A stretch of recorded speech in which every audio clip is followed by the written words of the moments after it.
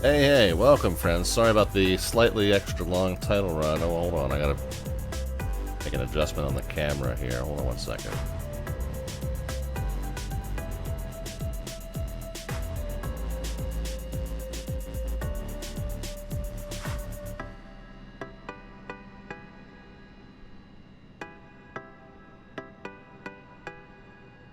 That a little bit better? Yeah, I think so.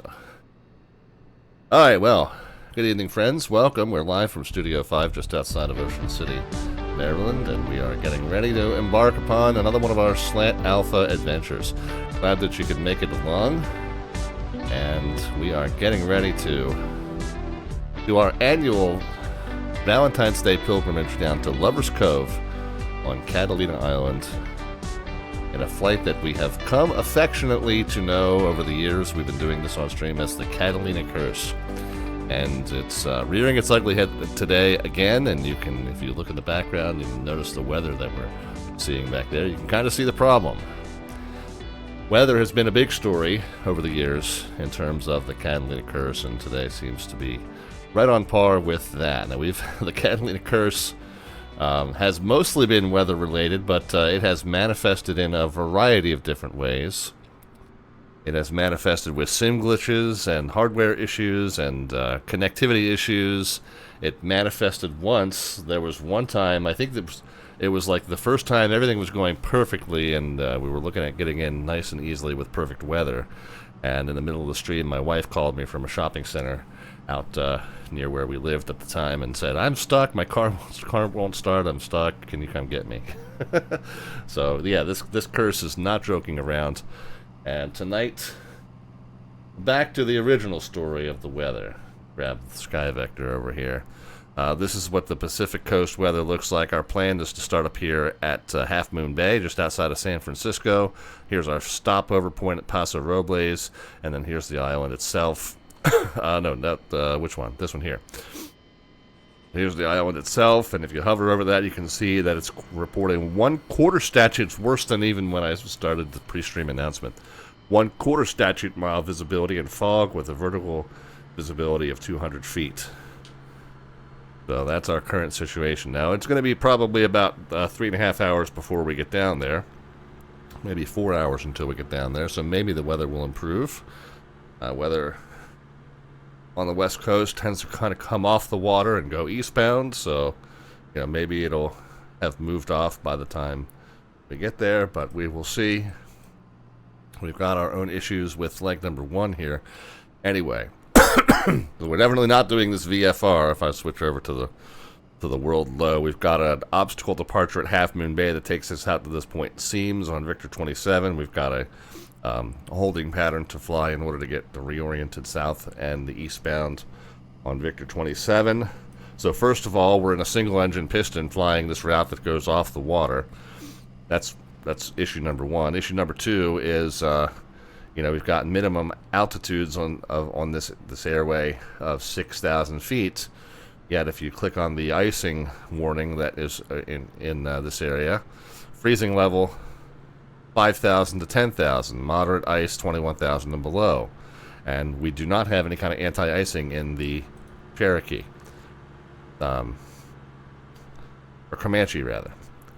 So we're going to be doing a whole bunch of stuff that's really not advisable, flying in extremely questionable weather, and into known icing conditions with an aircraft that is not equipped for it. So we're going to be tempting fate in just a bunch of different ways. Paso Robles now currently reporting 10 statute miles, overcast at 1,400. So yeah, just crappy weather all up and down the coast, and we're going to rise to the challenge and make the best of it. And we've got plenty of fuel. I'm going to put the fuel to the max. We're going to have plenty of diversion fuel in case we need it, and if we do, it looks like our best bet is to head inland to something like a Fresno or Porterville or something down off of the coast would be our diversion point. So that may end up being the story tonight. We'll play it by ear. We're going to do the dumb thing of attempting this flight in these conditions anyway, but at least we'll try to make smart decisions once we get airborne. And yeah, so it'll definitely be a mix of a mix of pro and con aeronautical decision making on display for our live stream tonight. So happy Valentine's Day. Oh, the other thing I wanted to say about happy Valentine's Day is, so I'm coming back from a work road trip that just went horrendously. Now the trip, the purpose of the trip went fine. Those of you who are in the Discord, if you're a subscriber to the channel, you saw the video I posted. So the reason that I had to make that work trip worked out fine. But the trip itself, coming back, especially because we had weather here on the East Coast, was an ordeal. It was an episode of it was a reenactment of planes, trains, and automobiles for me. I got back home at 5:15 this morning, and then promptly wrecked myself, took a tumble on the snow and ice, and have been basically nursing myself back to health all day. So I'm tired. I'm sore. No permanent damage done, mostly to my pride. But definitely a few bruises and stiff muscles and a couple little scrapes and stuff. So, it's been a rough time. And my wife was lamenting that she didn't get a chance to spend any time with me yesterday because I was gone. I was supposed to be back yesterday, kind of right after the dinner hour, and I didn't get back until 5 o'clock this morning. So she's like, "Oh, I didn't get a chance to hang out with you yesterday. I really missed you. Of course, you streamed on Monday night, and now you're streaming tonight." And it's Valentine's Day week, and I'm like, yeah, I know. And the ironic thing is, I'm ditching you, and the dogs were on edge, so I'm ditching her and leaving her with our screaming children to go fly a pretend flight for a romantic getaway while she deals with the misbehaving dogs. I think we have them under control at this point. Oh, the irony, right? So I won't see you on Friday, by the way. We planned to have Friday night off from the stream so that my wife and I can spend a romantic weekend together. We do have some weekend plans coming up, so hopefully she'll forgive me for ditching her and hanging out with you guys tonight. Speaking of you guys, got a couple of you stopped into the chat already. JJ, Kitty Monster, both here. And anyone else that's kind of lurking along, we certainly appreciate you being along for the ride, which may, as we insinuated, be a fairly interesting one. We're going to go ahead and hop into the aircraft. It is the A2A Simulations Piper Comanche, and it is one of our favorites. I did not, I did not get all my levers in their normal starting positions, so let's get those there. Prop levers should be forward, these two should be down. All the other switches should have been left in their proper positions, so yeah, we're good there. And okay, I think we're fine. Let's unlatch and open the door, and we'll start our pre-flight walk around, and away we go. Before we do that, as part of our pre-flight walk around, we'll want to have the fuel valves open and control lock off. There we go. Okay, so first starters, let's check on our right side flap, make sure that it doesn't have too much play in the linkages and doesn't rubber catch in between any of the positions. Right side aileron should move freely, shouldn't rubber catch anywhere. Right side tip tank, we are actually, I almost always skip this because we very rarely do a flight where we need fuel in it, but we're going to start this plane and I love that there's that moment where the wing has enough weight that the aluminum buckles a little bit and you can hear the thump as it happens. We're going to start this thing loaded to the gills with fuel. So there we go. The tip tank is full, 15 gallons. We can see the fuel level in the tank matches what we believe to be in it. It's the correct color for the type of fuel that we've ordered, so everything is looking good there. As we go underneath, so we go back to walk around mode. For the first time in a long time, we'll take a little bit of a sample out of that. We want to make sure that that water has not settled into the bottom of that tank for the length of time that we haven't used it. That's surprising that we're not seeing any. But indeed, it is the nice blue color matching the fuel, and there's no contamination in that fuel whatsoever. So we'll go ahead and put that fuel back into the tank. We'll check the lights on the second pass. We do need to go ahead and remove the tie down. Again, right wing tank. Need to go ahead and fill that to the gills here. Again, make sure that the level inside visually appears to be what we expect it to be, and also appears to be the correct color for the type of fuel that it is, and both of those things seem to be true. So we'll go ahead and screw that shut, flip that shut, and continue. wheel chocks, pull those out of the way. This is where we'll pull a little water, or pull a little sample out of the bottom of the main wing tanks. Left and right wing tanks feed into this little sump system here. And again, there's no water. It is immediately fuel, and it is not contaminated. So back into the tank it will go, and we'll go ahead and close that up. No obstructions in the intake. Prop looks undamaged. Rob Valkyrie is here. Hey, with a resubscription, 52-month resubscription. Rob, thank you so much, and evening to you as well. Let's pull the oil dipstick. It should be sitting just above 9. It's actually sitting just below 9. So we'll go ahead and add a tiny bit to it. Okay, there we go. It's starting to get a little bit darker, but not dark enough that we have to worry about a full oil change yet. Just making to make sure we have sufficient quantity. It's supposed to be 10 quarts, but should show just above the 9 level when it's cold. So there we go. And then back over to the left wing tank, and again, starting this aircraft just as full as it'll go with fuel.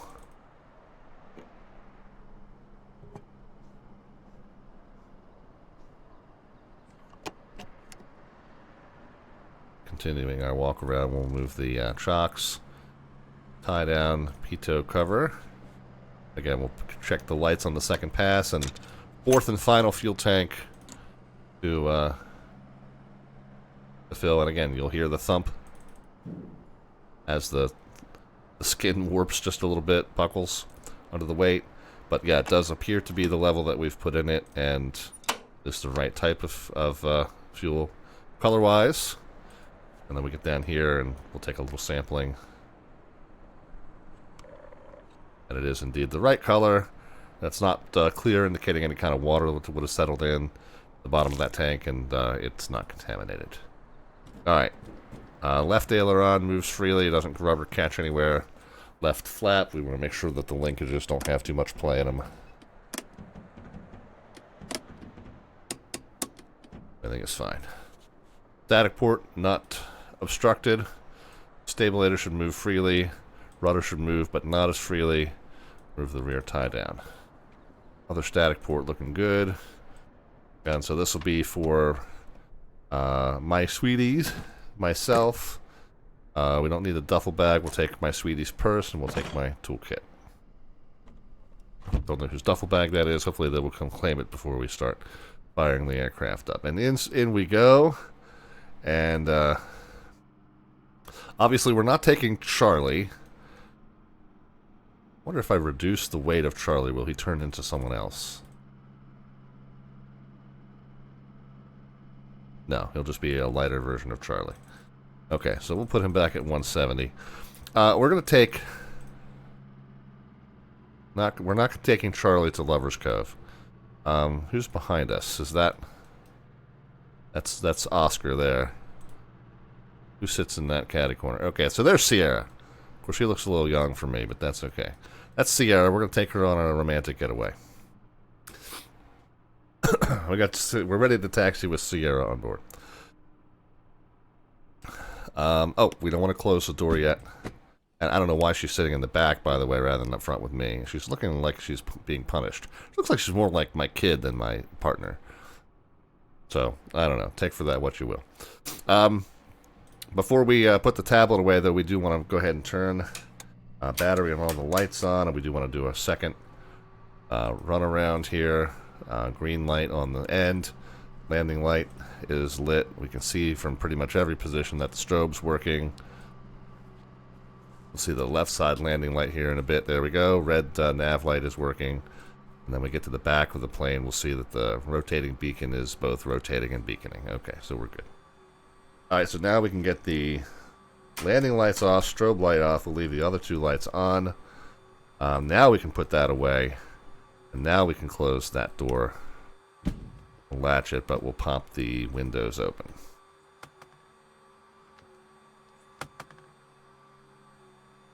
Alright, let's go ahead and get this fired up. We do want to, I want to get this yoke out of the way. We want to inspect across the bottom to see if any of the circuit breakers have popped, and none of them have. So we'll go ahead and get ready to fire up the engine. Throttle and mix full forward.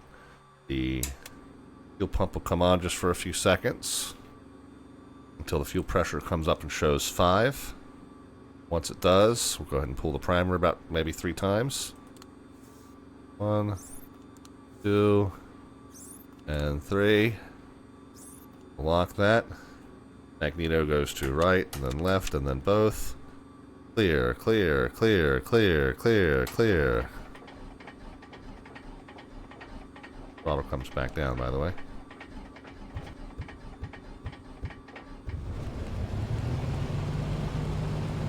Okay, disengage the starter.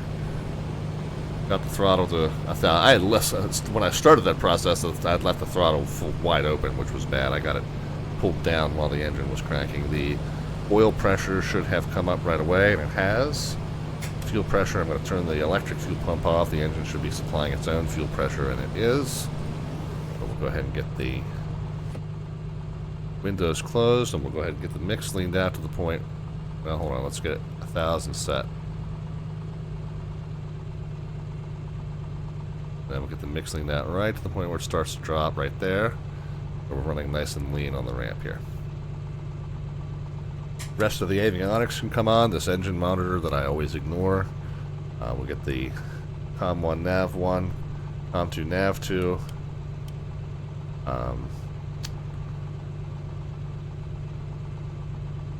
Oh, you know what? I don't think I've connected to the network. I was just thinking to myself, I should have gotten a auto ATC assigned squawk code. And I haven't. There's a good reason for that. Yeah, there we go. So our assigned squawk code 4304. We are IFR, as I mentioned. We're not going to do this VFR. We don't have enough weather for it. 4304. And mode C. Whoops, didn't mean to hit the test mode. Mode C, where it says altitude reporting, that is mode Charlie. Verify that Charlie is indeed set. 4304 set, so we don't need that for anything else. We do have some VASTIM air traffic control online further south from our position at the moment. We got a ground controller at Sacramento. But as we start here from Half Moon Bay and travel south, we have Los Angeles Center. Paso Robles is just barely in Oakland's airspace still.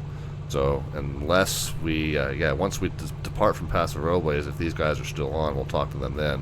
But based on the air traffic control that's in the region right now, we don't need to talk to anybody. We'll be IFR. The CTAF at Half Moon Bay, the Common Traffic Advisory frequency, is 122.8. It's kind of the standard one, 122.8, so we'll just be on that for both our departure and for our en route advisories, 122.8. We are transmitting and receiving on COM1. We're monitoring guard on COM2, so if an Oakland Center controller does come online, they can actually raise us on guard to let us know that they're there and have us switch over to their frequency, which would be cool if that happens. I've heard it happen. We've heard it happen on stream here, but it would make the first time it's happened to us if it happens tonight. Or the controller might just send the old standard text message over the private message over the network called the contact me message. So either way is fine.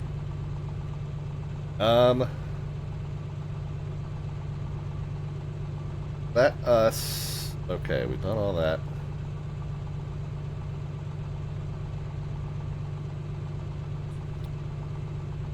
We talked about the weather situation here, but let's put it into quantitative terms. Qualitatively, it sucks. Quantitatively, it's 220 at 4 knots. Half Moon Bay, we've got a northwestbound runway, so it's going to be a kind of a crosswind regardless. But since this procedure has us going north and west, we'll take off on the northwestbound runway. What diagrams do we have here? We don't have... We've got the obstacle departure, which is the seams departure. Since we're IFR in IMC, we will use the obstacle departure, so we're going to go straight 302 to 566 feet, and then we'll turn out toward this point. Seams if we have to just intercept it off the Victor 27. Obviously, we don't have an RNAV means, so it is an RNAV obstacle departure, so we can't actually really fly this one. But what we can do is a 302 to 566 feet, and then we'll turn left, and then we'll intercept Victor 27 out to the point seams, which is easy enough. It'll be not quite the same thing, but it'll be close. Victor 27 comes off of the Point Reyes VOR 113.7, so that'll be our first navigation step. 113.7.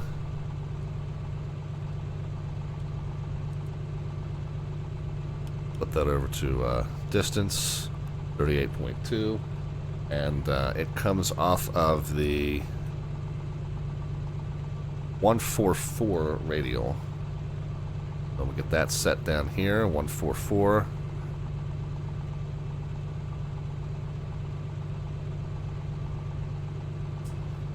Okay, and then the runway direction. We don't have an airport diagram, but we got RNAV approaches to this airport, and we'll just pull, it doesn't matter which one up. We got a 12 and a 30, so that will set that 300 would be the approximate heading of the runway, and so we'll set that on the heading bug. Actually, the runway heading is probably, just based on the departure procedure, the runway heading is probably 302. So 302 until we're 566 feet. So basically 302 to 600, and then we'll turn left a little bit to join airway. The altimeter 2980, and the field elevation here is 66. 2980.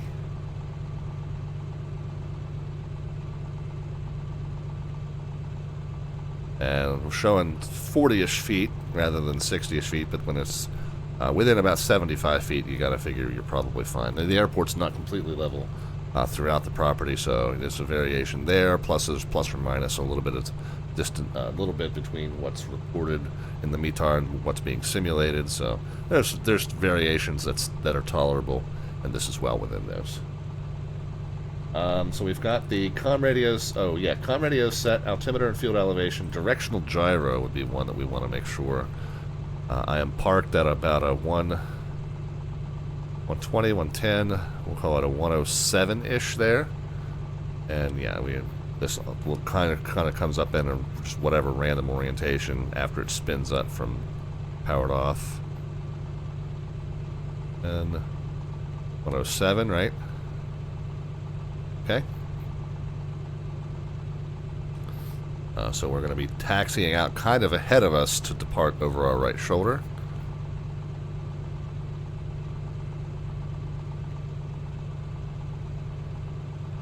Heading set, nav radios, nav courses set.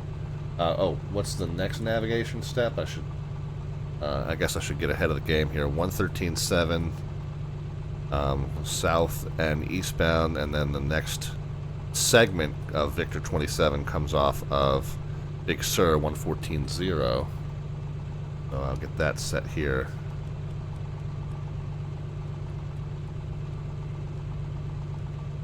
We'll also have that set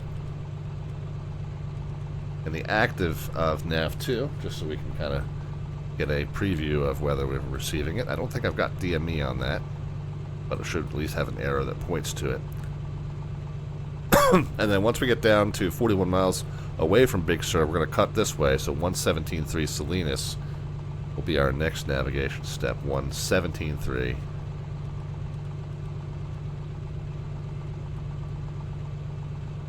And there we go.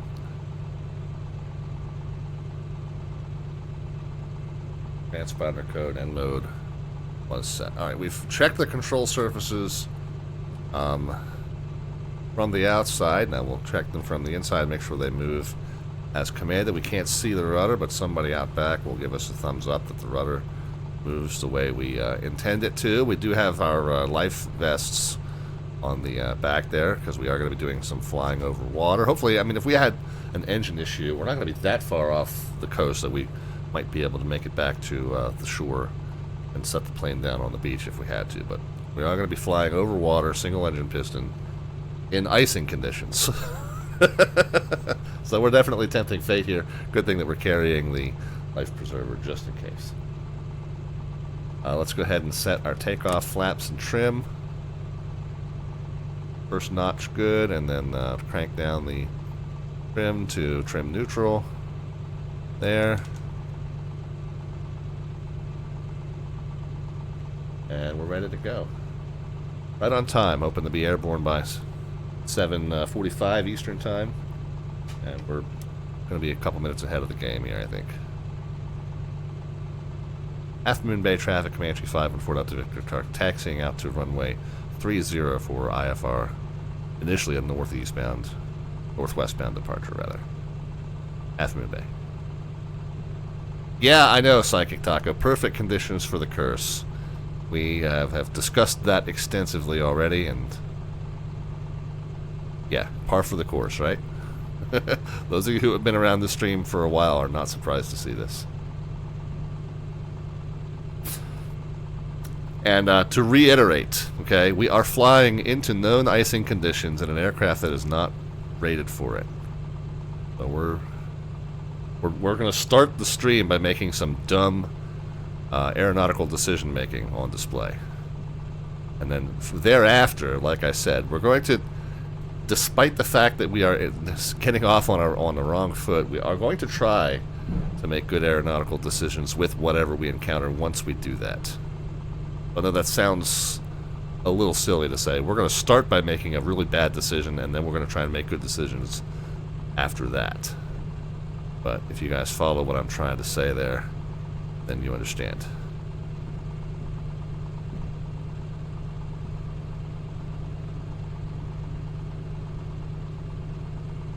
But those good decisions definitely could involve diversion inland from the coast. The coast is where all the trouble is right now, weather-wise. So if we did have to divert, that diversion would come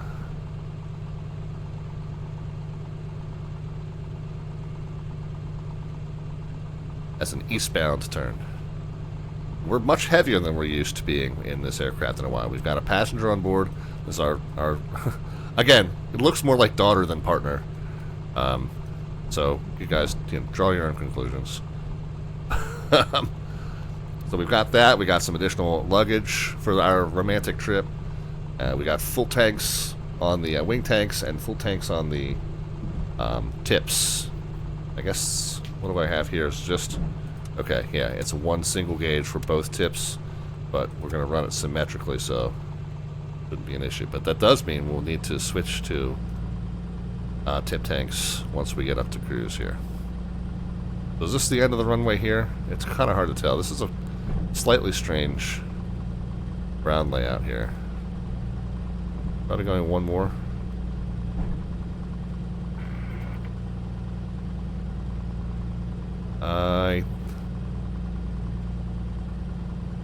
Yeah, I think that's the end of our runway there.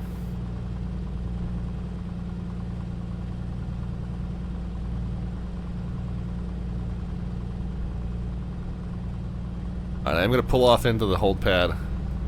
Uh-oh. Kenny slammed it down. What happened?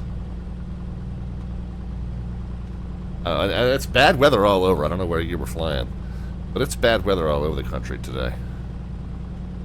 Okay, so we've pulled off into the hold pad.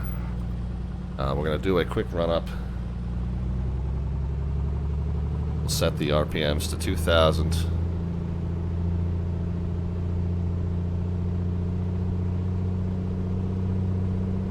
I've still got it lean, so our prop lever check is going to double as an opportunity for us to run high power and low mix, burn off any carbon deposits that might have accumulated on the spark plug tips while we were sitting there idling. I did have it lean, so hopefully that would have mitigated the worst of any carbon buildup, but we're going to run the prop lever down 3 times.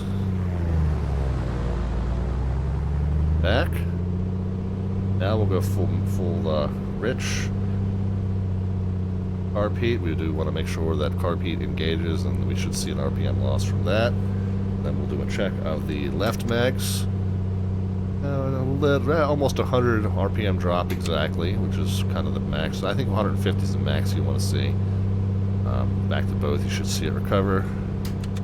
Go 2 down. Say identical drop on the other side, and then back to recovery mode. Okay, back to 1,000. We're good to go. Run up complete.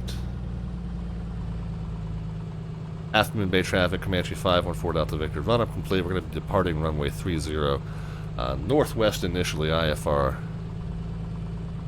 Half Moon Bay. Uh-oh, cut the power too soon. Gotcha. Mighty Mackerel is here. Mighty Mackerel, how are you? Okay, we've already made our departure announcement, so landing lights on, strobe lights on, pitot and fuel pump on. Traffic check, none. Observed nor noted on the radios. Liquid Dinosaur is here. How are you? Back safe home, I hope. Liquid Dinosaur was on an aircraft that was featured on VASTIM Aviation this week.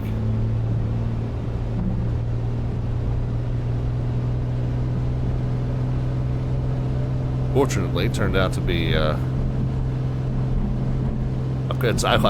doesn't sound like it was minor, but at least it was something that did not involve any injuries to persons. So, good news there. Alright, so we're airborne.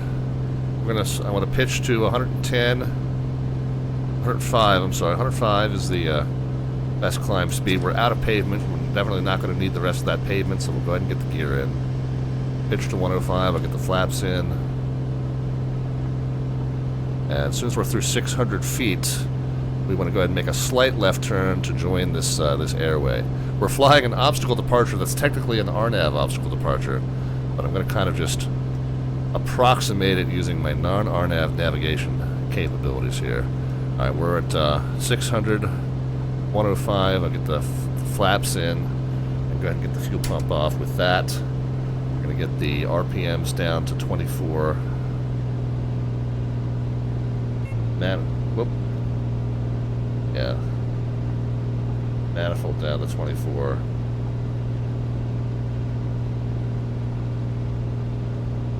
And,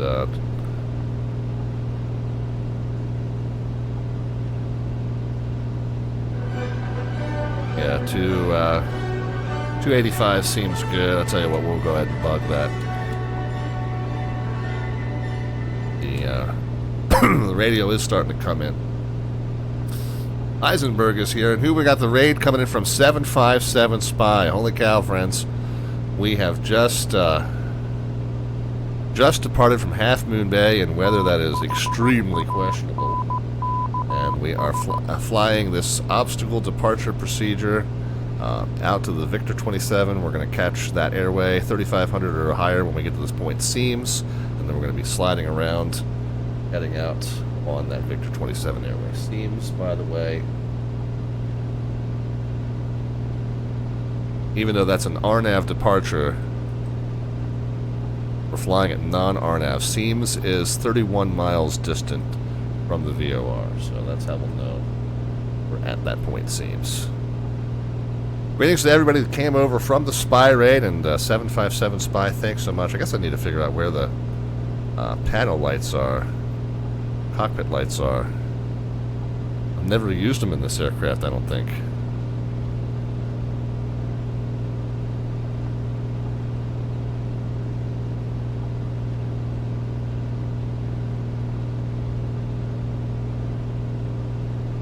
Flipped further off of that desired heading. Now, for those of you coming over from the Spy raid, want to note we are flying the A2A Simulations Piper Comanche. I never did turn on the ADF radio. And still looking for the panel light switch. Is it fuel pump there? We're in better sunlight now. Oh, there's this up here, right? Okay, that's helpful.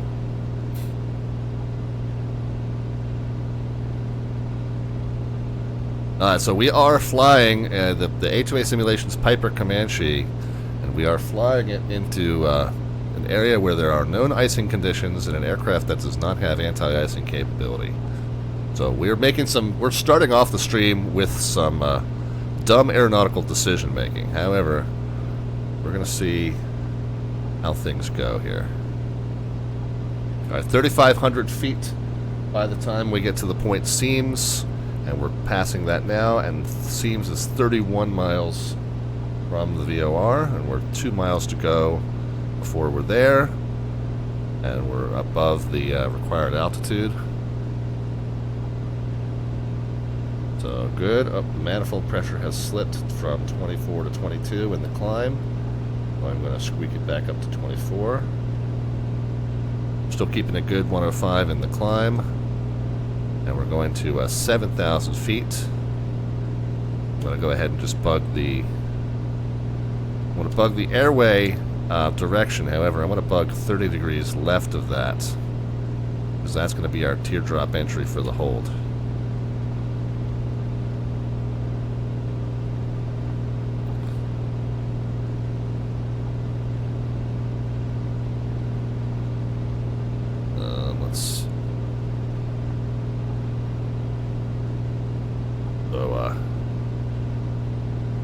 Oh, it's just got blown way over.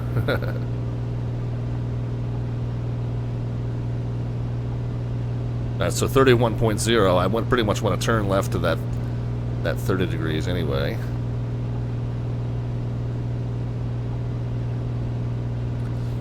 So now we're going to fly this outbound for 1 minute. So the second hand just went past the 4. So we'll spin that around.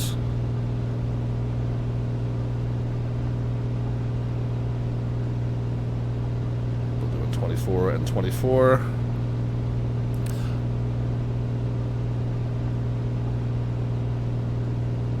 Survive with 6. You can tune what with the PD? I don't use any of the RNAV capability in this aircraft. That's what slant alpha means. So we're doing all of this through just the old school analog style of radio-based navigation. Oh, engine analyzer? Yeah, no, I ignored that too.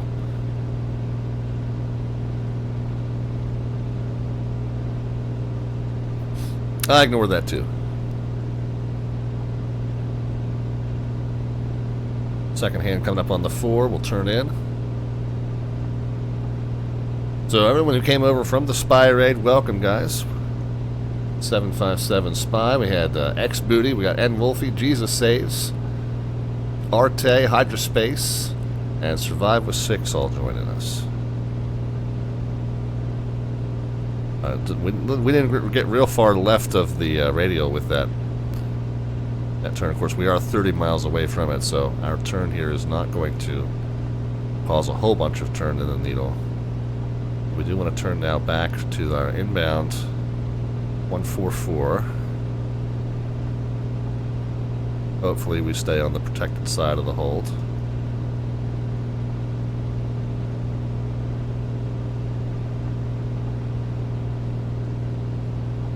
Keep the manifold pressure up, 24. Yeah, overshot the radial just a little bit, so quite a little bit of a sloppy hold there. We strayed just slightly on the left side of the southeastbound radial.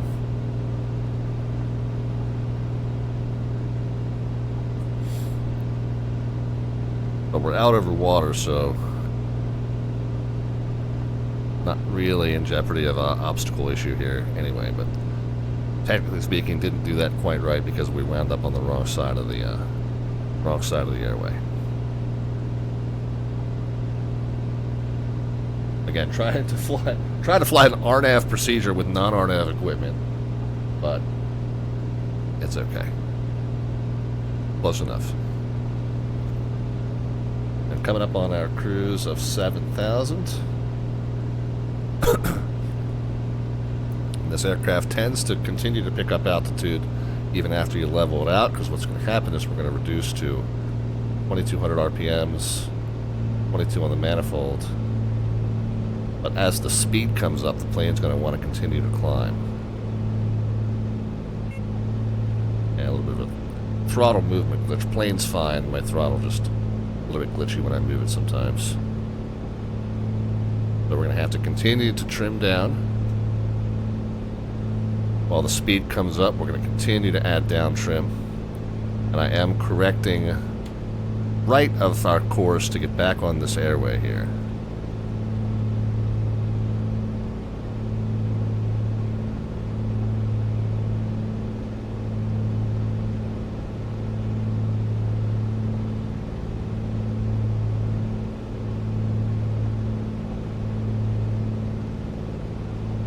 Yeah, Mighty Mackerel, non-RNAV in Europe, yeah, also somewhat questionable, which of course we have some recent experience with. Alright, so speed's coming up. Getting on the airway. We're getting trimmed to hold 7,000 feet. Well, notice I have not turned on the autopilot yet, and will not, by the way. We'll do this. Even though we're IFR, that doesn't mean we have to put an autopilot on. I think there's an erroneous, you know, kind of correlation people make. Oh, well, we're IFR, we have to turn autopilot on. No, that's not a thing. Same as, oh, we're VFR, we have to hand fly. No, those things don't. That's not what that means.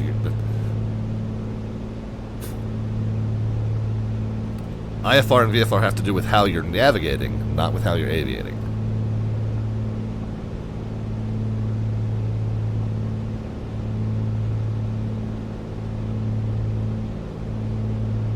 The AW464 with us as well.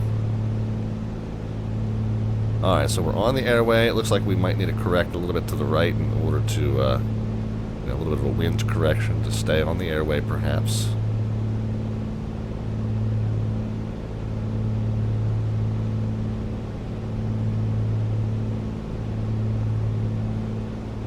$22, and then let's lean the mix out to about 14 gallons an hour. And then the other thing I said that I needed to do was to switch over to the tip tanks. So for the first time in a long time in this aircraft,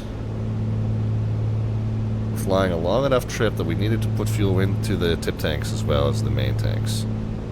It seems to be nice and stable at 7,000 now. So let's do that. Let's get the fuel pump on, and let's watch our fuel pressure gauge change to the right tip. Fuel pressure still good. Engine's still good. And change to the left tip. Fuel pressure still good. Engine's still good. Bit of fluctuation in fuel flow here.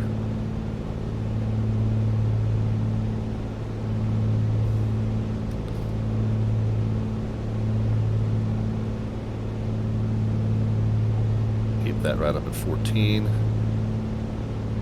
And fuel pump off. Still 14, good. Fuel pressure still good. Alright, so we're good. We've made our tank switch successfully. And we'll need to just start monitoring the quantity down here. These should stay full. This should start slowly decreasing. And it's same left and right. We want to periodically check and make sure it continues to be the same left and right. But that's our fuel status for the rest of leg 1 at the very least. Okay, so we're now navigating down this airway with a slight right correction to track the airway down center. We're stable at 7, 22, 22, 14. All engine parameters appear to be happy. Let's take stock of our navigation plan now.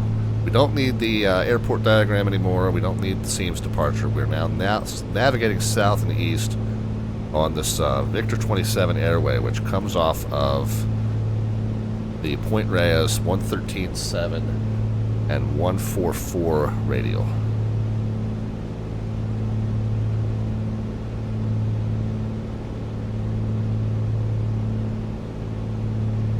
This is going to be tough flying. Hand flying, IMC. Going to be be staring at this gauge for a good chunk of time here. Okay, so we've got 113.7. Let's just double check that's the right frequency that we're tuned. Yep. And we're 42.6 outbound on a 144. A 143 or a 144. And that looks like it's right on the 5 mark, so that's our 4 right there.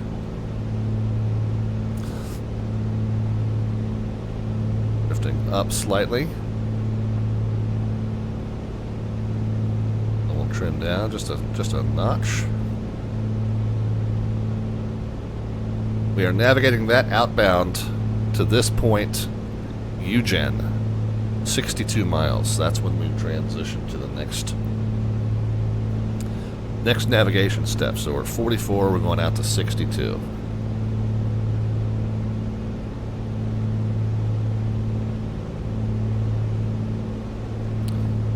Still no VASTIM air traffic control on in this area. Gotta keep half an eye on that.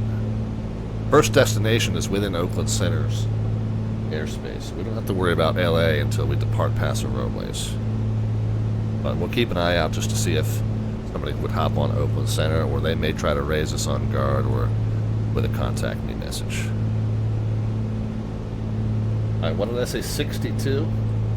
And then the next step down the line has us heading in toward Big Sur, 114.0. 114.0 and what? 309. So that'll be a 209, 109, a 129. 129 inbound toward Big Sur. Ooh, into the soup again. And really just got to be watching this attitude indicator like a hawk. Make sure there's no sudden drops in your airspeed. 22 and 22 over here. We're at 5 degrees Celsius, so we're definitely in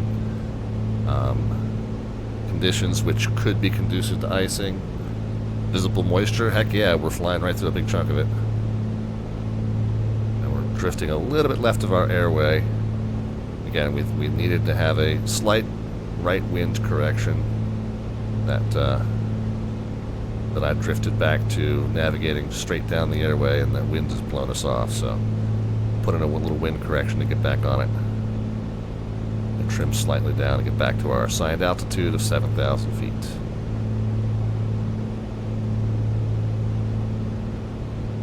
So those of you who came over from the spy stream, or anybody else that joined late, we're doing our annual Valentine's Day trip out to Lover's Cove on Catalina Island. On this stream, we have done that every year. We've attempted it every year. And this is often the result. We call it the Catalina Curse. It's partially just because the weather in this region this time of year just happens to be frequently in this cycle. But it means that, and we've had the curse manifest in other ways. We've had sim glitches. My wife got IRL stranded at an area shopping center. I had to go pick her up because she had car trouble. Sim glitches, connectivity issues. Yeah, we have the curse manifest in many different ways, but the weather tends to be a frequent means by which the curse manifests. And tonight's weather is not ideal. We said at the beginning of the stream we are doing a dumb aeronautical decision-making thing by even attempting this flight in this aircraft in these conditions, as we are flying into known icing conditions in an aircraft that does not have anti-icing measures and certainly would not be rated for flight into known icing conditions. So we've started the stream by making a dumb ADM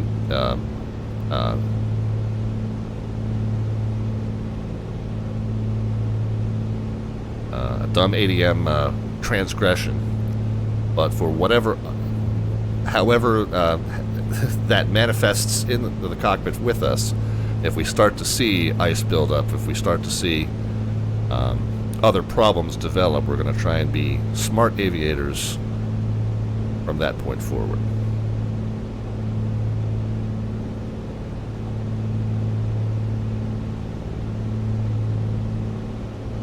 You know, I've always said, like, there's definitely situations that we encounter in these live streams because we're just like, well, I mean, in the real world, I would ground myself today, but I'm not going to not stream because the weather's bad, you know. We could go somewhere else, or we could adjust the weather, or we can, you know, YOLO it. So today we're YOLOing it. Oh, good. We've kind of broken out here for a little bit. Hopefully, man, look at some of that over there. Hopefully that breakout will be the theme going forward. Looks like we've got some nice puffy clouds ahead to our left, so we may not be through the very worst of it. Engines seem still happy, 22-22-14. Just slightly above our assigned altitude, just slightly left of our intended course. And again, I'm hand flying this whole thing tonight just because that's how I do. We do have an autopilot in this aircraft somewhere, purportedly.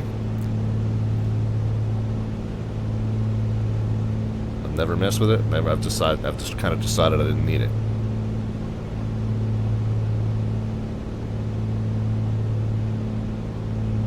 There's an autopilot switch here. How it works beyond that, I don't know. I always just end up hand flying this aircraft. And it trims out and hand flies really nicely too, so there's really not a whole lot you need to do with an autopilot. Alright, we are coming up on that navigation step, however. We said we were going to 62 miles, and then we're going to navigate directly toward 114.0 and on a 129er. So 114.0 and 129er. I'm going to bug the heading that we're pointed at right now just so we can keep that. Let's go ahead and swap in 114.0 and 129er.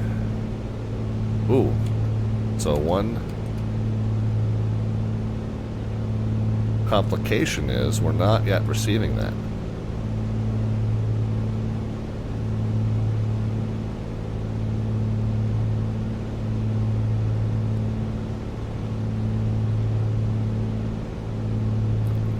So again, you know, we're running into situations in the sim that in the real world you kind of wouldn't do. Now, if we were navigating IFR and suddenly found ourselves without guidance, well, we would jump on air traffic control frequency right now and get ourselves rerouted to something that we could navigate, or we could get a radar vector. But guess what? We don't have air traffic control services available to us right now. So again, we're kind of making the best of a non-realistic situation. Non-realistic being that the VOR doesn't reach as far as it's supposed to, and we don't have air traffic control services to assist us. So we're going to kind of just dead reckon in this direction.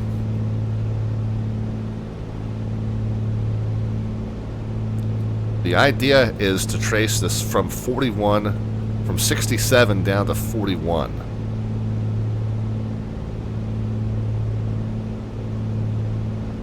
So we'll approximate it as best as we can.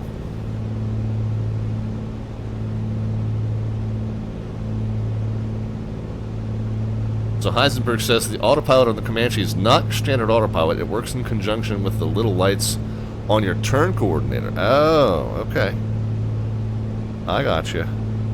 Yeah, I definitely haven't messed with it.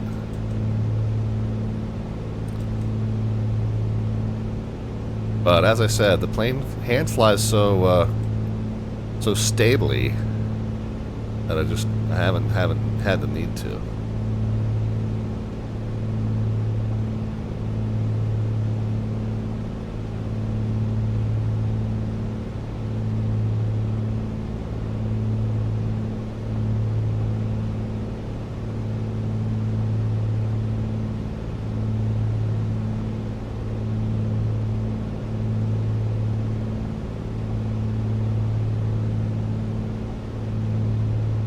So 117.3 is our next navigation step after we navigate down to this 41 DME there, and then 117.3 is Salinas. So worst case scenario, we are receiving Salinas.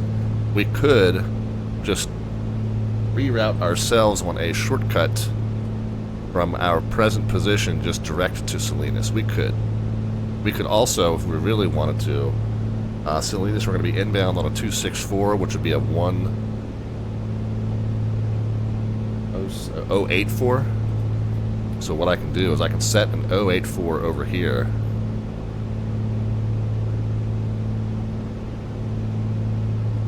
So at the very least, as this needle comes into the center, we'll know that's when we're supposed to turn. I expect that once we get a little bit closer into Big Sur, yeah, and it's marked on here as a low range VOR, so that's why the sim is simulating it as not reaching this far. But the reality is, even if it's marked L, it would have sufficient range to be receivable out to the distance of this airway that runs off of it. But it's fine. It's fine. Oh, I'm 300 feet above my assigned altitude now, so trim down. Try and fly that heading bug a little bit better. When our Big Sur VOR does finally pop in, I'm sure we're going to be kind of off course.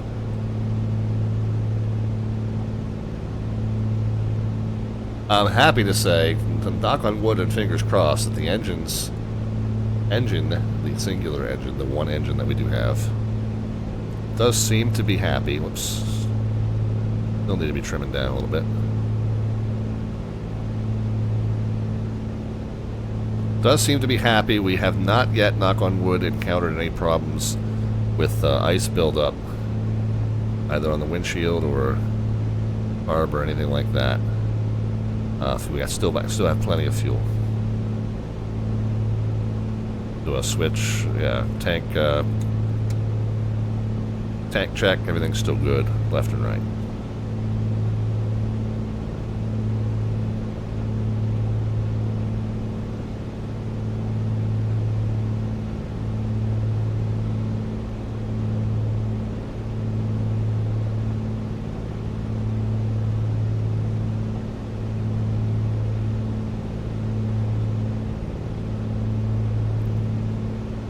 Monterey off our left wing there. Isn't it beautiful?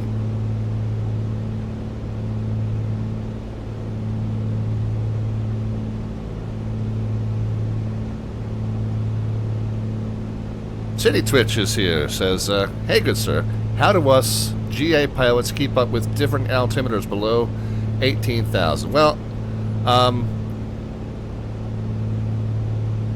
you could if you wanted to.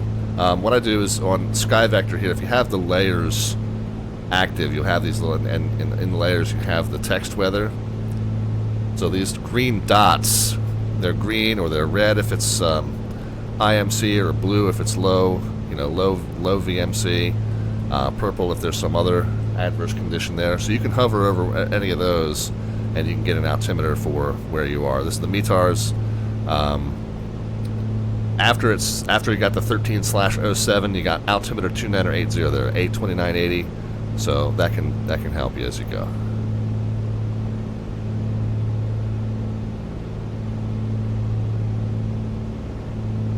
B-Scan here says, didn't see the beginning of the stream. I assume you've seen the weather and the TAF at AVX. Yes. Yes, it's not good. Summary of the situation is, we've begun the stream, and welcome back, by the way. We've begun the stream by making some really dumb aeronautical decision-making examples, and we're going to try and spend the rest of the stream making better ones if we start encountering the problems that we anticipate we probably will. Do you change yours every time you fly over an airport, or just once in a while? I honestly tend to forget about it, City Switch, unless I've got VASTIM air traffic control on, that that will give me a periodic altimeter. I tend to forget about it until I'm starting to descend into my destination. So, I mean, that's not the correct, that's not the what should you do answer. That's the what what do I actually do answer. What you should do is, yeah, you should check every 50 miles or so. What's the rule on when the controller gives you one? It's supposed to be within 50 miles of you, I think. So every 20 minutes or so, you should be checking. It doesn't really bite you unless you're close to obstacles or terrain. So I tend to forget about it.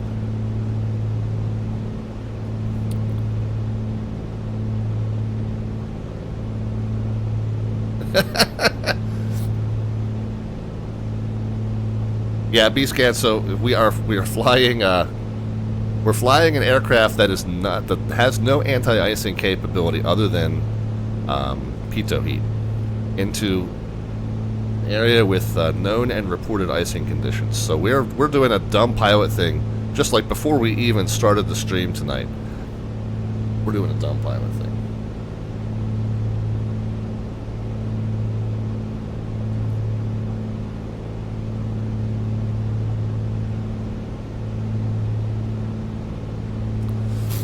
Still not receiving anything on this 114 Big Sur. So I am kind of watching this needle here as we approach the intercept point for this next step of the Victor 230 in toward Salinas on a 084, which will be a 264 outbound.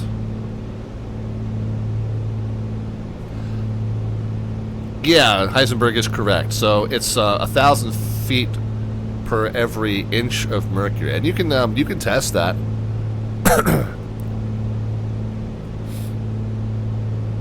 Let's do that.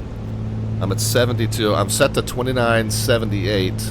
Let's just set it to 2980.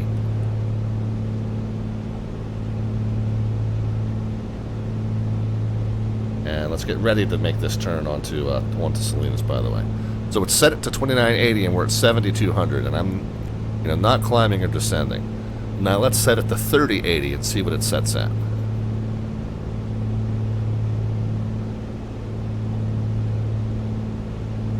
Almost 1,000 feet, like 900 feet. So you round figures, an inch is 1,000.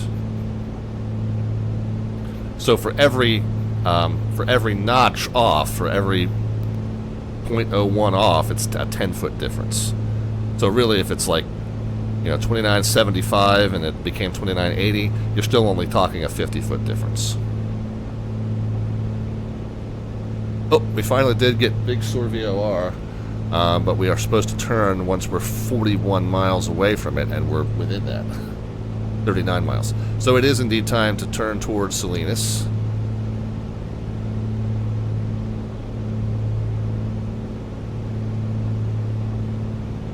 Uh, 084 into 117.3.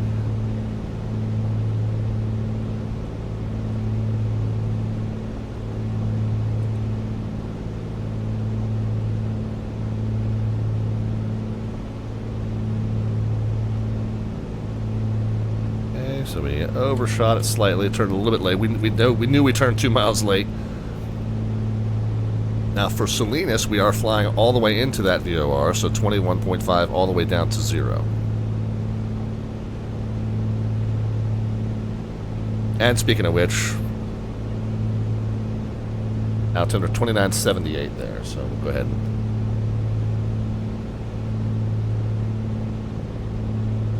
and do that.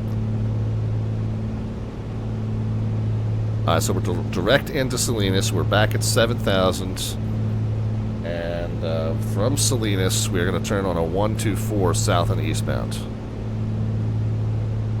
We do want to, and I'll tell you what, let's take a quick scan of the gauges, 22, 22, 14, and fuel quantity is still okay.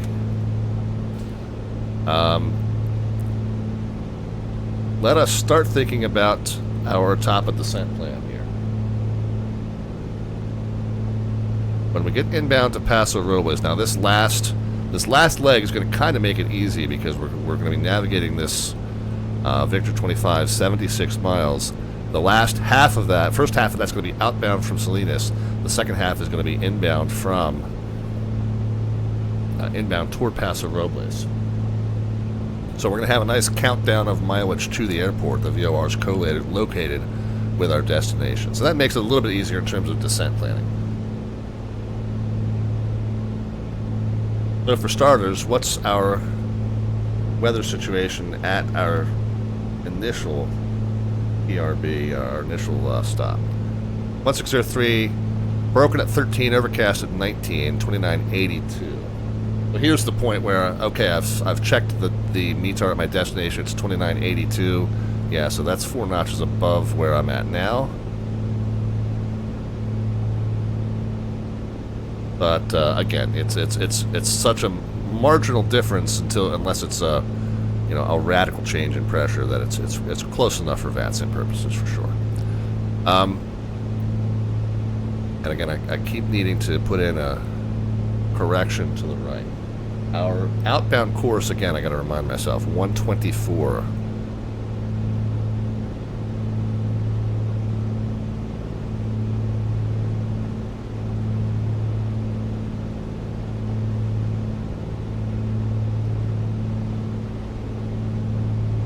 All right.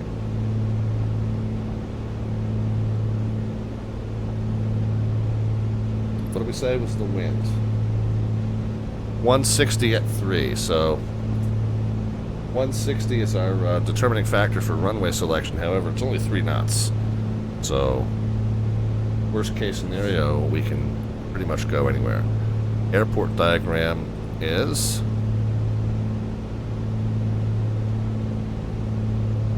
Now we got a 13 and a 19.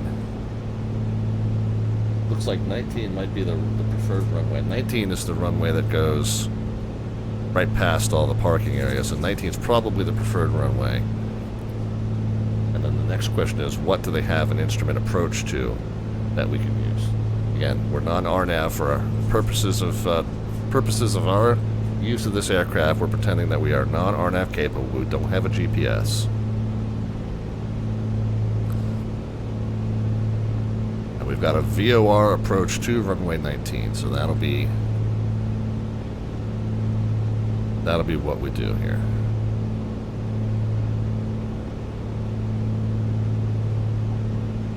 Alright, all of a sudden I'm back in the soup, so now I gotta just pay super close attention to this gauge here. A little bit right of course, so we're gonna correct to the left.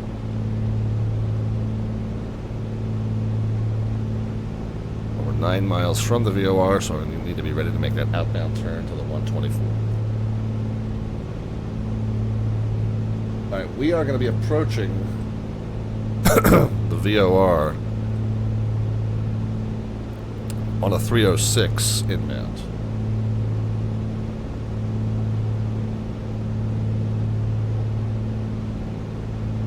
And that doesn't come down to this point Yurgu, but we're going to be kind of parallel, abeam this point Yurgu.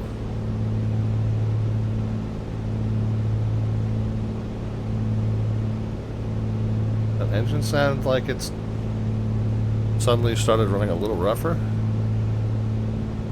It looks like 22, 22, and 14. So either that was my imagination or the beginnings of indication that we might be picking up some carb icing. I'm now significantly left of course, so I'm going to correct over to the right.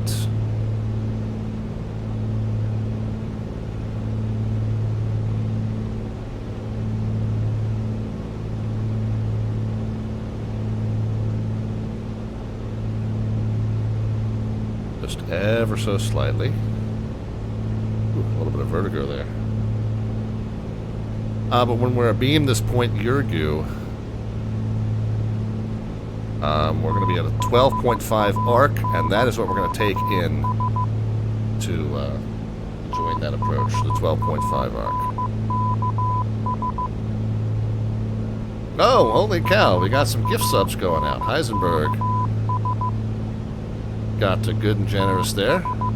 Subscribing first of all, and then a bunch of gift subs coming out from Heisenberg. So thank you kindly for the subscription. Thank you kindly for the gift subs. And I hope that each of you who have just become the beneficiary of Heisenberg's generosity take your time to say thank you for that. All right, 3.7 miles from the VOR counting down. And we are going to turn out on a 124. Oh, hey, right. That's, you know what? So the funny thing is, so Heisenberg, Just a strange circle of generosity. It's so funny.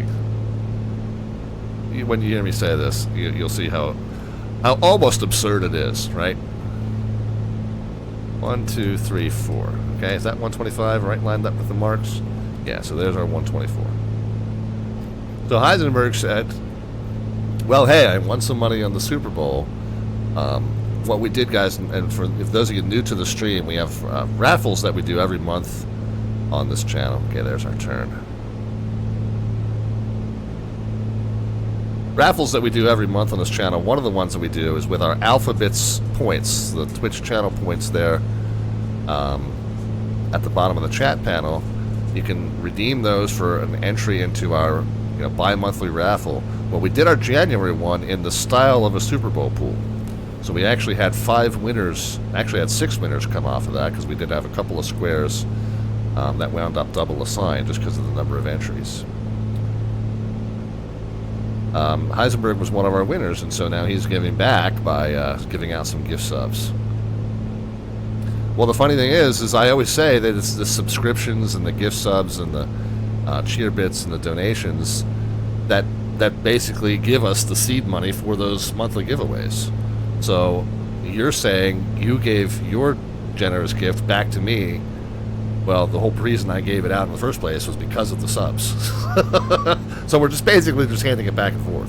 It's like Melvin and I always joke about the fact that I'm subscribed to his channel, he's subscribed to my channel. So we're just handing this, $6, $7, $8 back and forth over and over and over again.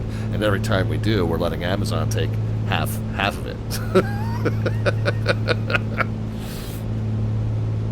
But it's fine. I also have referred to it, Melvin and I have referred to it as a money laundering scheme, right? We're passing this money back and forth out of our personal budgets, but then we can tell our wives that, oh, it's income from the stream, so I can spend it on sim stuff. It's really just a scam, and right. And Bezos is really the big winner that JV points out. Yeah, exactly, right. For facilitating this scheme that Melvin and I have going on, he gets to take it to the bank. So,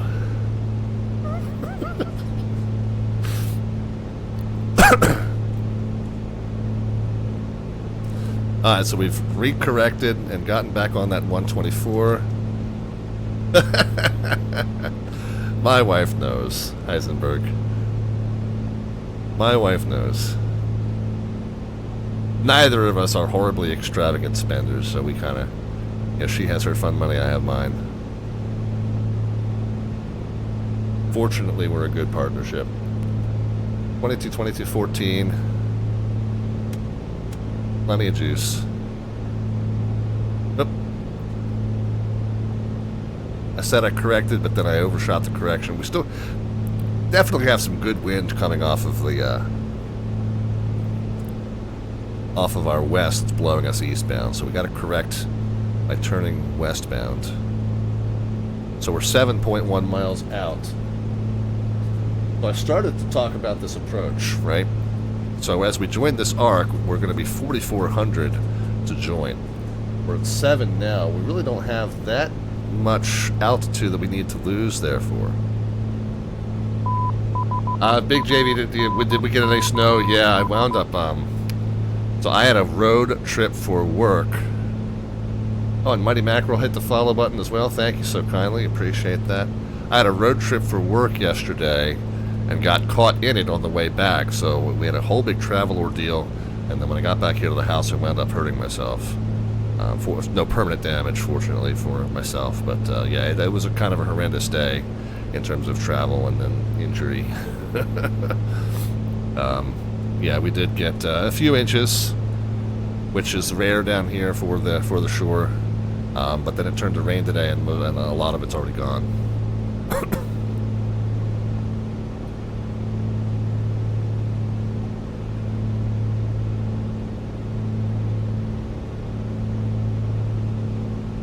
Those of you who don't know, I have spent most of my time in the suburban Baltimore area, Baltimore, Maryland, Mid-Atlantic, U.S.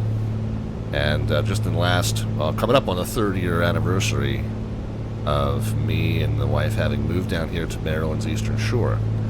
Well, it's a beach resort town that we live in, but it's Maryland, it's mid-Atlantic, so it's not warm year-round. In the winter, though, it is typically about 10 degrees warmer than the Baltimore region, so a lot of times when the snow comes through the mid-Atlantic, you know, Baltimore and D.C. pick up a few inches of snow. All we get down here on the shore is rain. And that has held up so far, but until, like, this last month, we got a pretty good snowstorm a few weeks ago, and then we got, you know, another few inches of snow just yesterday and today into this morning. But yeah, so it made my travel back from my work trip extremely difficult. And then I wound up taking a tumble this morning. But like I said, no permanent damage. Scrapes, bruises. Nothing I won't recover from.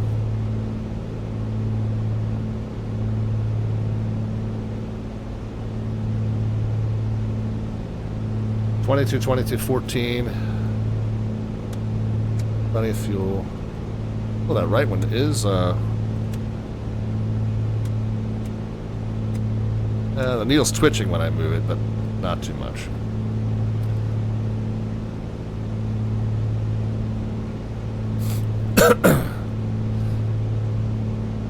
Anyway. Alright, so we're down on this. This is a 76-mile leg. Okay. So right away, that means we're going to be navigating 40 miles, we'll say 38 miles out, and then 38 miles in. When we get to 12.5, we want to be at 4,400. So we're at 7,000. We need to go to 44. So we got 2.6 thousands to lose. We're going to use 3.5 miles per thousand to do it, so we need to start that descent 9 miles prior to that point, and it's a 12.5 mile arc that we're going to be joining. So we want to start the descent 21.6, so we'll say 22 miles from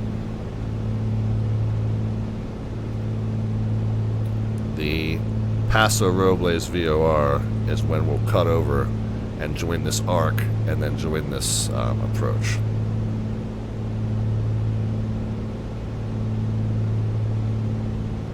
I'm still about 300 feet high for my assigned altitude. We'll trim down, and then I need to put a little bit more of a right correction in to make sure we stay on this airway.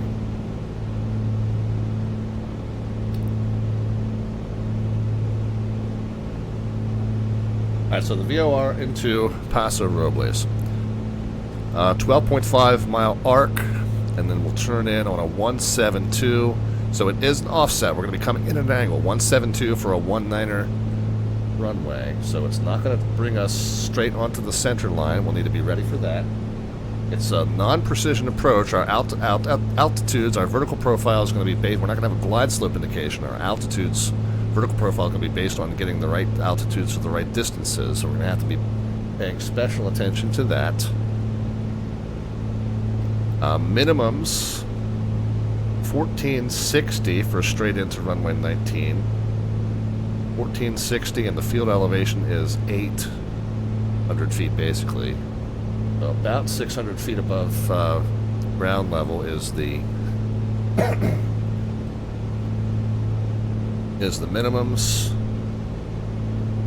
We're going to do an updated METAR, see if anything has changed there. It's a new observation. 15004, 8 statute miles, overcast at 1500. So we should be fine. And that's 1500 above ground level. So we should be fine, but we do need to be prepared for the fact that the weather might not be exactly as reported there. It can change, it can change between observations. So 114.3, we will be tuned to that already. 172, we'll tune that as we make the turn to join the arc. If we go missed, it's the point Jebno, 12.5 miles east on a 77 outbound. I'm going to go ahead and tune that now, 114.3 and 077. Tune that on the second nav.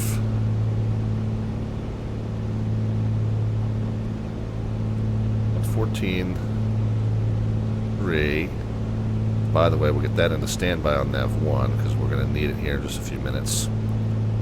114.3 and 077 is our mist.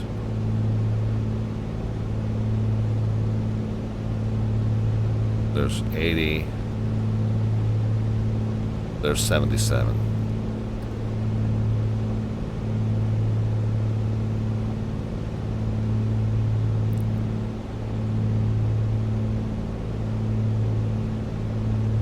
JV says, yeah, we got 3 or 4 inches here in Jessup that somehow melted during the afternoon. Somewhat melted during the afternoon, he says. Just enough to be a problem, right? and then right. Yeah, it won't be refreezing overnight, turning the sidewalk into a rink. Yeah, so again, ours kind of went away too during the course of today. I mean, we still have some, but the roads are just wet. And I don't think we're in danger of refreezing overnight. I think it's supposed to stay above freezing overnight down here as well. So, and normally that's the situation. You're in Jessup, I didn't remember that, but I remember that now that you said it. But that's normally the situation. Down here on the shore in the winter time, we have that little bit of temperature protection off of the water. And so we tend to stay 5 to 10 degrees warmer here on the shore than you guys get up in the central part of the state. But we did get a little bit of a coating to deal with, and you know, like I said, it wound up tripping me up this morning, but I'll be okay.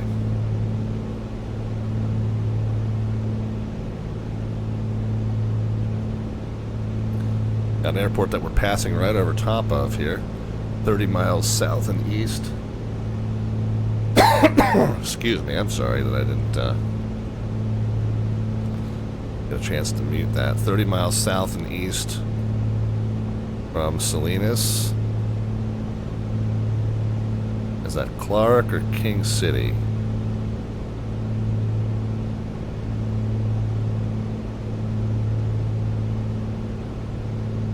Yeah, that might be King City that we're passing over right there.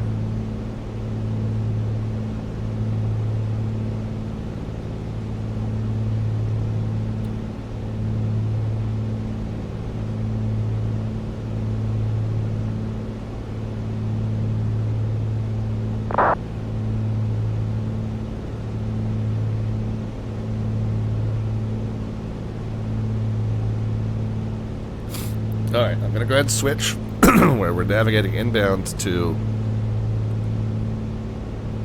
the Paso Robles VOR. Oh, we're not yet receiving it? Oh, that's not good. We'll go back.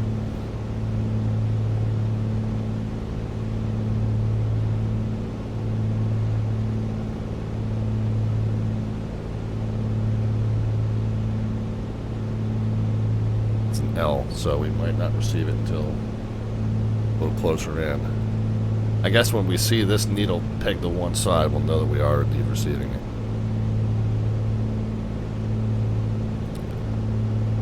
So what did I say, 22 miles prior to the VOR? We want to go ahead and break out and start moving it over.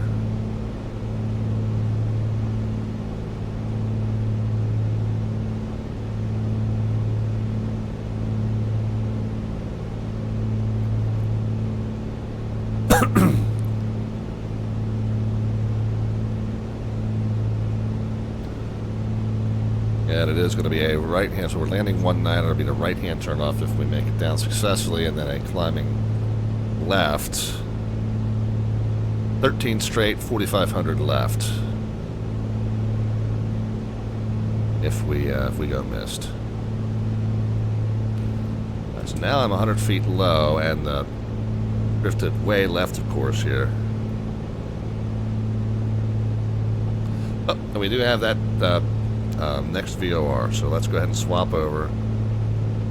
Inbound radial that we're going to be flying for now is a 306. It'll be at a 126.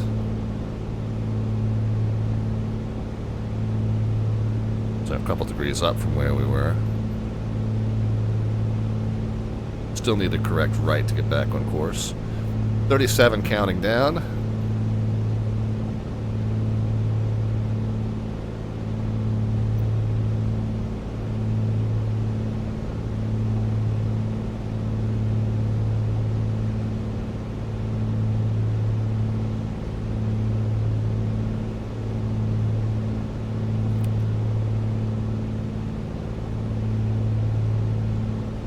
22, 22, 14. Still good amount of fuel.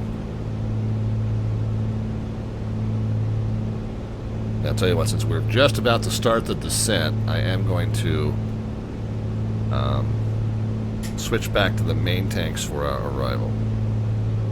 Beatles B50 is here. Beatles, thank you very much for stopping back in. So fuel pumps are on. Fuel gauges are good. Fuel pressure is good. Let's switch though.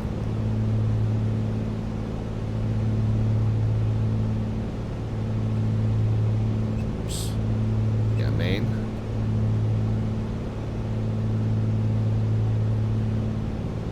Fuel pressure, everything good. Then left one to main. Fuel pressure, everything good. Fuel pump off. Fuel pressure, everything good. Okay.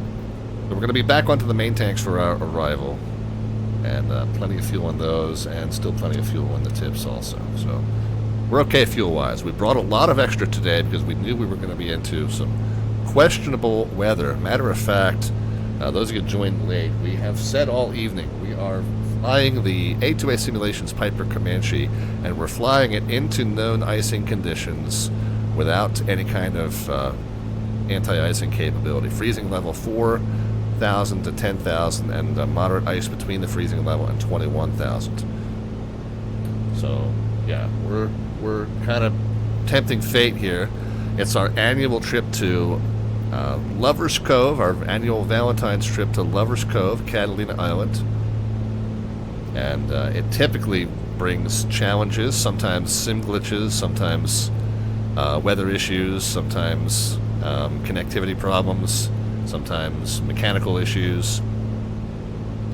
One time, my wife got stranded out on a shopping trip, and I had to cut the stream short and go rescue her. So we've come to refer to it as the Catalina Curse.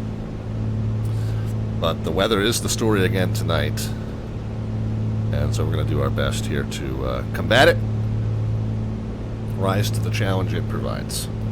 Again, we knew, flying an aircraft without any anti-icing capability into known icing conditions, huge no-no.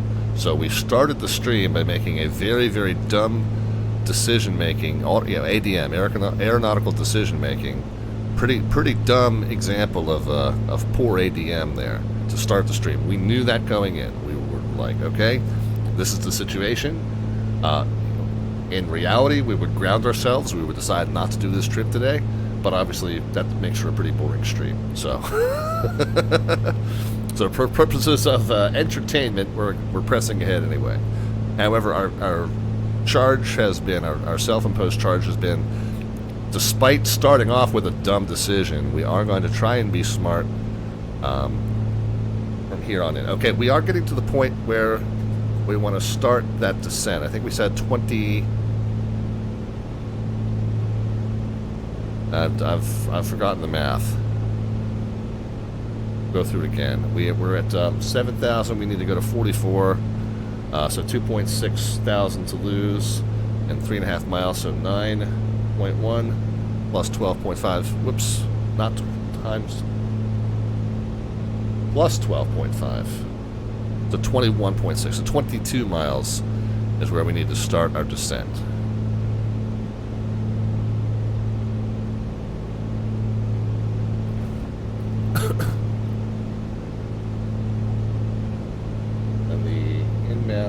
Course on this nice arc that we're going to start from 12.5 and take 4,400 foot over to a 172 inbound.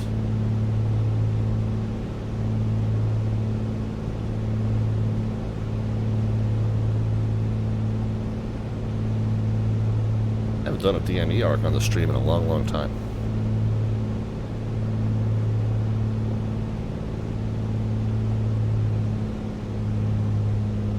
Alright, we are going to start that descent.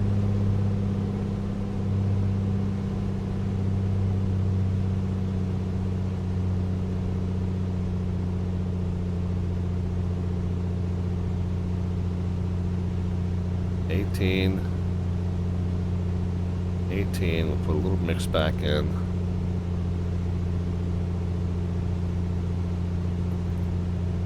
descending at a good rate.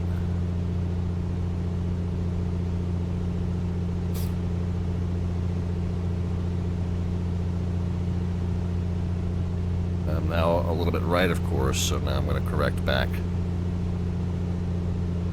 on it, and then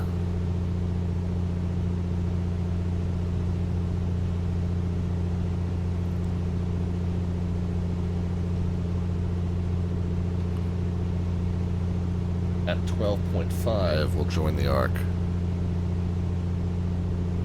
4,400 is the target altitude for right now.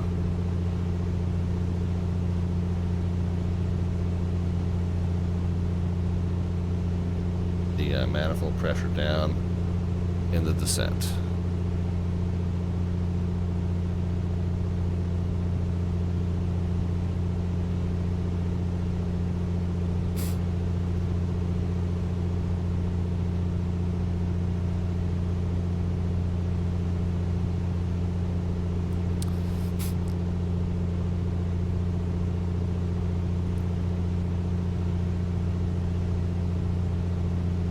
Alright, approach frequency and course is set. Missed approach frequency and course is set. Missed approach altitude, remind me. 35.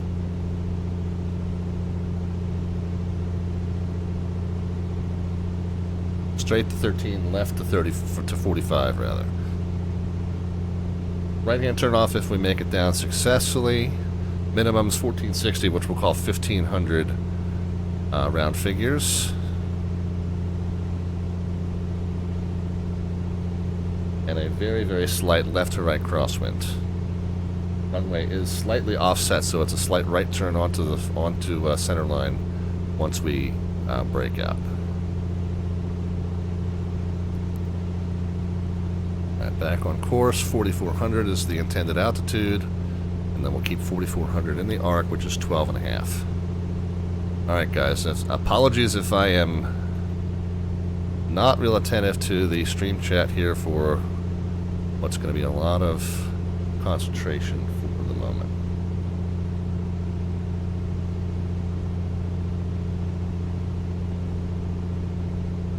Fortunately, it looks like we've got some decent ground contact. We're going to 4,400 feet, so I'm going to start leveling out.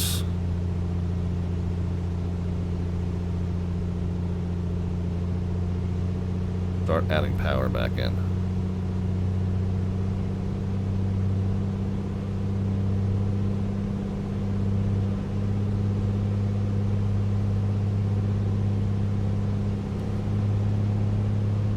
And I want to take it to 20 and 20 actually.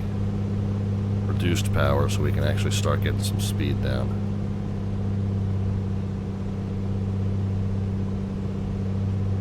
We'll go no lower than 44.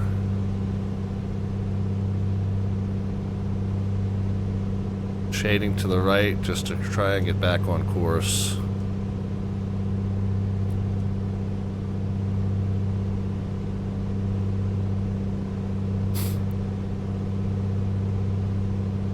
.172 is our final approach course. Alright, there's 12.5 and I missed it. I wasn't paying attention. Alright, so now let's center up 172. Oh, I'm botching the altitude too.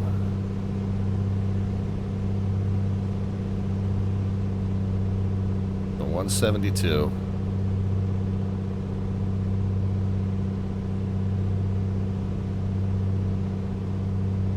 Back up to 44.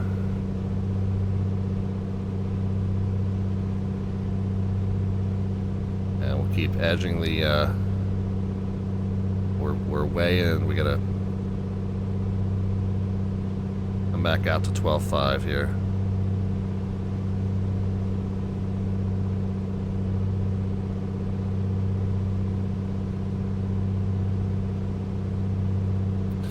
Keep the arrow centered so that we know what our bearing to station is. We got the bug set to 172. I got to double check whether that's exactly 172. And we're at 12.1, so we're starting to recover the distance back to 12.5 arc.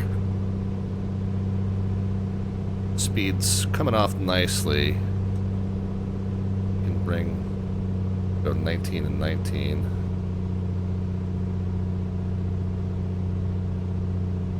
We don't want to pick up too much altitude. We want to stay right on that 4,500 range. So let's get the 172. Oh, and you know what I have not done? I have been really remiss. Probably one of the reasons we've had so much trouble staying on course all night. I just realized I have not been recalibrating that directional gyro. So holy cow, guys.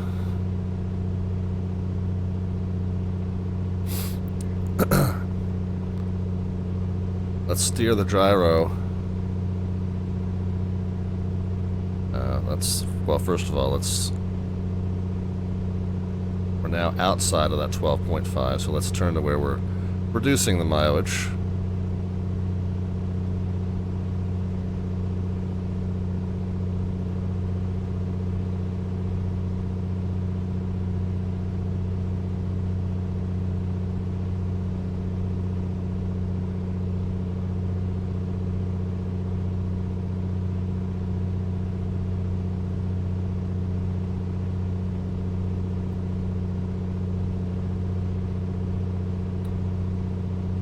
Let's steer exactly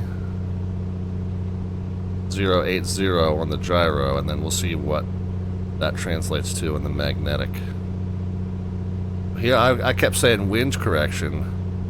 What was really happening was I was having to correct the course because the gyro wasn't calibrated.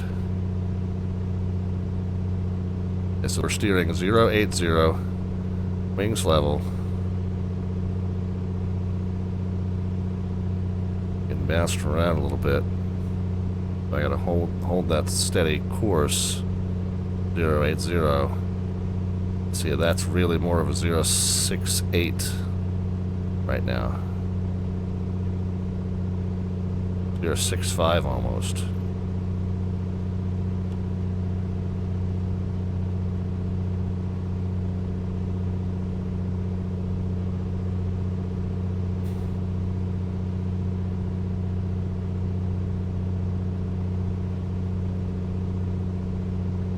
Okay, well, let's turn in, and this has been the sloppiest example of a DME arc you've ever seen.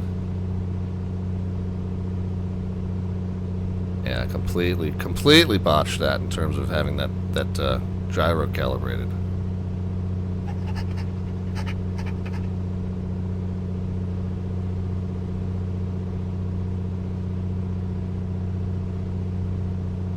At this point, we're almost just joining the 172. Yeah, let's just do that. Let's just join the 172 because we're almost on that at this point.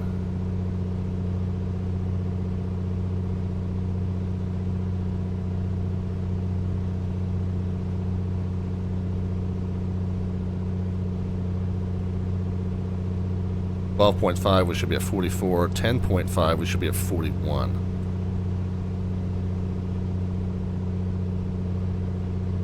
Alright, so let's power down. We join the 172 course inbound.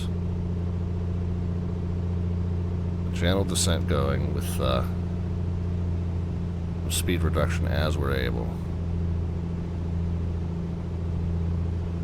Alright, so it was a very not at all graceful manner of getting on to final, but we are indeed on final now. 44 by 10.5. What's the CTAF here at Paso Road? 123.0.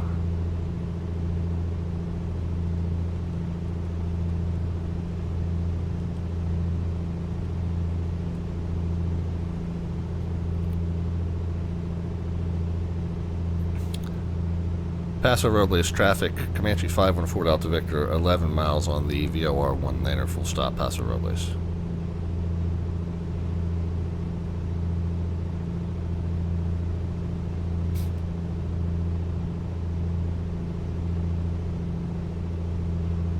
.44 to 12.5, 41 to 10.5. And 28 to 6.4. We're past 10.5. We can now go down to 2800.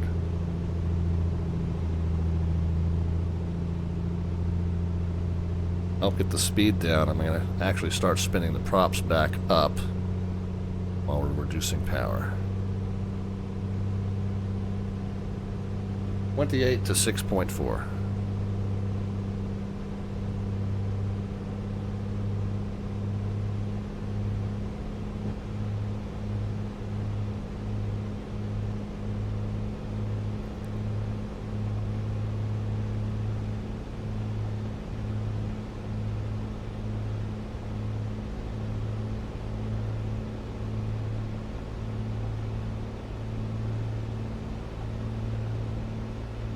Guys can start putting some predictions into the chat as far as the vertical descent rate upon touchdown. No bot command necessary for that on this channel, just a number into the chat, positive or negative. We'll know that you mean a descent rate either way.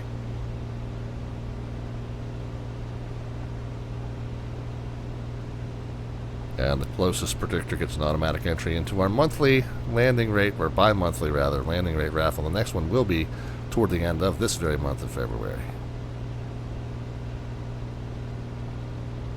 We'll get as much power out as we can without it yelling at us. 28 to 6.4. Yeah, we gotta start getting gear and flaps deployed here, so we can start losing altitude without gaining speed.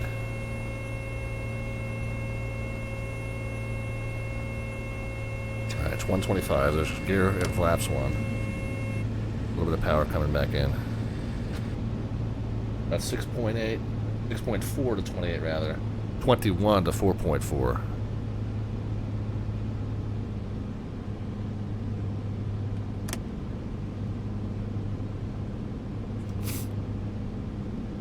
Is that it there?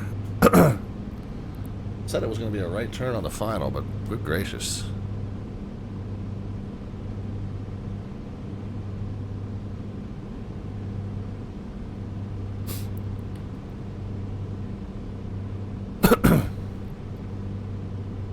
Alright, mix is full. Props are full forward. Gears down, and let's confirm green here. Yeah, gears down and green. Second notch of flaps is in. We got one more notch of flaps to go.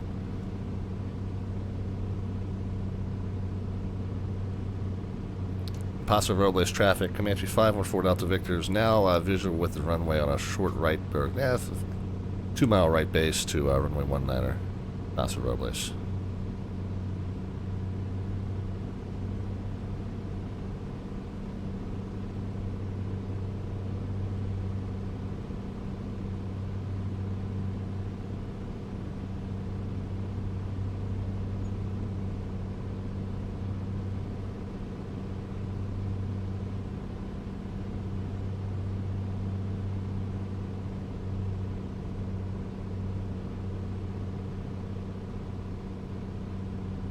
Minimums, we said, were 1,500 round figures, and we're at 27, and we got visual, so we're good.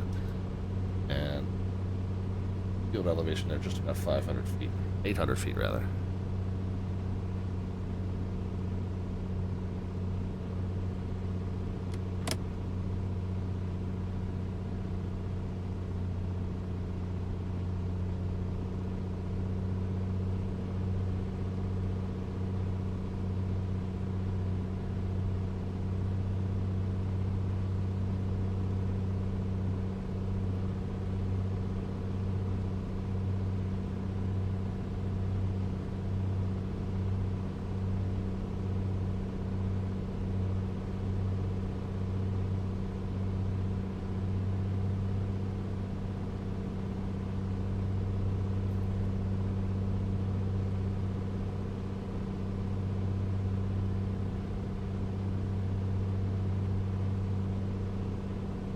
Alright, so gears down in green, flaps fully deployed, set and checked.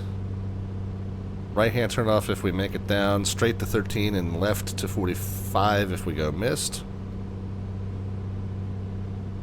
A slight left to right crosswind.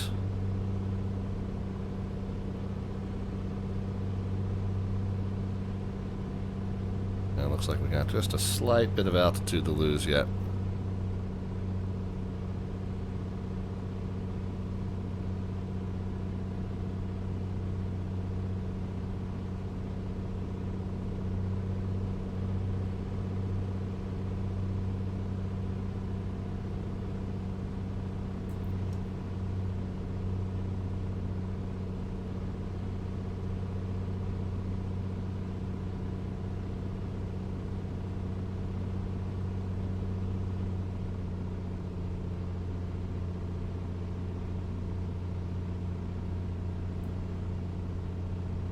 Alright, alignment's starting to come back in.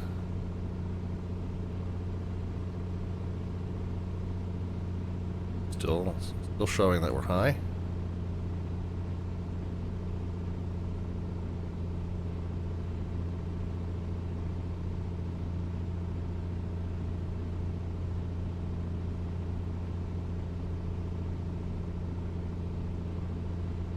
A little fast too. We're showing 85 knots or 85 miles an hour actually.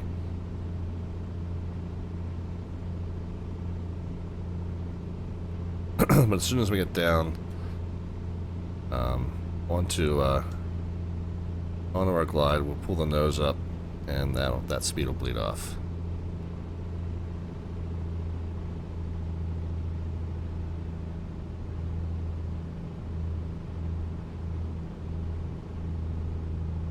Alright, looking good.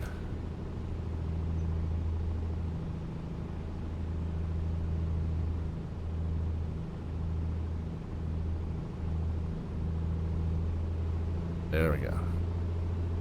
Nose up, slight bit of power back in to hold that.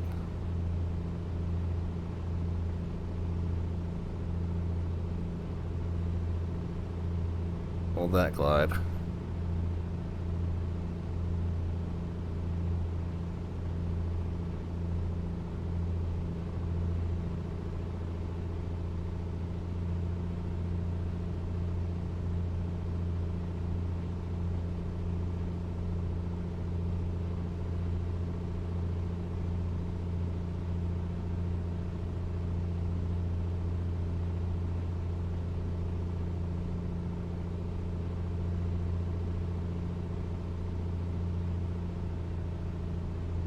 Modest power reduction to modest lift of the nose.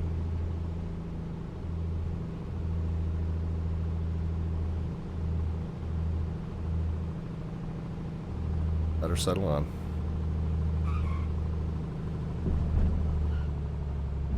Happy? Loaded just a touch, but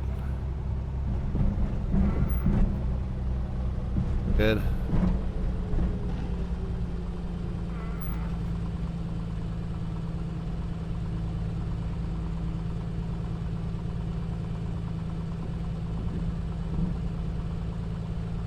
Oh, fuel pump should have come on for the approach.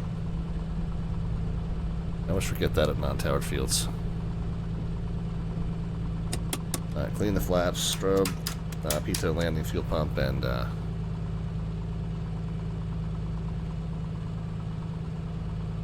landing lights. Paso Robles traffic, Comanche 514 Delta Victor clear. They're runway 19er. Paso Robles. Yeah, I kind of squeaked it on there, and it was supposed to have been a 3-knot left to right, but we didn't really feel that. It seemed like it was nice and right down the center line, and in fact our stats window is showing that there was no wind on final approach. That is indeed what it felt like.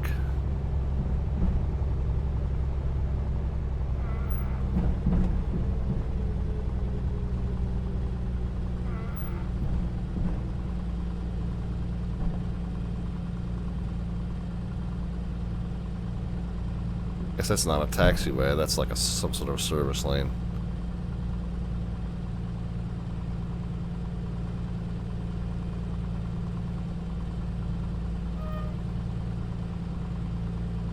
Yeah, it is indeed a very creaky and thumpy airplane, Heisenberg. Yes, it is. You should see the video that A2A made about how they recorded some of these sounds. It's pretty comical. They towed it around a field with a minivan with the engine off, so they could focus on just getting the recording of the suspension and the creaks and thumps and all that stuff. So funny. I throttle to 1,000. Let's lean the mix until the point where it just barely starts to drop. There it is. Oh, yeah. They showed it at Expo in Houston, actually. Not last year, but the year before.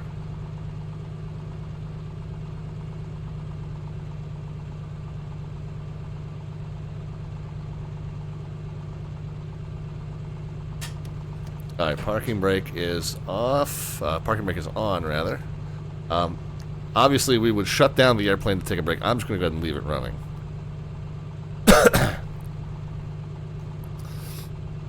And we don't need to refuel. We're doing our annual Valentine's Day trip to... Oh, it's just started to rain now.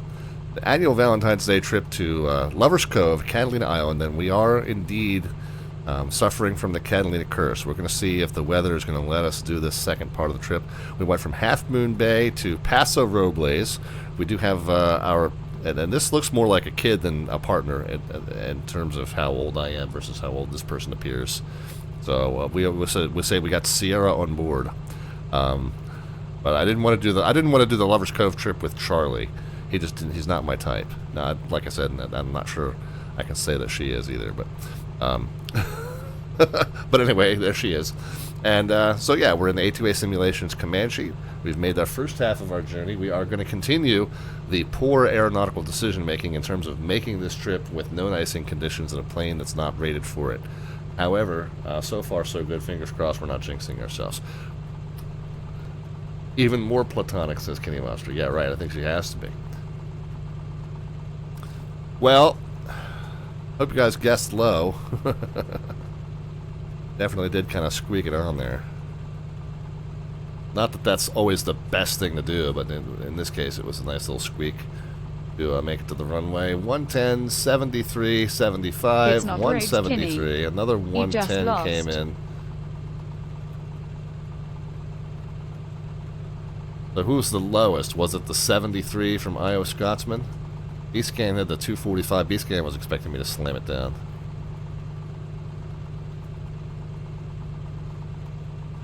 Looks like Iowa Scotsman. Did anybody guess lower than 73? Hey, what, Iowa Scotsman's been on a roll of late.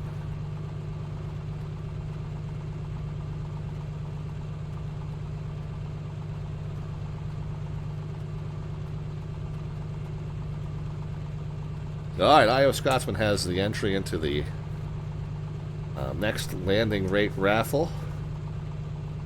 Drawing will be held toward the end of February, and those of you who might be new to the channel, up for grabs in the raffle once your name comes out of the fishbowl is a choice of any one item off of the Slant Alpha prize vault list. That's our branded merch items, the t-shirt, ball cap, mouse pad, coffee mug, or tote bag, or an electronic gift card to Amazon or Explain.org store or simmarket.com. So we'll be making that drawing. Yeah, you trust, just right. B-Scan was helping us out by being the top end outlier. Thank you very much for that. Yeah, we definitely have to have a normal statistical distribution then. Oh, Oakland Center is online. How long ago did Oakland come online? 22 minutes. Ooh, definitely missed that. Well, when we take off again, I guess we were probably already on the approach when that happened, so we would have been handed over to CTAF by that point anyway. Oh well, sorry Oakland Center if you were expecting us to check in with you and we didn't.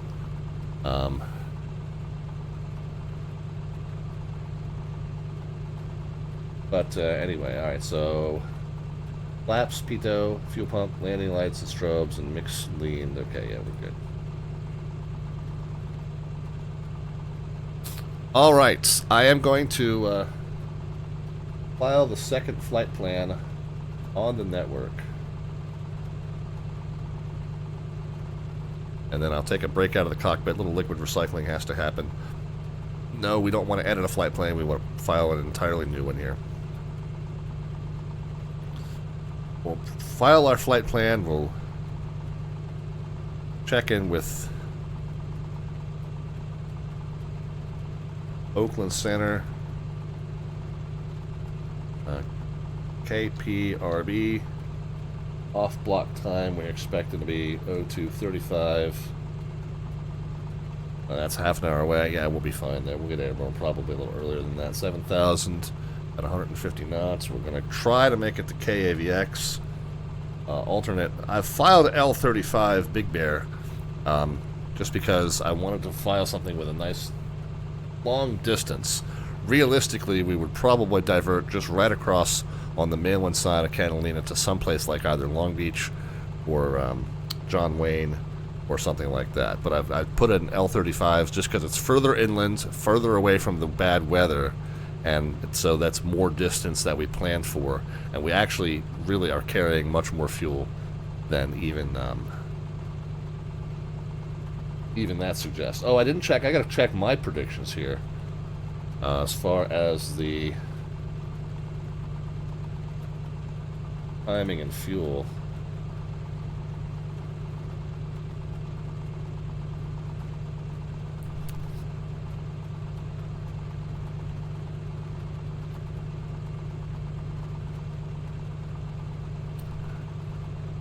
So we planned to be here at 9:10 p.m.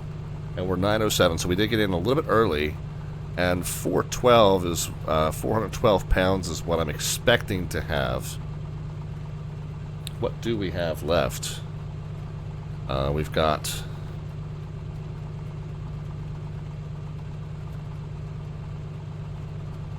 I'll tell you what, we'll just get it off of the tablet.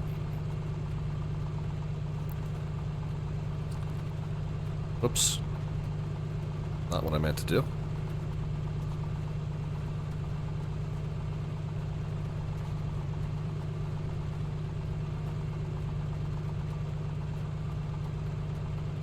What do we have right now?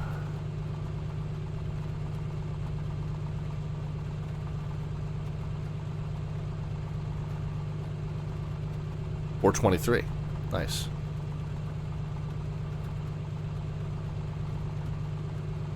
We expected to have 412 and we've got 423.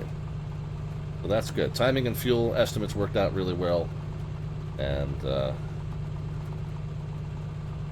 so that tells us that our remaining fuel endurance is 5 hours and 2 minutes. Route details, I'm going to show you this once we get to the point where I'm back from break and we're getting our navigation radio set up. I'll show you what this looks like. Pretty convoluted looking route string for sure. Performance is an A.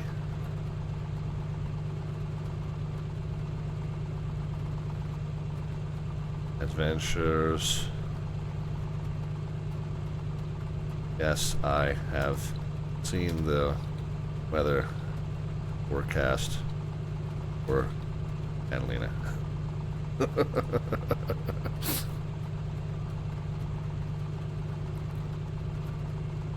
Alright, so I'll show you that route, and I'll tell you what, we can punch it into Sky Vector for right now, just so I don't forget, while I've got it in the Windows scratch pad. We're going ERB down to KAVX, and I'll paste that in.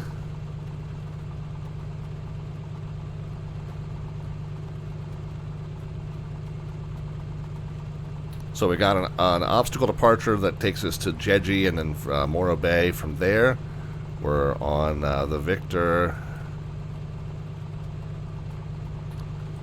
27 to Gaviota, then to San Marcos, then Victor 25 to Ventura, and then Victor 25 continues south and eastbound to this point where it becomes Victor 27 again.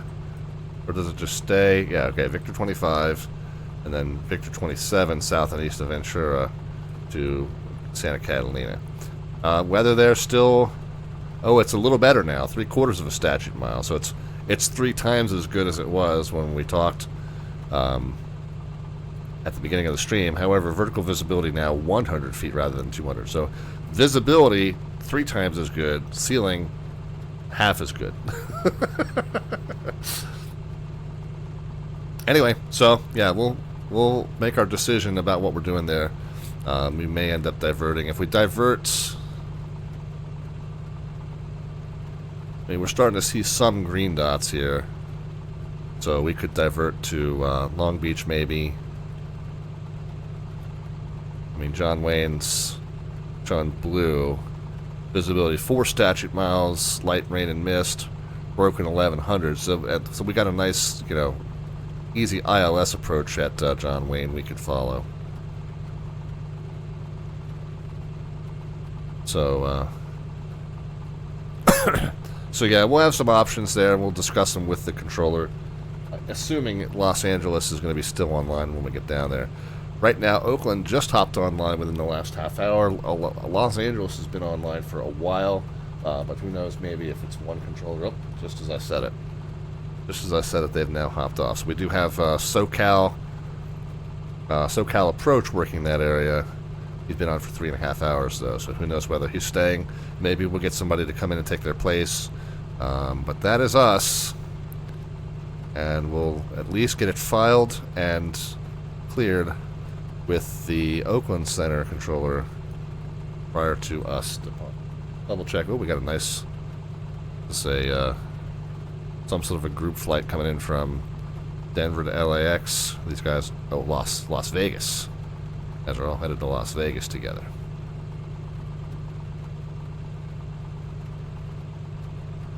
And just to be sure, it does look like on the VATSPY map, it does look like the Paso Robles belongs to Oakland.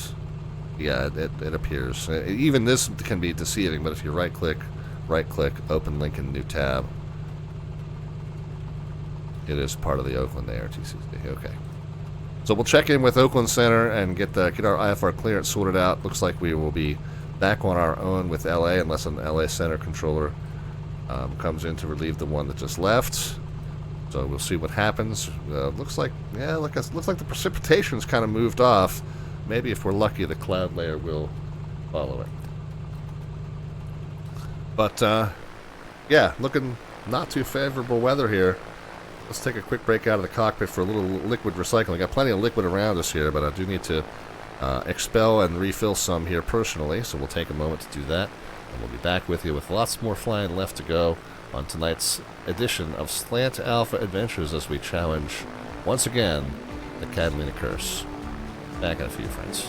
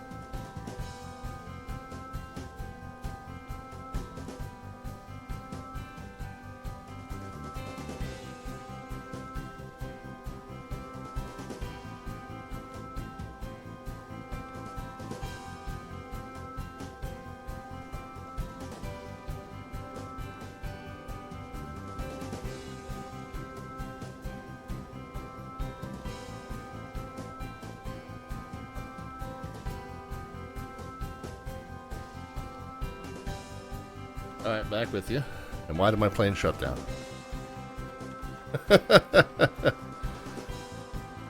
Carb icing, I would imagine. Alright, well, let's run through the...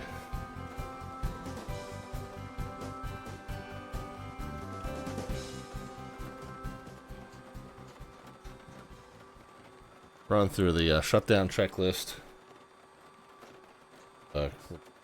Walk around.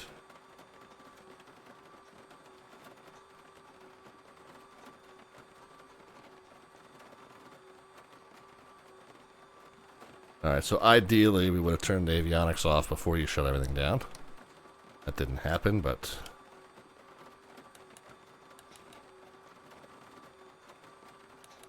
shut it down now, just so we can return it to the... where we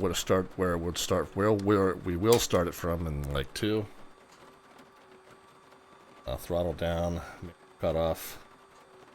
Magnetos.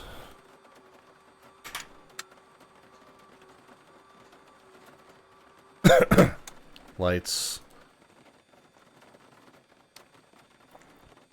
And battery switch. Fuel selectors. You wearing socks? Oh no, okay. That's like Converse or something. I thought it was a sock pattern. I realized that it was his laces. And we get our control lock back on. And we would do a walk around where we would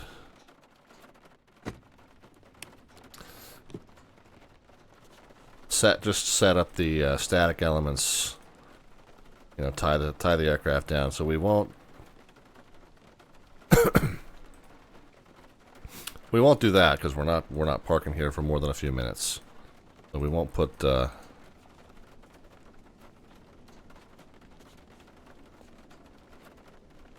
we won't do that. I'm going to tell you what we will do. We'll grab somebody who might be a little bit more age appropriate for Sierra. Will be our friend Oscar. We got his baggage now, and Oscar in the back seat. So Oscar and Sierra both on board now with us. And we'll finish up the walk around to just park and secure for now. Alright. So take it from the top now. Let's... yeah, we've done the walk around at this point. We know that everything works. We would have at this point the battery switch on. Beacon and nav would be on. We would have checked. Control lock would be off. We would have checked already for circuit breakers. Everything is on popped. So we're... go there. Fuel valves would have been set back to open.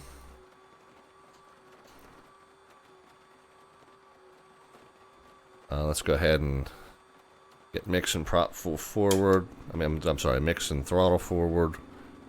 Get some fuel pressure going.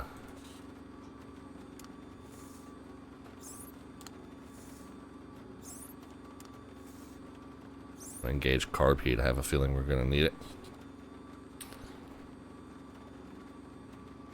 So throttle out.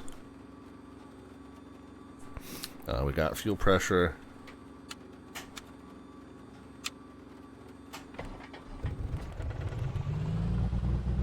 Okay, it has started up, running really rough.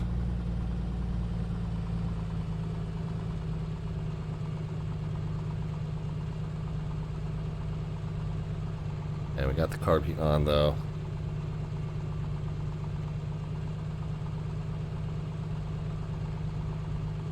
Leave the mix out to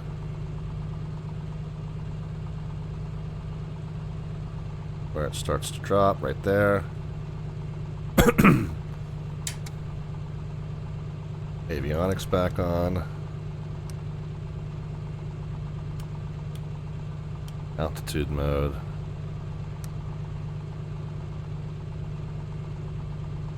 Okay, so we are running. Oh, and I didn't yell clear for the clear prop, and we would have had the windows open, and then we'll close them.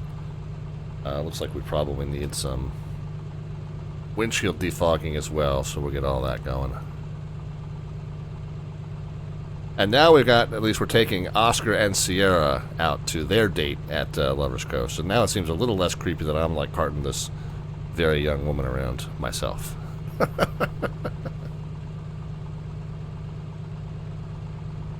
Alright, so we're started. Oh, so oil pressure came up right away. Fuel pressure is now supplying its on its own.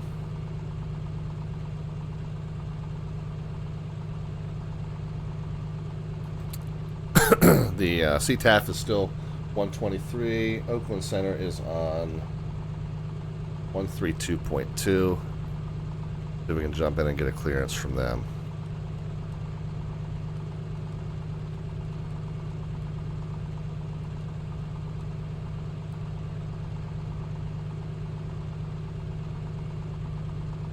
And let's real quick get a updated METAR. Paso Robles. So 160 at 3. United 900, clear to left, runway 100 left approach, runway 100 left, clear to land.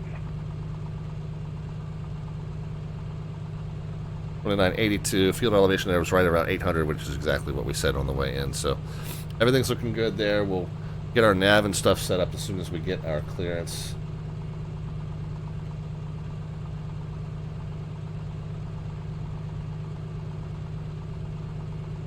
China Eastern 1547, radar services are terminated, frequency change approved. And since we're on the ground far away from these guys, we can't hear them read back.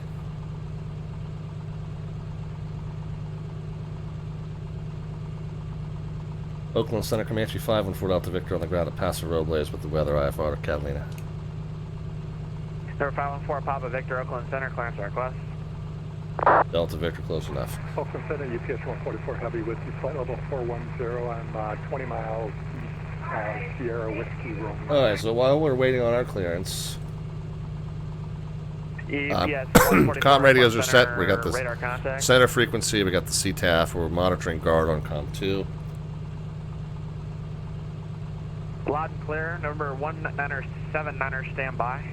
Altimeter set, field elevation check, directional gyro is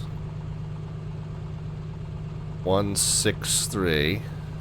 Number 514 Delta Victor, clear from Paso Robles Airport to the Catalina Airport as filed, climb and maintain 7,000, squawk 3646.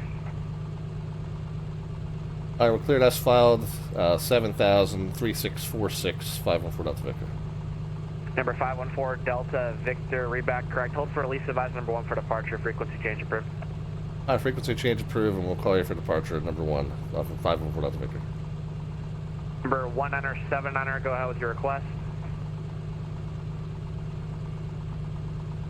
Okay, so cleared as filed basically means we're going to do exactly what we put in.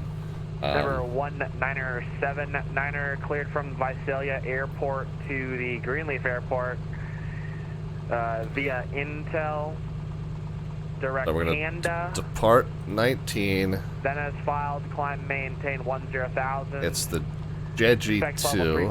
Correction, 450, 5 minutes after departure. Squawk 1747. So off of 19, we'll turn left to 150 and we'll join this 179 out from Paso Robles. So 114.3 and 179. Verify via Intel, direct Handa, then as filed. 114.3 is already set and 179. So the runway heading is a whoops.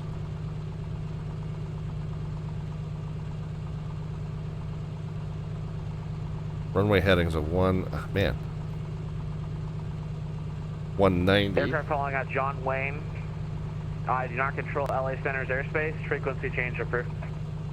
140, 137 is what the current. Number 197er, reback correct. Hold for release, advise number 1 for departure. Frequency change approved. Got it, 611 heavy, runway 10 left, line up and wait, landing traffic. Nope, wrong. 150, 163, sorry.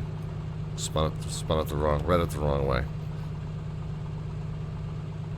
160, 123. No. So 163, runway heading is a 190. Oakland Center, runway 12 right, taxi via Whiskey. Radial that we're going to be following is the 179 out to Jeji. The next step after that is inbound to Morro Bay on 12.4. Radar services are terminated. Frequency change approved. 12.4. 12.4.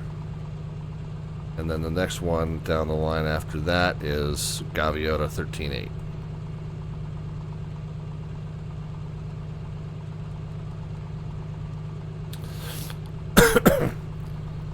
Squawky gave us was 3646.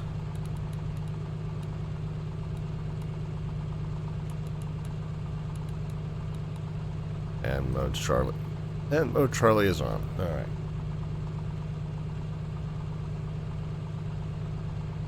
It's finger licking good. Good Fixins is here. Going to the wine mixer? Well, we may not. Weather is a little iffy there. Good Fixins. I don't know if we're going to make it.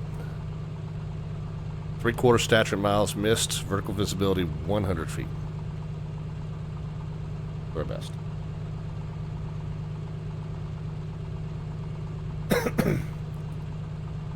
Alright. So what else do we need to do? Directional gyro, heading, nav radios, nav courses, transponder mode, and code are all set. Let's go ahead and check. We would have checked our flight control surfaces on the walk around, but we can make sure that they do indeed. Yeah, 611, runway 10 left, clear for takeoff.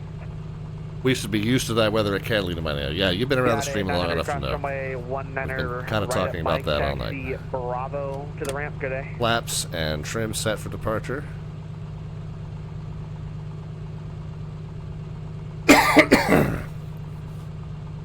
Austrian 350, heading 360, vector to final. Heading 3601. Alright, what I'm going to do, I'm going to do 32.2.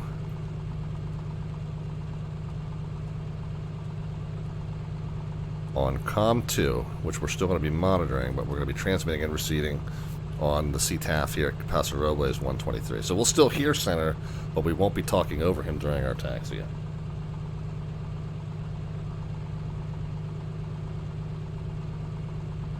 Alright, and we had anticipated being off the blocks at 9:35 Eastern, and we're pretty close to that. Yeah, 611 radar contact, climb, maintain, level 1, enter 0, stay altitude.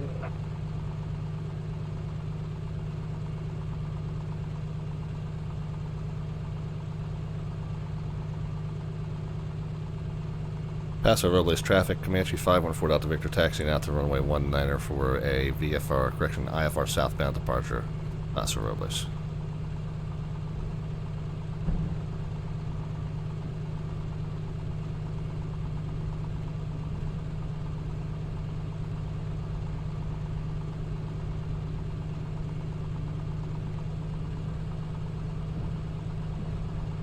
Alright, we've got released to to the common traffic advisory frequency in order to taxi out to our departure runway, but we have not been released for departure yet.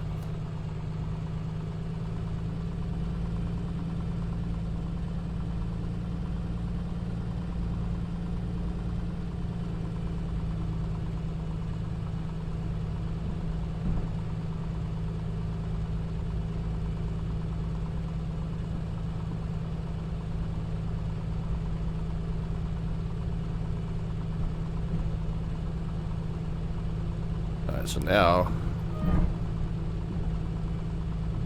we're going to transmit on COM 2 while we're monitoring COM 1.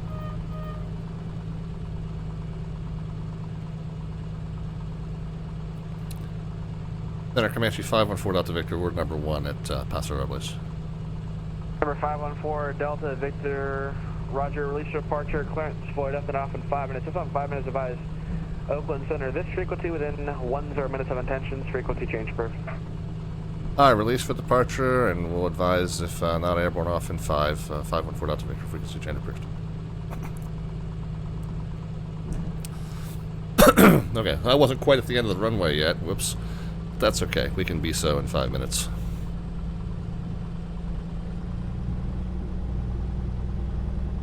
Guided 611, clear direct Tipbury. Direct Tipbury, United 611 Heavy. Mix rich, carb heat off. 350, descend and maintain 4000.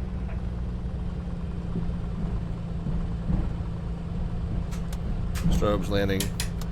Yeah, strobes, landing lights.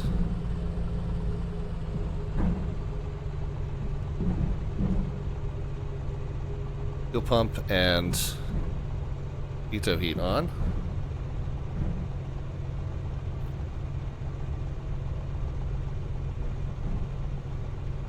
Paso Robles traffic. Comanche 514 Delta Victor departing runway 19 on straight out IFR southbound Paso Robles. Alright, we're joining that 179. We're going to depart runway 19. We're going to turn left to a 150. And we're going to join that 179 radio outbound. Yeah, get a 5-minute window and a 7-minute taxi. Well, that was my fault. He told me to call number 1.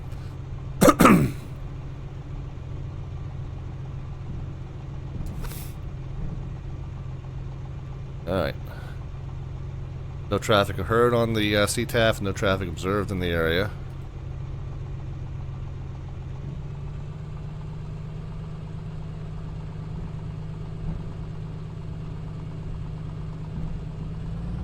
Takeoff power's coming at you. Offshore activity heavy heading 090.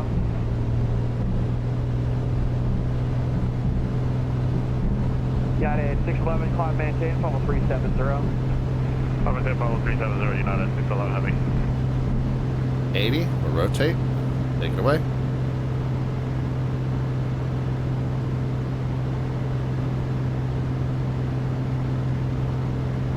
Number 19700, release your departure, clearance, deploy left and off in 3 minutes. This is after 3 minutes, advise Oakland Center within 5 minutes of attention, frequency change approved.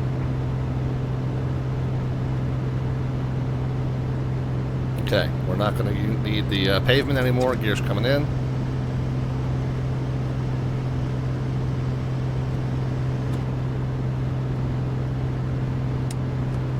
Laps coming in. Pitch to 105, turn left to 150.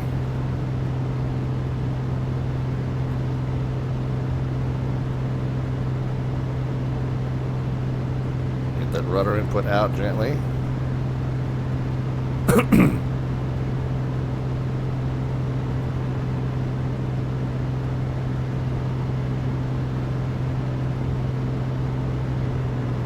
Austrian 350, 1 5 miles to San Francisco Airport. Turn right heading 160, maintain 4,000 until established. Third ILS, runway 19 left approach. Alright, we're monitoring and transmitting. Transmitting and receiving COM 1, we're monitoring guard on COM 2.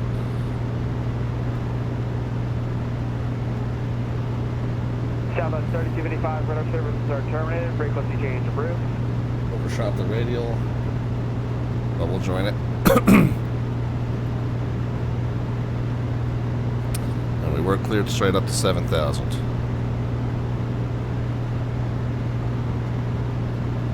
Oakland Center, Comanche 514 Delta Victor is 2,000 going to 7. Number 514 Delta Victor, Oakland Center, ident. Ident 514 Delta Victor.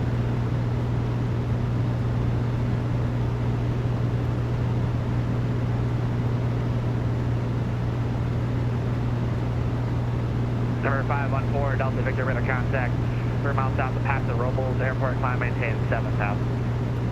Alright, climb and maintain 7,000, 514 Delta Victor. Number 19, good runway 30, close now, 1,000. Alright, Number fuel pump can come off. 24 in the Center, RPMs, we'll keep 24 in the manifold. Pitch to 105. We're taking,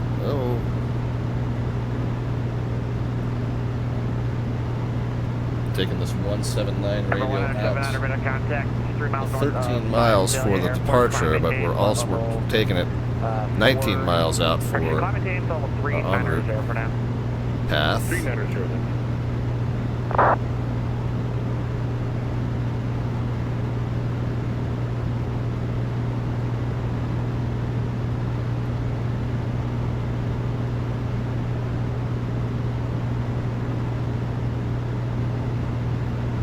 Climb performance is not great. We are fairly heavy. Cleared direct Canada. Clear direct Canada, 99. 24 and 24. Austrian 350 heavy, runway 1 on our left, clear to land.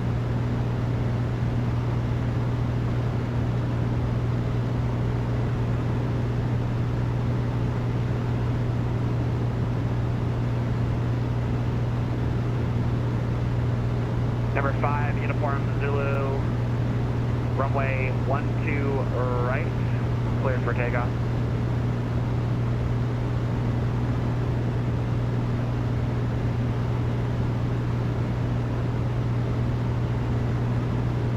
United 506 radar suppression unit, UPS 144, radar services are terminated, frequency change approved.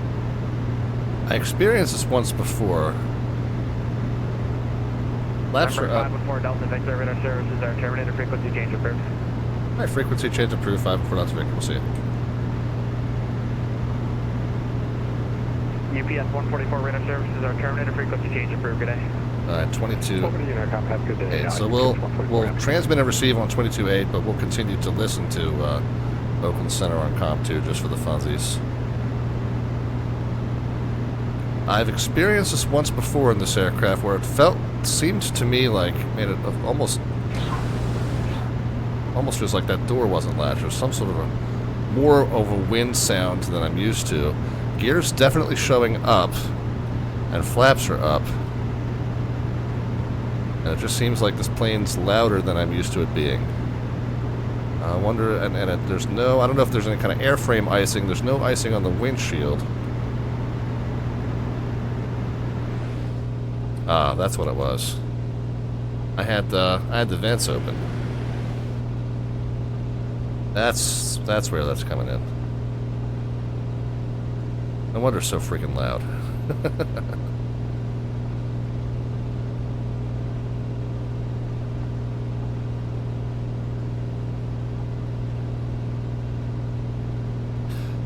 Good Fixins asks, any failures? Yeah, me. One very important one.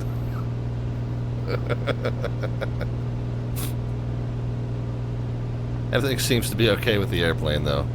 Not getting great climb performance, but again, with the weight that we're at, that's not unexpected. The weakest link. Yes, I am. Yes, I am. So 19 miles, we'll switch to navigating inbound to Morro Bay. The last 7 miles of that leg. Runway 12 left, taxi via Got Yankee. another 11 to go there.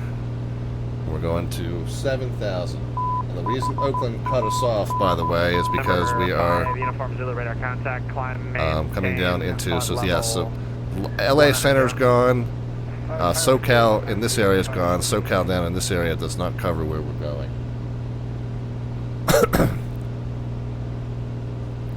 Titan VTR is to follow, very kindly appreciated. We are doing our annual trip to Catalina Island, Lover's Cove, our annual Valentine's trip to Catalina Island.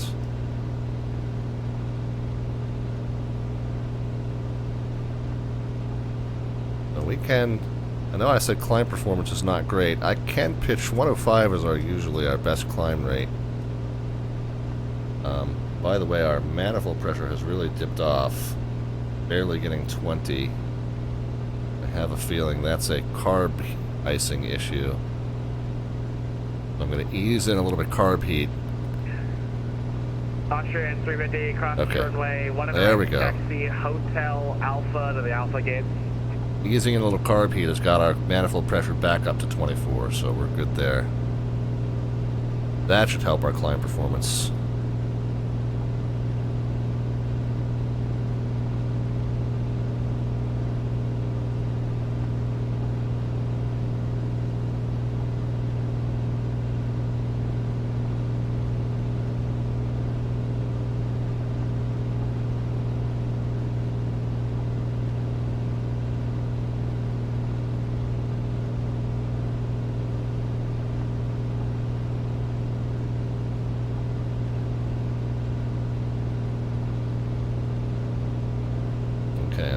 Got some terrain here, but we got plenty of clearance over it. Number 3, uniform to the, correction, number 5, uniform to the climb, maintain follow 350. And 7,000 feet. Should be plenty. So 384.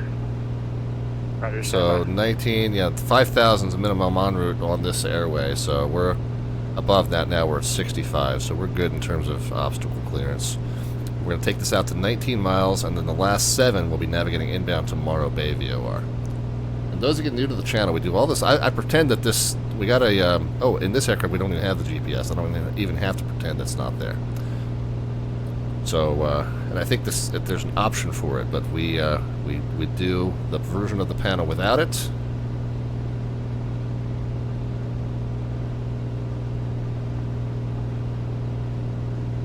And so we're doing all this through that old school analog style of navigation. Just this VOR radial tracking. So we got 6 more miles to go here. Number 10700, climb, maintain, full 4. We'll level off at 7. We're going to keep 45099. 24 and 24, or 24 and as high as we can get on the manifold for now. But as we level off at 7, pull the, actually, I'll go ahead and pull the RPMs down to 22.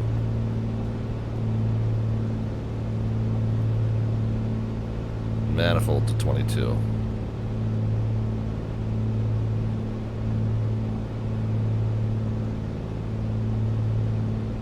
Plane does, and once it starts to pick up speed, you got to keep adding down trim. 384 on departure, maintain 10,000, climb runway 12 left, clear for takeoff. We are going to navigate inbound to 112.4 on a 358. I think we're currently on a 179, so we are going to knock that that course over 1 notch. Keep adding down trim to get back to 7,000. I'm going to go ahead and make the transition just a little bit early. 112.4 and 358. Okay, yeah, we're doing pretty good on the tracking. So slightly early, 10 miles to go and counting down. Slightly early, really supposed to be just the last 7 miles. But we're kind of, I mean, as long as we're pointing the plane in the right direction, it's not going to be that far off regardless. You know, your expected level of accuracy navigating this method is fairly low. Not nearly as high as it is when you're navigating GPS.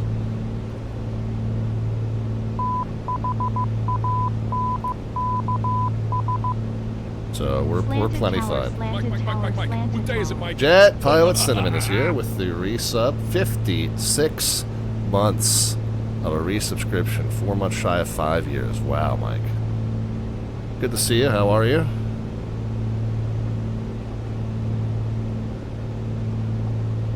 Corrected a little bit out to the right now. So we are headed up to Catalina Island, but the weather there is horrendous. There is a very good chance we will not be landing at Catalina today. Center contact, climb, maintain 10,000. Doing good. How's Catalina? Usual. 126 will be our outbound course once we pass over the VOR. So I'll just bug 126 just as a reminder. Real quick, because I forgot to do this the entire first trip. Let's just level the wings. We see that we're steering exactly a 195, and it looks like we're 5 degrees off there, so.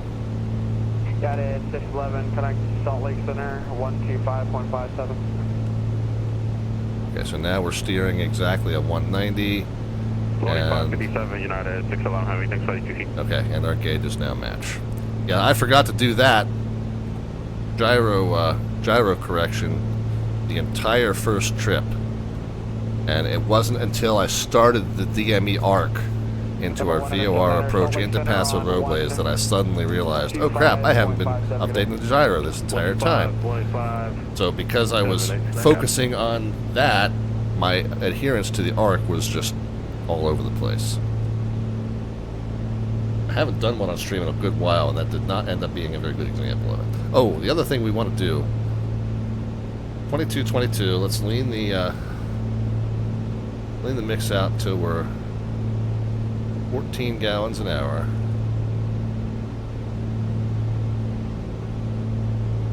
Slowly but surely trimming up 384, climb maintain. back to 7,000 feet. Climb maintain 5,000.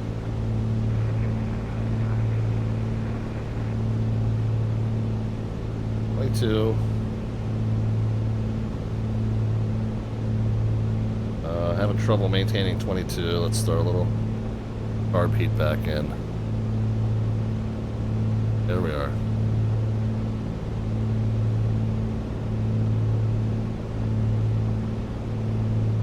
$22, $22, $14. Trim it to 7,000. Let's worry about our next navigation step. And then once we get established on that 126 outbound, I do want to switch back over into the tip tanks.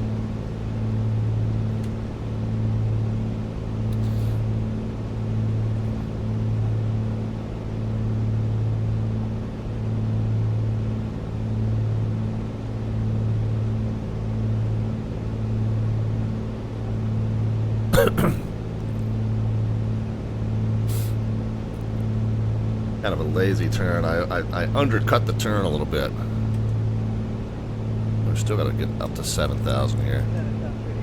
Undercut the turn a little bit. Kind of doing a lazy turn. We'll roll it out here on a 30-degree correction, and then we'll just kind of rejoin it.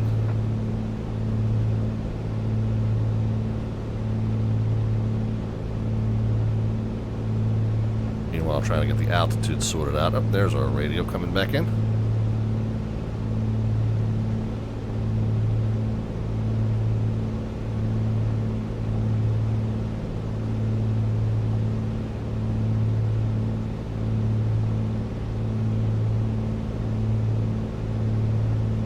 Charlie 34, climb maintain, level 100. We do need to talk about...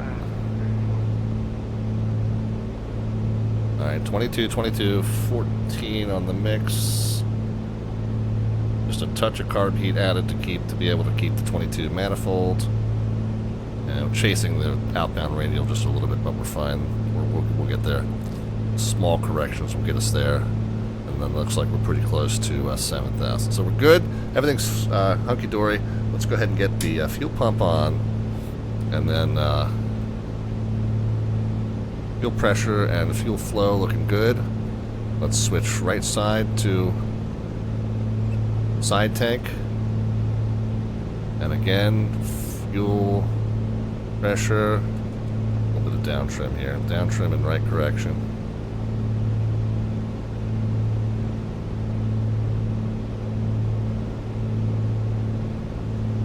Wings back to level. Okay, good. Fuel pressure, fuel flow, left-hand tank to the tip. Fuel pressure, fuel flow.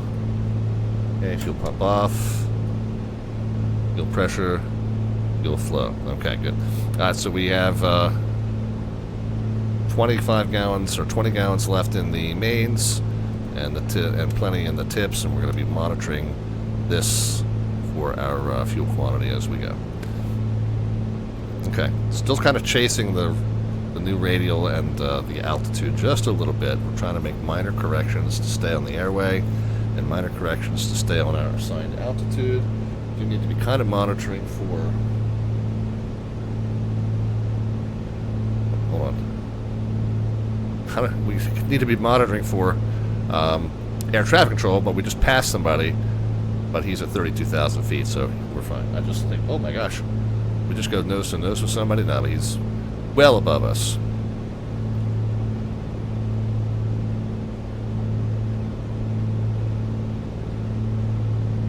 It's a minor correction on the course, minor correction on the altitude, and we are good to go. 22, 22, and nope. Yeah, 22. Glitch in the throttle position there. Everything's fine now. 22, 22, 14. Just a tiny little touch of carb heat. I can probably undo at this point. We're above the moisture.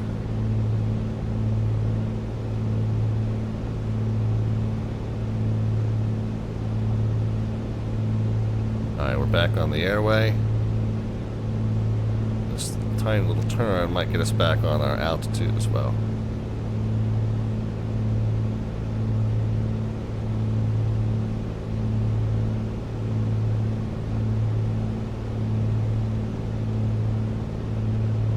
So 384 climate safe level 2. We're monitoring Oakland Center 32.2, but we're transmitting and receiving on 22.8, which is our advisory frequency. South 384 climb maintained, flight level 230. I'll tell you what, let's switch over to where we're monitoring the guard. It'd be nice to monitor Oakland Center. But I'll tell you what, we'll keep listening for Oakland Center. We'll listen to Oakland Center, although we won't transmit there, just to have the chatter. But in case LA comes up, they'll be able to raise us on the guard frequency.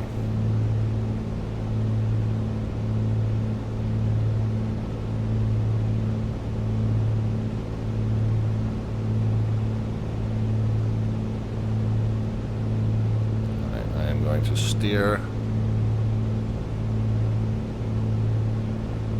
140 dead center. Yeah, it looks like we might be 1 degree off. Number 5 uniform Zulu, turn left 30 degrees, vectors for traffic. I left 30 degrees, vectors for traffic. Right.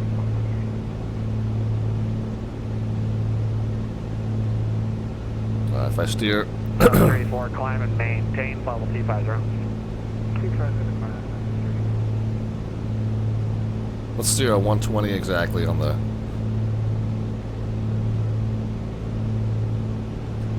Steer a 120 exactly on the gyro, and then we'll see how that pans out magnetically. Of course, the magnetic heading looks like it's passing 120 already, but that's because we're in a turn. The magnetic compasses do act a little bit funny when you're in a turn.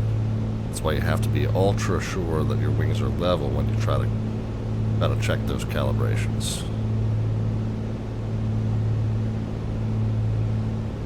So steering exactly at 120. Now that the compass has settled out, looks like it's reading exactly at 120 also, so we're good.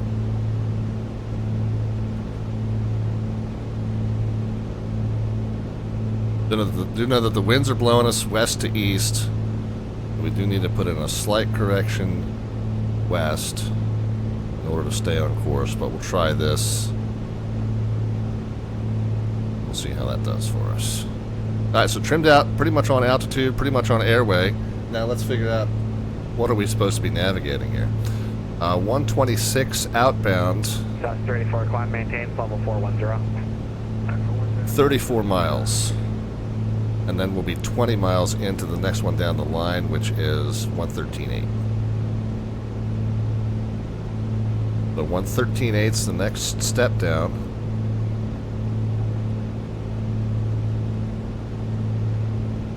113.8 on a 307. Number 5 uniform Zulu, Clitorect Fillmore. Which will be a 127 for our purposes. And looks like we are already receiving that. Zulu, Clitorect Avenal. Alright, good. Direct Avenal, 5 o'clock. 2, 3, 4, 5, 6, 7. But we are already receiving it, and we are pretty close to being centered on it. Slightly off. Although, hey, we're slightly off our primary course, so looks like we have to put a little bit steeper of a wind. Delta parks at the Charlie gate. Pushback spot 5 is approved. Call for taxi.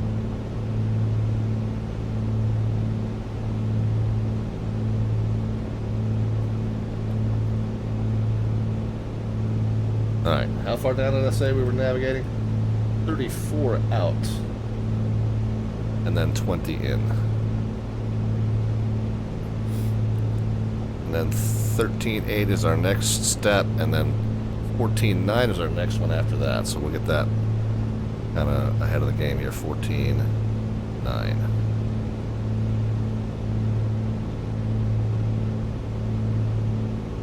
So yeah, those of you who joined late, we are headed to Catalina Island. We are doing our annual trip that we call the Valentine's trip to Lovers Cove. on Catalina Island.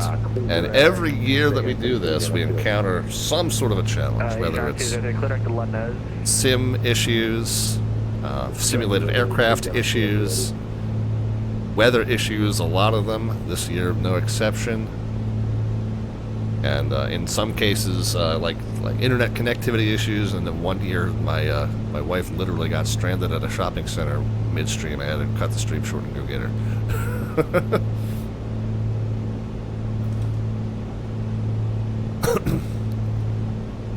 Manifold pressure slipping. Let's a little carb heat back in. Down at 143. Oakland Center, runway 17 right, taxi via Alpha. So yeah, we've had a lot of different challenges trying to complete this flight. So for tonight, what we said going in was we know that the weather forecast at Catalina is bad enough that, man, in the real world, there's no way we would attempt this flight with these conditions. Oh, it's improving, though. Three statute miles visibility in mist, scattered clouds at 100 feet. All right, it is improving. Well, fingers crossed.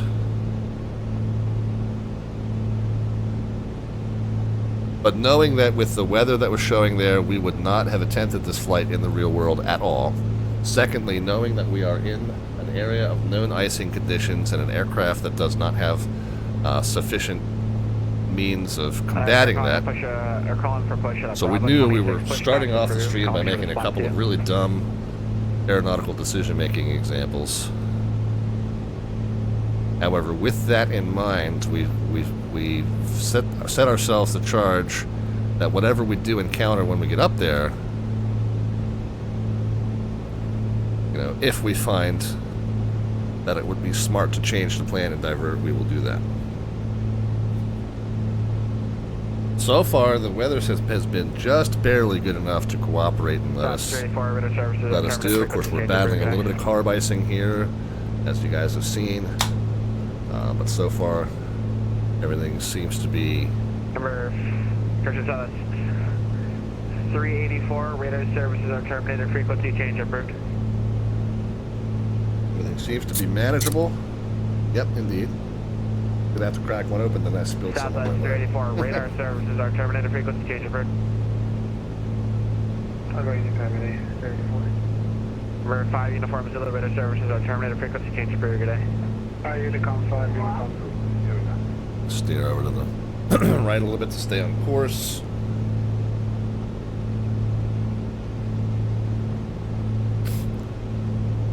Alright, 22, 22, 14. A tiny little bit of carb heat added.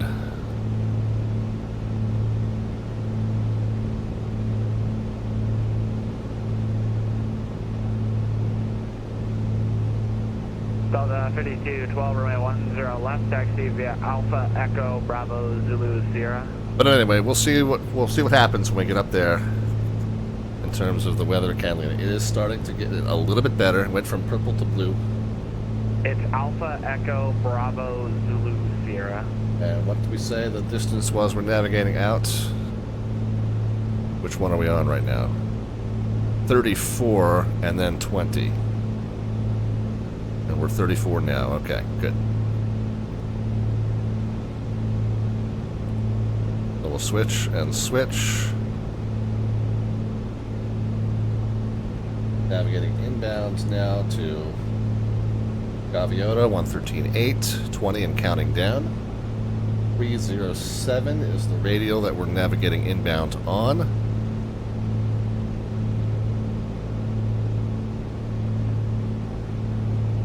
.307, which is going to be a 127 for our purposes. It looks like we're significantly left of course.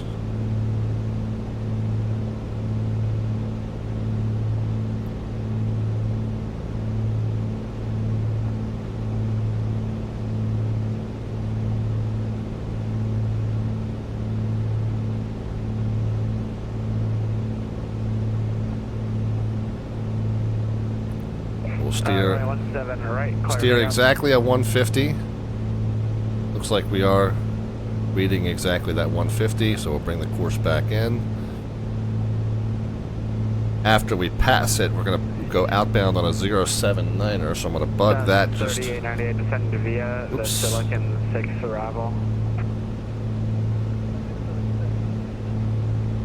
23, okay, so there's 307 or 127. The heading bug is what I wanted to turn 079er. There's 80, 79, so that's what we're going to turn to next. After this counts down to 0, then we'll turn out to the east and follow a 079er out.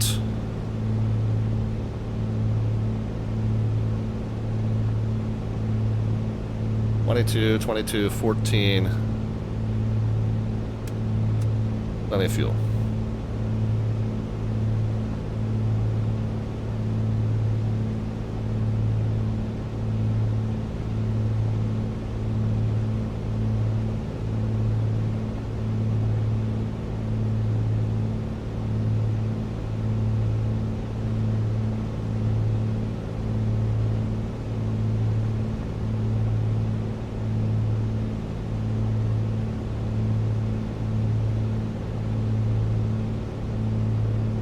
So we're getting back onto the airway.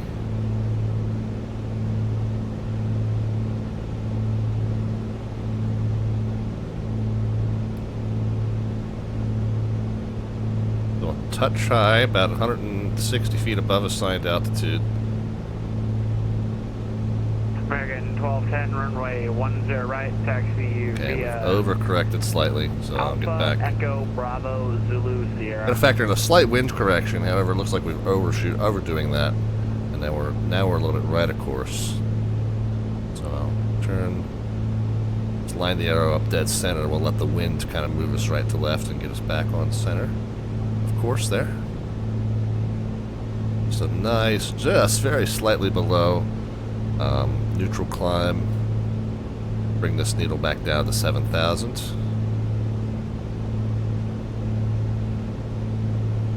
$22, $22, $14, and lots of juice.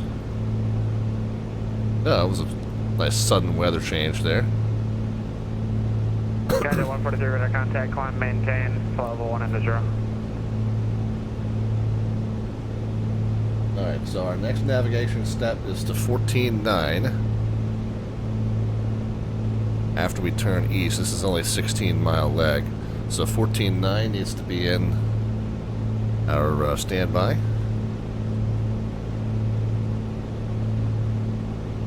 We navigate there, it's going to be a 261 out, which will be a 081 in. So just for preview purposes, we'll get that tuned here.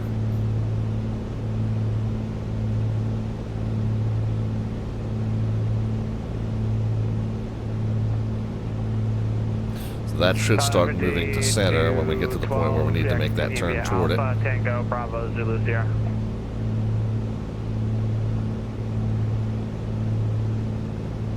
Get it at 143 Oakland Center, radar contact, climb, maintain, level 1 and 0.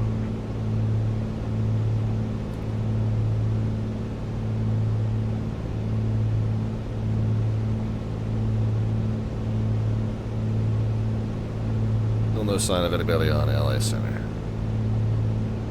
At this point, I'm going to go ahead, because we're well out of Oakland's airspace now, I'm going to go ahead and swap over. So we're now transmitting and receiving on the en route advisories, but we are monitoring guard on COM2 in case LA Center were to come up. They'll be able to raise us.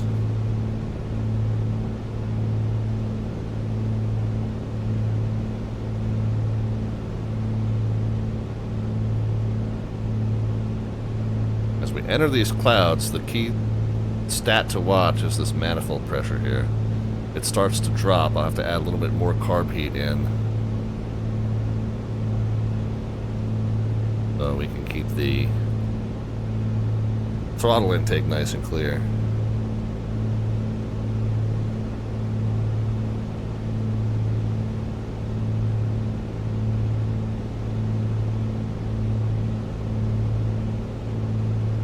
Okay, we're back on course.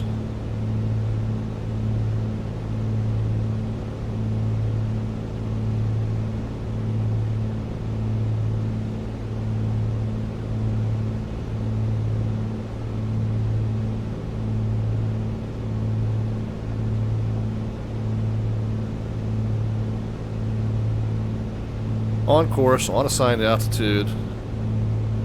22-22-14, everything seems happy. Plenty of fuel.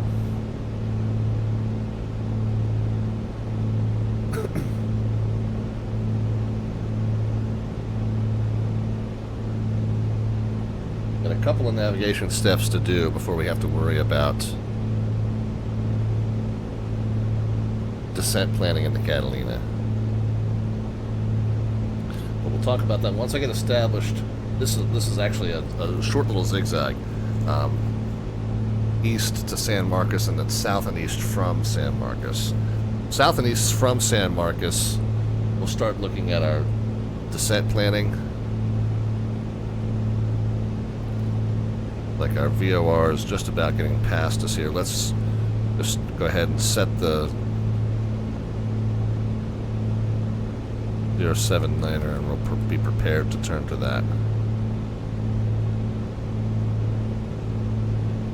We're on 1 nautical mile plus airborne, so we shouldn't see this counts as zero. There, never mind. I was just going to say it shouldn't get all the way to 0 before it swings past, but then there it was, and I'm falling out of the sky. Let's keep the nose up in the turn here.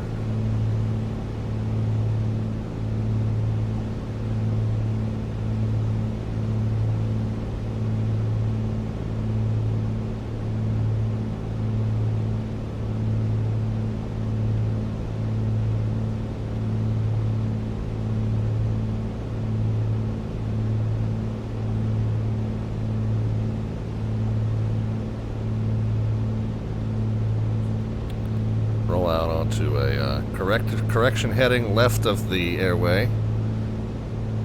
Left of the airway course. We are right of the airway now. The airway is left of us. Now it's starting to come back in, so we'll start a right turn to rejoin. Remember, this is a very short leg. This is a 16-mile leg. So no further than 8 miles out we should be.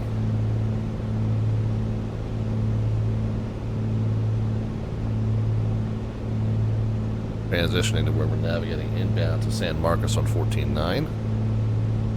Because it's such a short leg, I'm going to go ahead and start affecting that now. 14.9 261, which is a 081.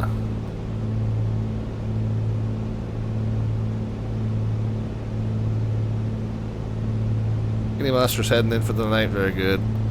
Glad you could join us.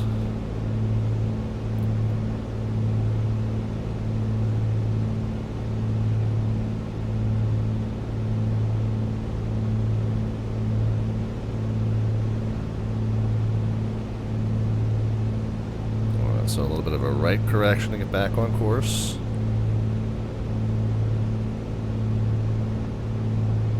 Up elevator in the turn to keep us back on our altitude.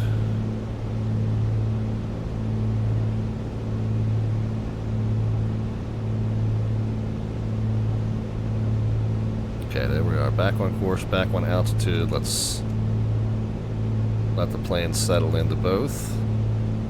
And then we got to figure out our next navigation step.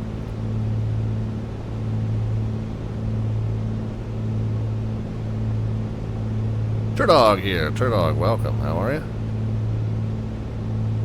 And I've got to very carefully glance over at charts here while we maintain situational awareness as to our roundings. 22-22-14, happy engines. Happy engines, singular. A little bit of a leftward correction to stay on the airway. Altitude looking good at 7. 7.1 and counting down. Alright, so the next turn is going to be a 109 outbound.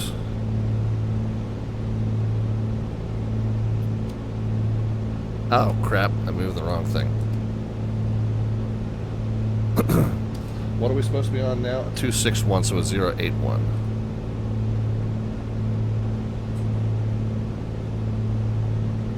Okay, so that's where we're supposed to be on now. On the outbound side, it's a 109.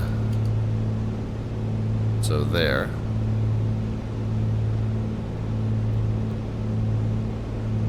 next station down the line after that is 1655 Ventura. Roads? No, we're going, we don't need roads.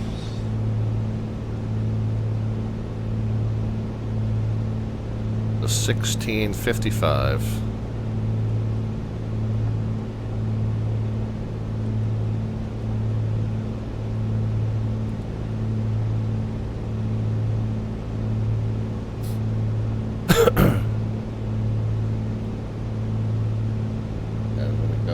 To that 1655, the course is going to be 289, which is a what's a 289? 109, right?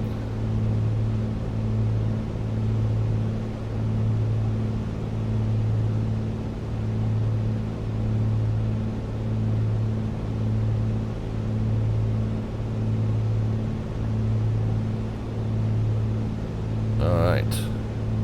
22, 22, 14.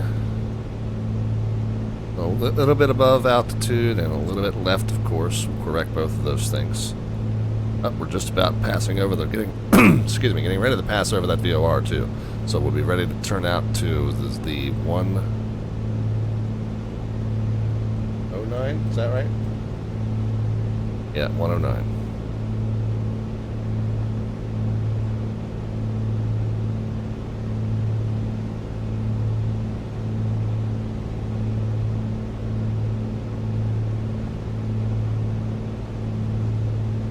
Oh, did I turn way early? Looks like I may have turned way early. It's okay. We'll correct out to the left. Tell you what, we're not seeing much scenery today, but man, these cloudscapes have been pretty awesome, huh?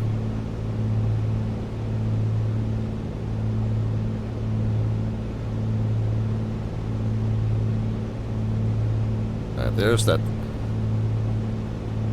109 radio coming back in. So we'll get a general right turn to join it.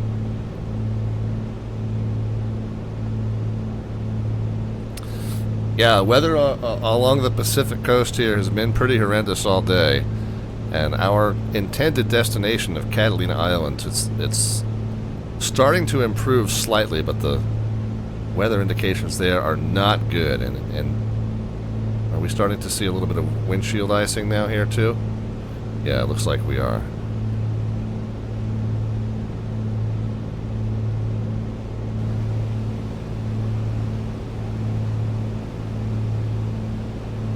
Get the heat and the vents going for that.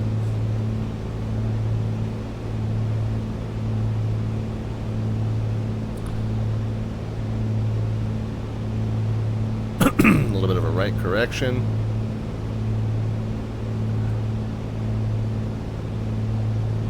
So as we are south and east of San Marcos, we are planning on going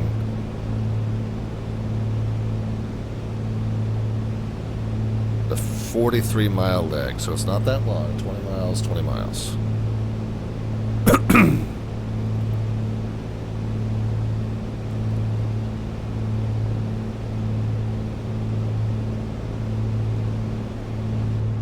That's the vent. Cabin heat will pull on and we'll get this. Whoa.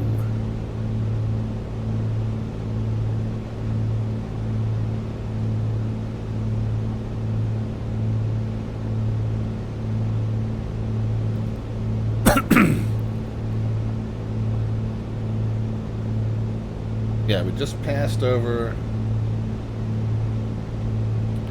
We just passed over San Marcos going down the Pacific coast. Here's Santa Barbara.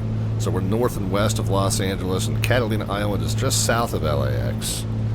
But the Pacific coast weather is really horrendous today, as you can see. Now, once we get south and east of Ventura, the 54-mile leg between Ventura and Catalina.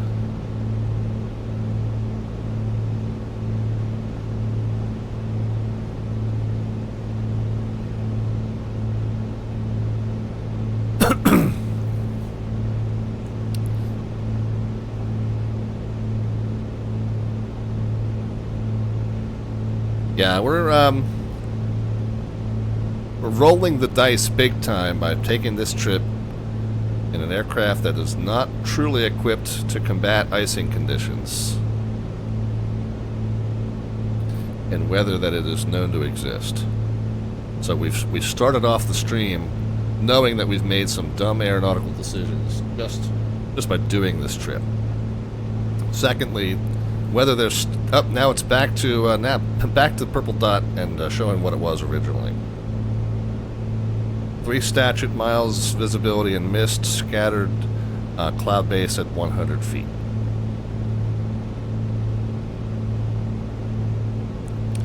The fact that they're scattered, the ceiling is actually that broken at 4,000. So, in terms of the minimum ceiling, we have it. We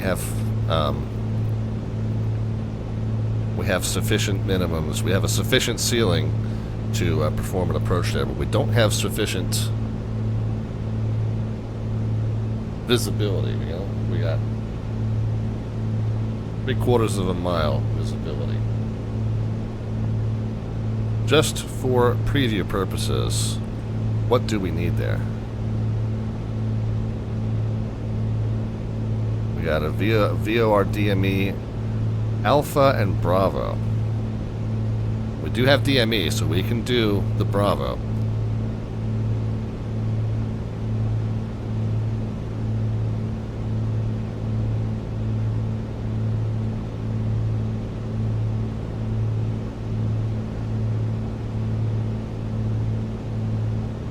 So on a 172 and the minimum's 2220,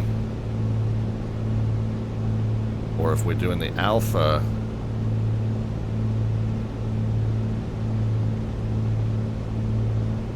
yeah, so because we have the DME,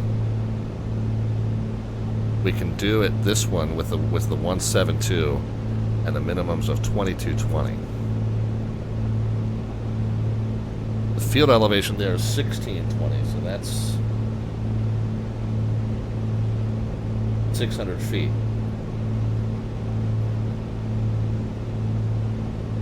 Minimum visibility 1 mile.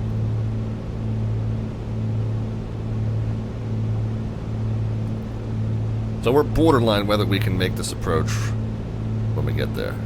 We can give it an attempt.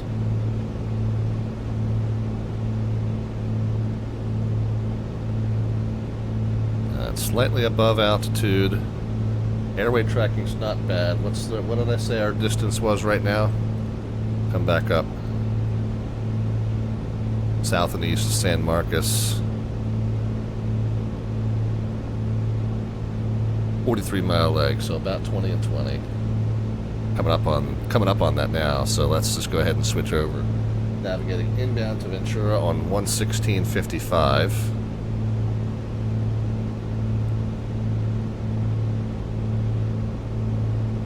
Inbound radial for that is 289.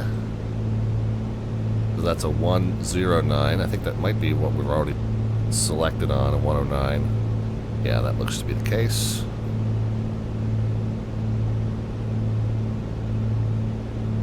And then the next one down the line, Ventura, is Santa Catalina, 1415. So we'll get that tuned in down here and ready to go in the standby. Very slight right correction to stay on course.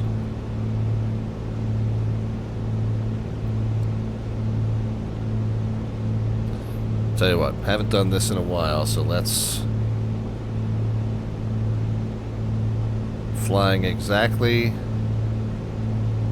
a 120 at the moment according to the directional gyro. It looks like I'm flying more of a well, let's first of all,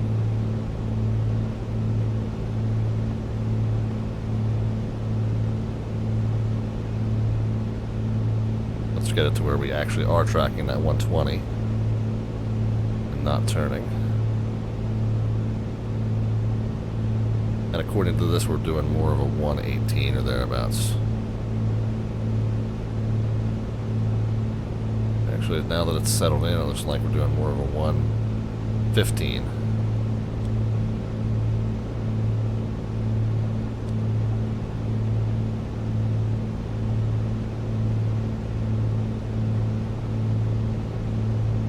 Okay. Now we're 115, 114 maybe even.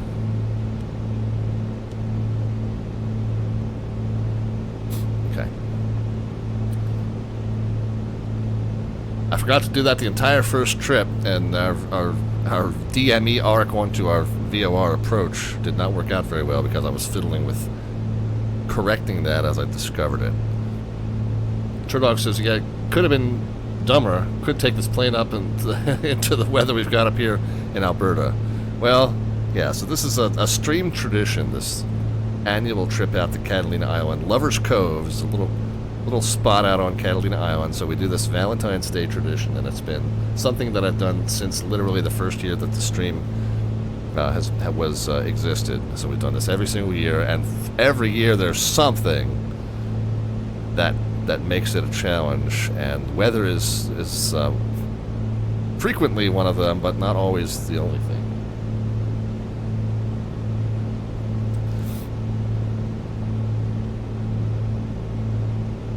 Alright, 125. 125, okay, we're good.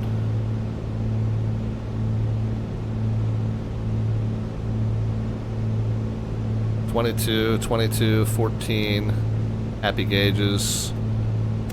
Still plenty of juice.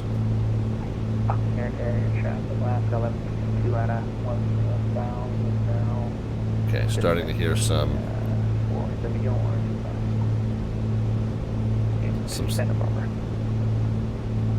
CTAF calls. I didn't quite hear well enough to know what airport that was for.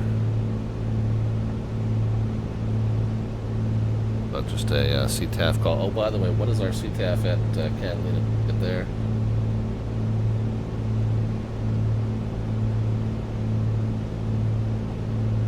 $22.7.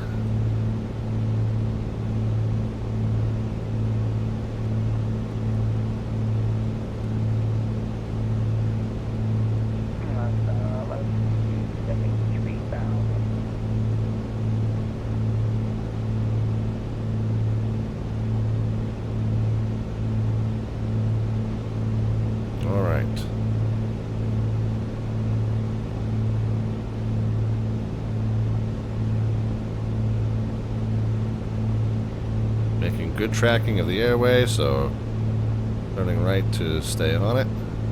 9.9 miles from our next navigation transition.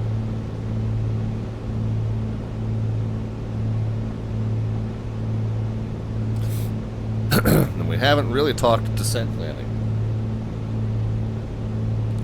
We start this. And I'll also ask you to have that smaller aircraft that can continue to descend.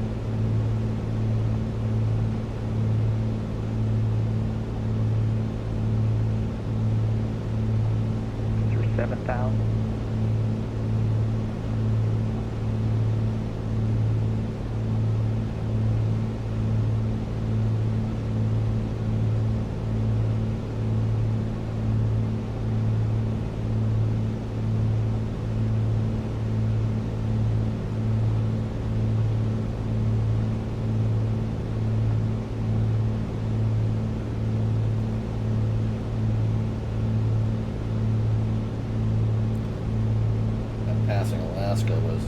Referencing us. He's at 76 and descending.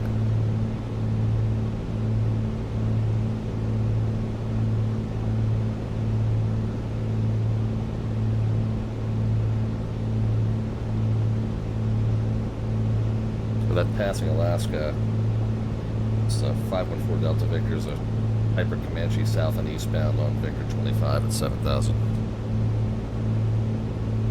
Roger, I was descending on Victor 25, 3,000. Okay, I think you're past it. We're maintaining 7 for now, but I think you're past us.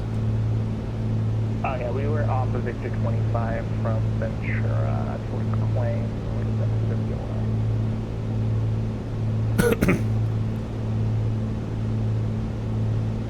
Yeah, I got a T8. That was it from you. Oh, sorry. Yeah, we didn't realize you were pointing at us. All we see is clouds. Sorry. I saw it all night.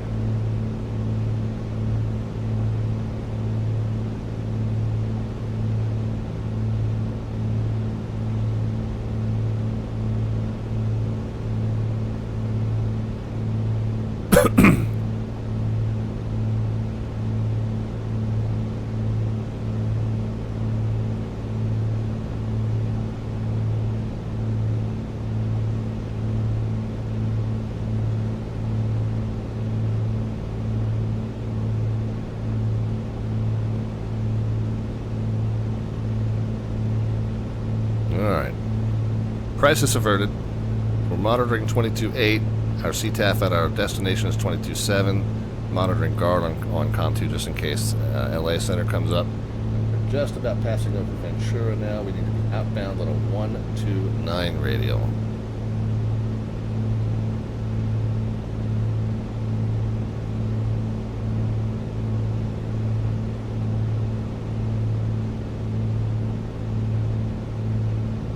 Overshot it. We'll back to the right.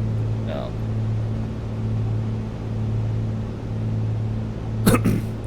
When we start this,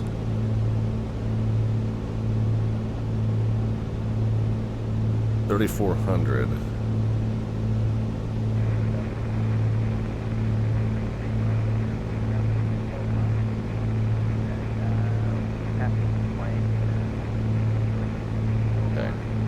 We'll say we'll start it at 4,000. We're at 7,000 now. We might need a little light in here again.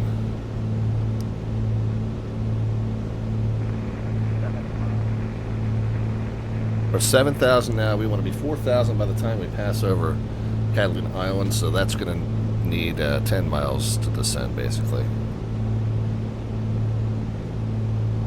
3,000 feet. We can do that in 10 miles.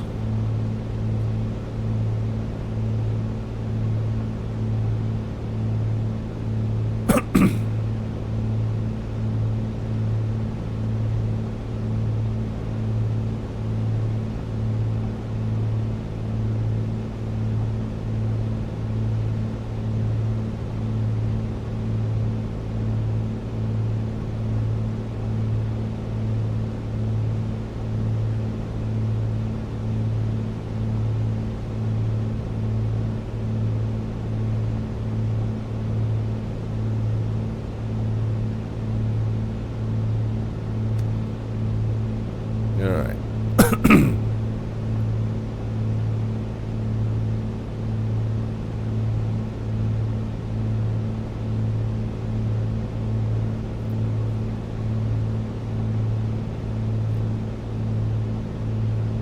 We're combating the carb icing as best as we can. Windshield icing seems to be under control.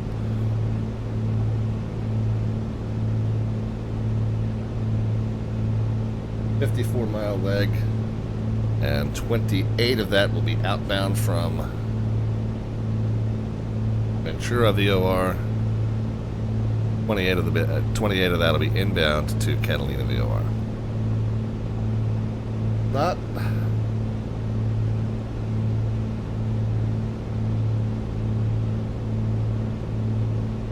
Not immediately clear how we're joining this. We go from the VOR out, so we're coming in from the north and west, and the protected side is on our side. So I'm guessing it would be a parallel entry and then outbound to Wrigley and then inbound.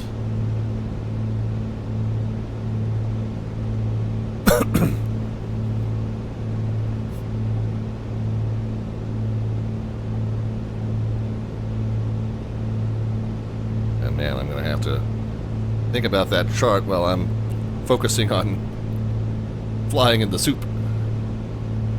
Cowie Games. what does protected side Need some mean? pliers So, and, set in of terms 30-weight ball of bearings. a hold, so this is the missed approach It's all hold ball bearings for Santa nowadays. Catalina. So we're going to use it as a course reversal. It's not really what it's intended for, but we're going to use it as a means to reverse our course, coming in on an airway that comes in this way, and then we're going to try and go this way, and then we're going to do the procedure turn, and then get pointed that way. How we get turned from this way to this way is by using this hold area that's associated with the missed approach for Catalina. If we pass it and turn that way, we're not using the area that's blocked off for obstacle clearance and traffic non-conflict. So what we want to do instead is we want to turn, kind of at the VOR, and then we'll turn contrary to the hold direction and come at it back that way. So that's what's called a parallel entry, because we're going to end up, parallel to the course here. So that way we're staying on the protected side where the hold is. Again, this isn't really a hold for course reversal for the beginning of the procedure. It's not depicted that way. It's depicted as the missed approach hold. But we're going to kind of fudge it because we don't have air traffic control to give us vectors onto this approach.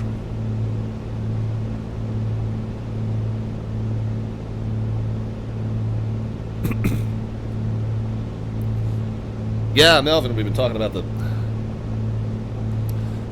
weather snitchiation all night long.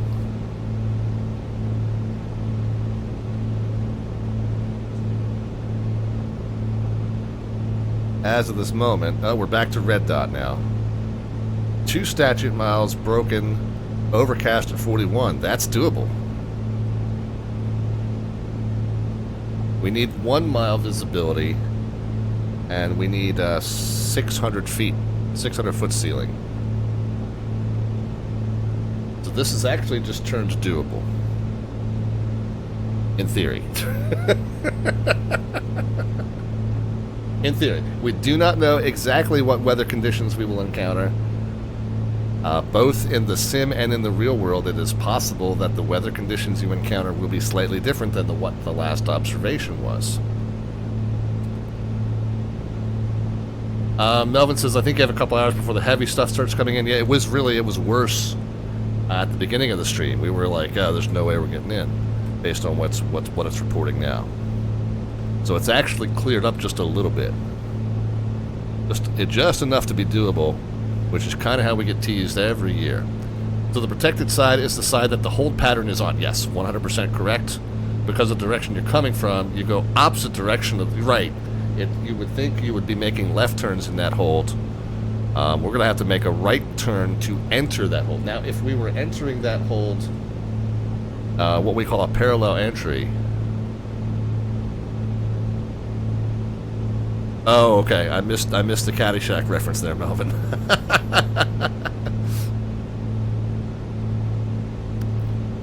Yeah. No, you're dead on. You're dead on, Melvin. So yeah, if of course, if we were coming in from this way, we would do a teardrop, which would be a 30 degrees 1 minute, and then turning in the same direction as the hold pattern. All right, but we're entering from the opposite side, so we have to do what they call this parallel entry.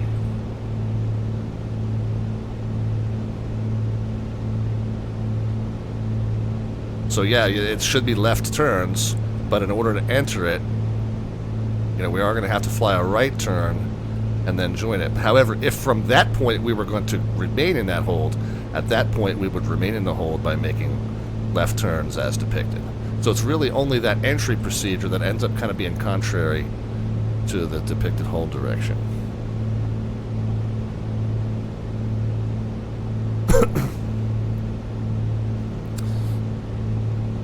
So we do need to get to correct a little bit to the right to get back on course. We need to drop a little bit of altitude. Oh man, it's starting to look like we might actually be able to land. Okay, so a little bit of a right correction to get back on course, and a little bit of down trim to get back on our assigned altitude of 7,000. Still no LA Center. Or SoCal approach. Neither one, okay. Yeah, neither one.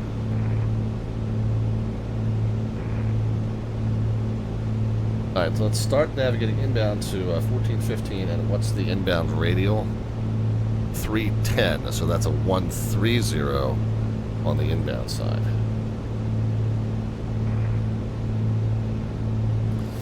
Alright, so we'll swap 1415.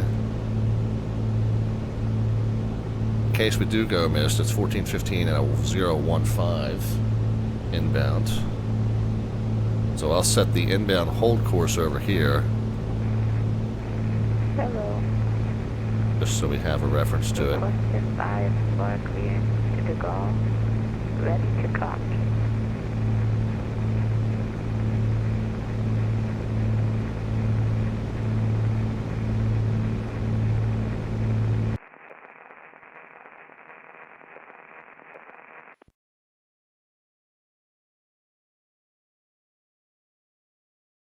Okay, so inbound on a, what do we say? 130.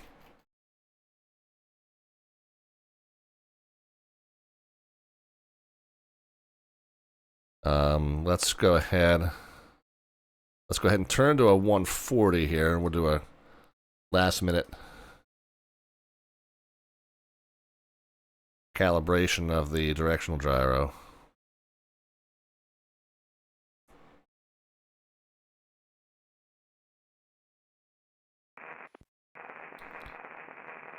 Requesting IFR.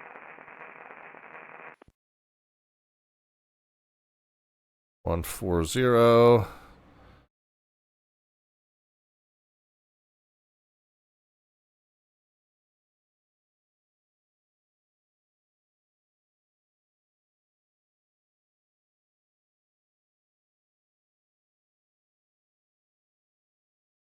And looking for the compass to kind of settle in here. We're settled in more at like a 1.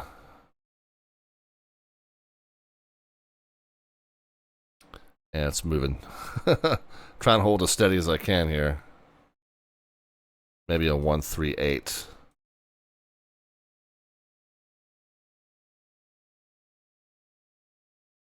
If I do a little bit more of a right turn, steer it to 140, keep it there.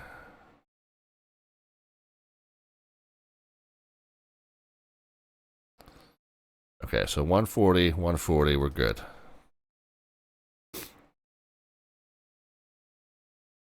We said about 10 miles out, we wanted to drop from 7,000 to 4,000 to start the maneuver. We're going to start the maneuver at 4,000. Then once we get outbound, we'll drop to 3,400, and then we'll come back to 2,300 on the inbound side.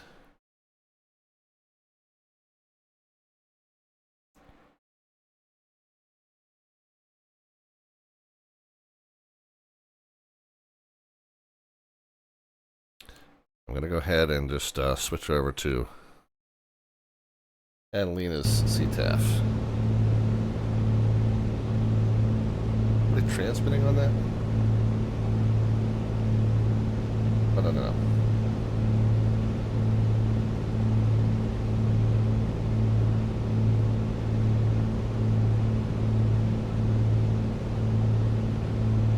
Did I drop the engine sounds out? I was trying to drop out the person who wasn't quite sure what they were supposed to be saying on 22.8. I think I might have dropped the engine sounds out by accident. We're all good.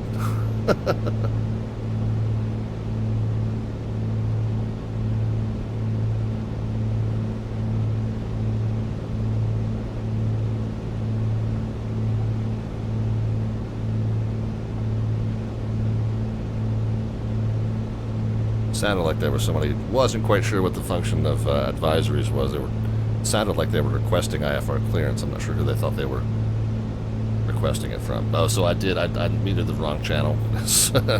Sorry about that, Eastcan. Thank you for the confirmation.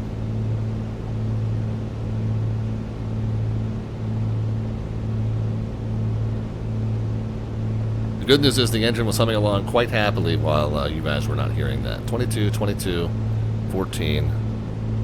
Plenty of fuel. I am going to go ahead and switch back to the main tanks here. Fuel pump's on. Pressure's good. Fuel flow's good. Left side forward.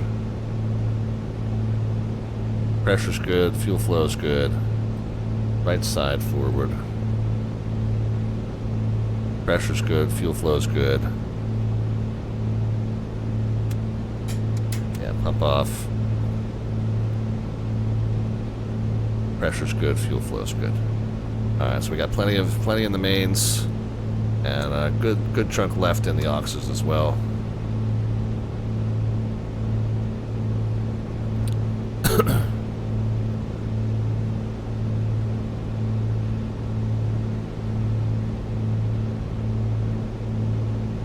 Let's take one more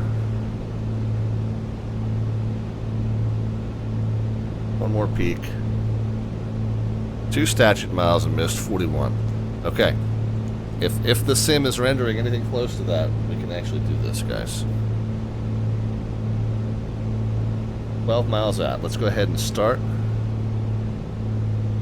Reducing power. And getting ourselves into a nice gentle descent.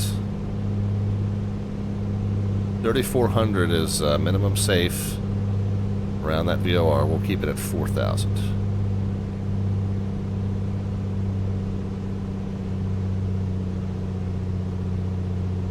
Catalina traffic, Comanche 514 Delta Victor 10 miles north and west. 7,000, we're going to be descending 4,000. Then we'll be joining the VOR Bravo into the airport, Catalina.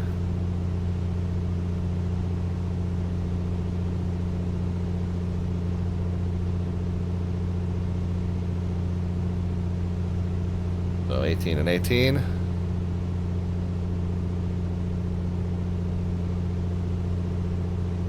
Overcorrected the course.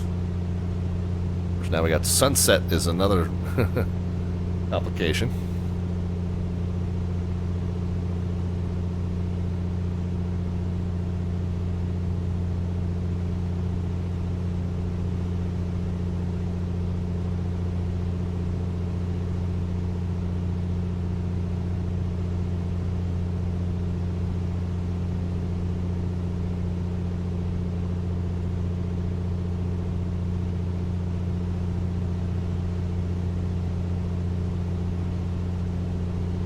An interesting cascade of thoughts happening in my head right now, guys. So anytime I see the Ventura VOR, the song Ventura Highway by America starts popping into my head. So that's step one. Step two is Ventura Highway was used kind of as the epilogue music in the movie We Are Marshall about the Marshall University football team. Well, the Marshall University football team at the beginning of that movie perished in a plane crash that happened in bad weather. So, hopefully not an omen.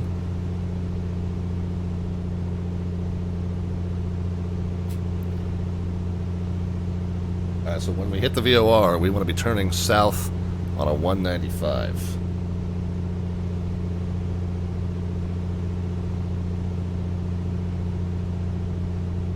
Kind of use this 015 is tuned, so we can kind of use that as a guide to whether we're staying on the protected side. And 4,000 was our target.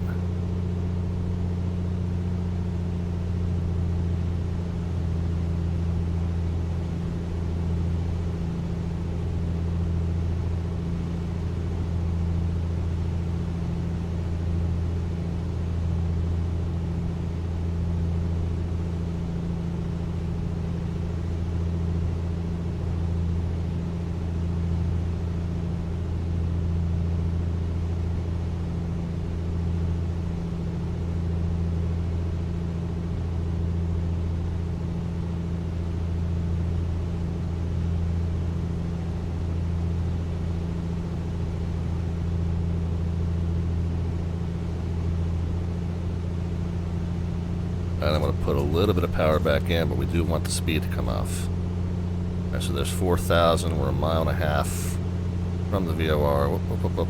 4,000. Let's keep it up there.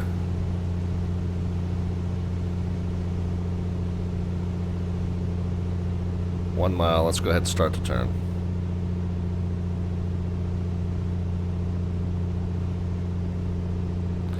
Catalina traffic, Comanche 514 Delta Victor 4000 over top the VOR, turning outbound southbound for reversal, and then we'll join the VOR Bravo. Catalina.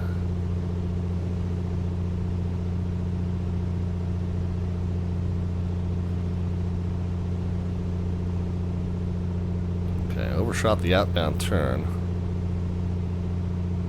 but I don't think we crossed. 195. And now that VOR is starting to come in.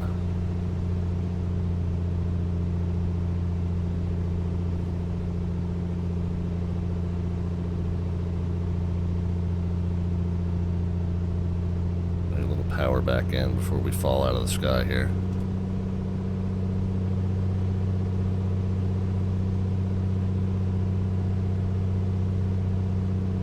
Okay, so we're right on that 195 radial now.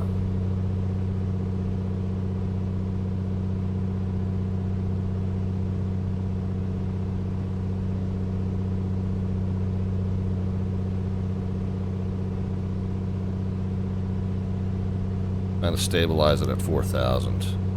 Okay, so we're right on that 195 radial. I'm going to turn right. Stay on the protected side of it.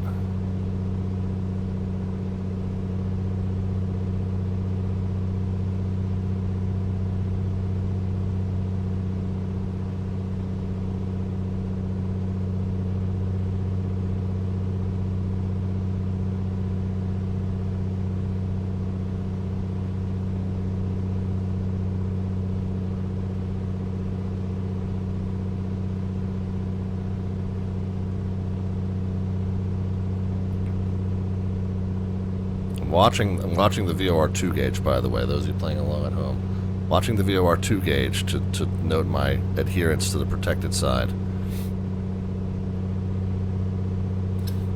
Meantime, I can set the course for the approach to a 172. Doesn't have any bearing on what we're doing right now.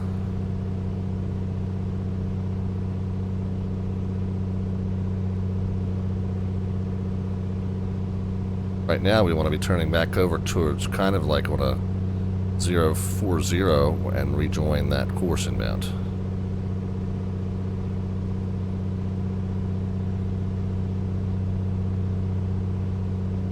We're not doing too bad. We got 19 and 19 set for power.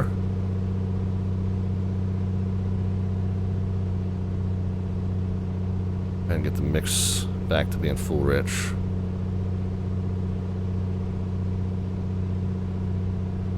Okay, we can ease it back down to 4,000, and I'm going to be watching this to rejoin that 015 inbound now. So we're rejoining from the north, from the west to a 015 back to the VOR.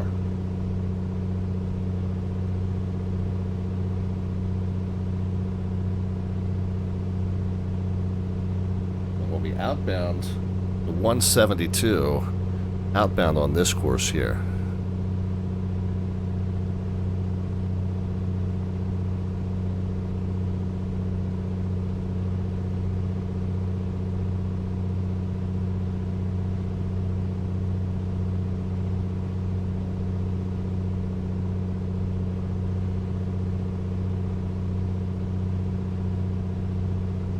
Looks like I never really did find that inbound course, did I?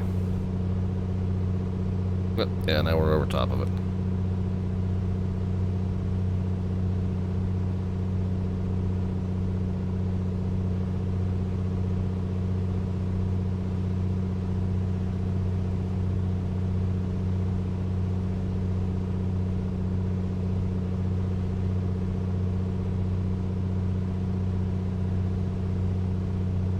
Overshot the turn just a little bit, but we'll get back on it right quick.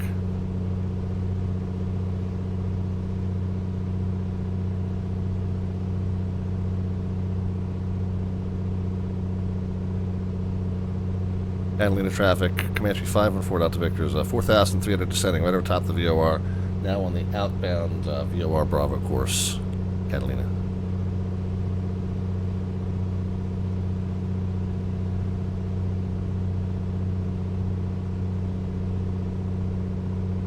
Okay. Now we've rejoined that outbound course. We'll remain within 10 miles as we make the maneuver. So we'll join the course outbound. We are now allowed to go down to 3,400.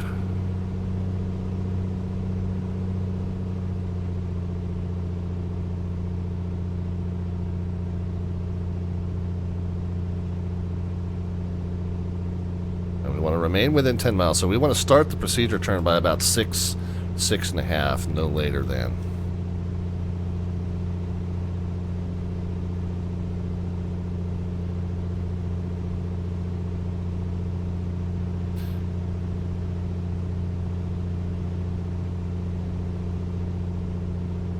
Procedure turn is going to look like a 45-degree turn out, 1 minute, and then a 45-degree, 180 turn back in, 1 minute, and then rejoin the course inbound. That's the hockey stick that we're going to be drawing. But let's get back on course here. And 3,400 is the minimum altitude for it.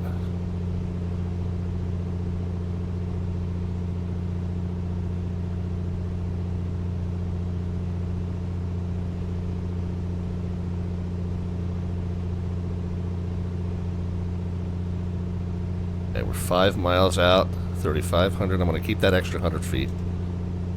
No, I'm not. I intended to.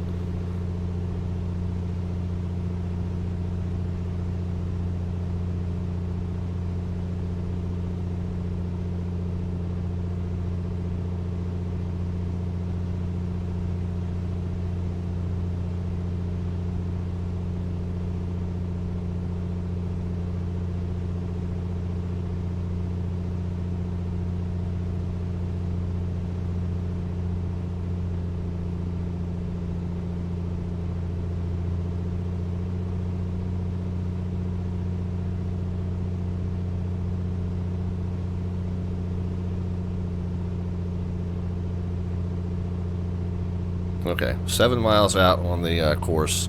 We need to go ahead and start this procedure turn now. Alright, so 45 degree left turn, 307. Come on, nose up.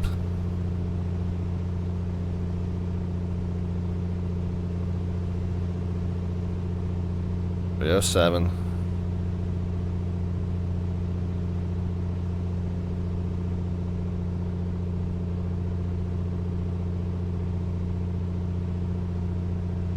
Alright, we're flying about a 307. Second hand is just sweeping past the 3.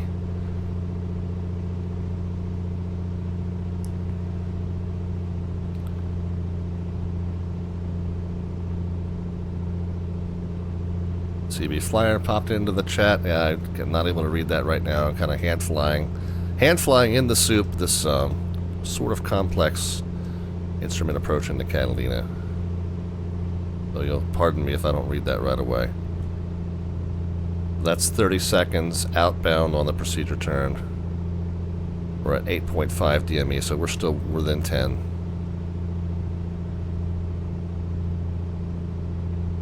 Alright, speed's right where we want it. Matter of fact, I'm going to go ahead and drop the gear in first notch of flaps.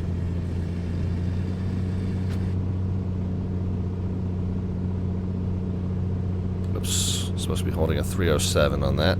Okay, now we're second hand's passing the 3, so we'll make our inbound turn.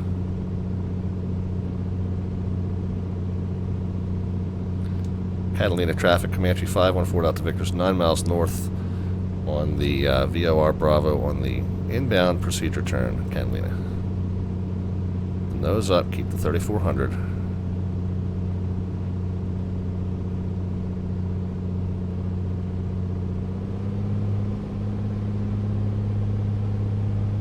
Speed drop there.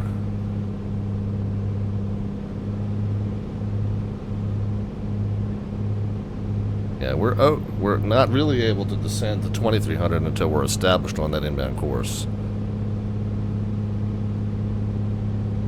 So I'm 100 feet low right now.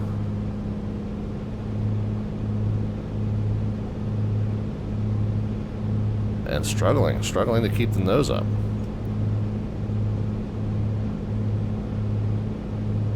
Okay, so we're 127, back to join the inbound course. Still struggling to keep the nose up.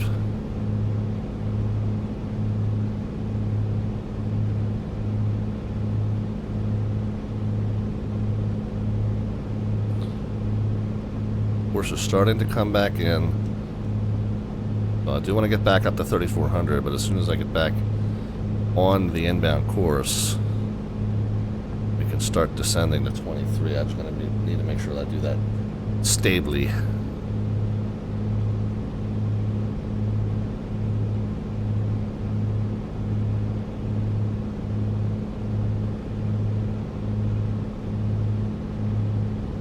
Okay, we're back to 34. We're almost on the inbound course.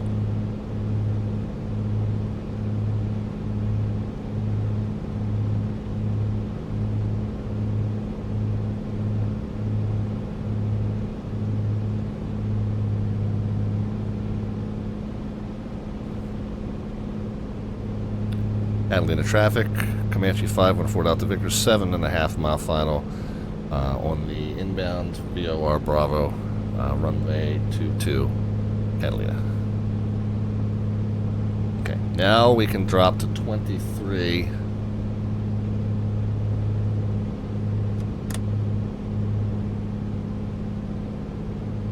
And minimums are 2220, so once we get to 23, if we don't see airport, we're pretty much diverting. We want to be there by 5 miles.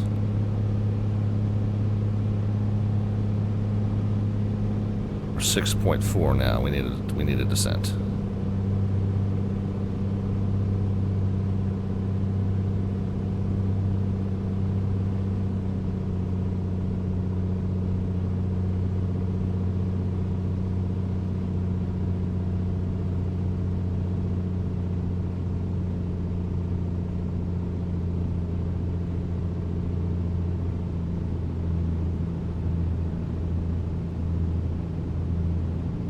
Pretty close to the inbound course.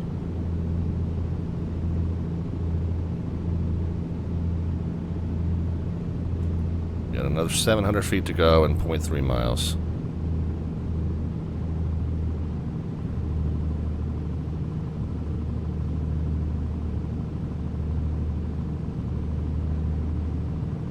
Okay, we are within 5 miles of the airport. And I don't see it. However, we haven't quite made it down to missed approach altitude yet. So we're already kind of botched this procedure. I should be executing the mist. I'll take it down to the minimums of 2220. If we don't see anything, we'll go.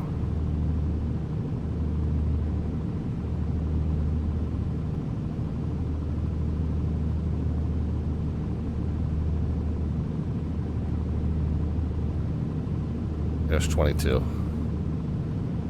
I got nothing.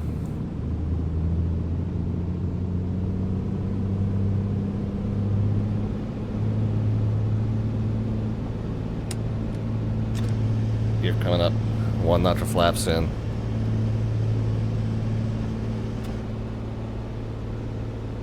We're right at the minimum decision height. Oh, I kind of see something there. Oh, hey, we got it. We got it in sight.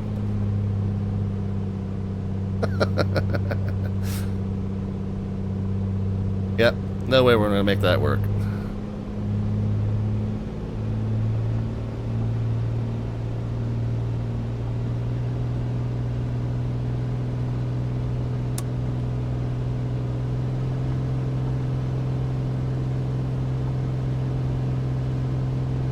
No way we're going to make that work.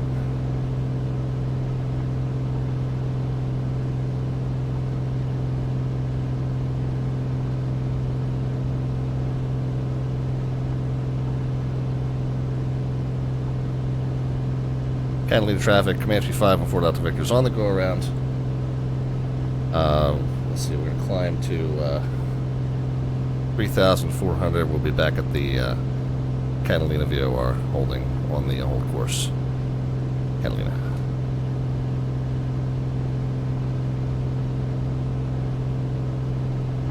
So hold course is a 015 inbound, so we should be on a 185 outbound. And I'm going to add 30, 18, 19, 20, 21, add 30 to that in order to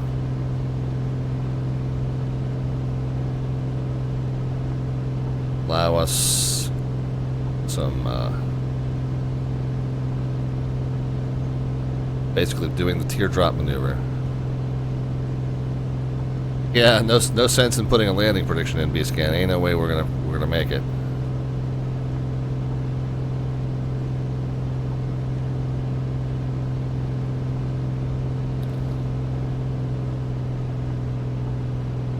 Level it at 34.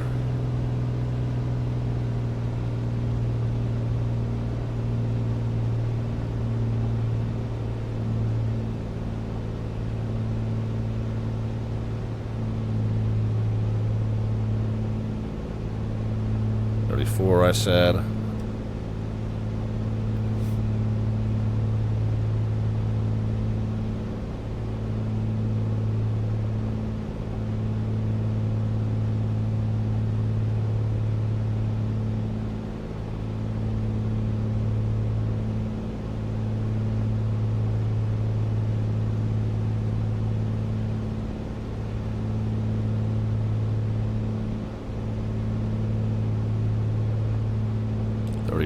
I said.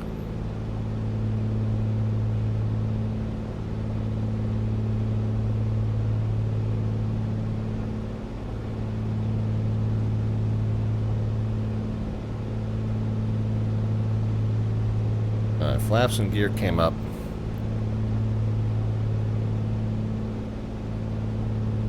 Let's do 20 and 20 on the manifold. No need to burn rubber through the sky here. 4 miles out. Let's go ahead and make our turn in toward the VOR. We're going to try and match this 015 radio inbound.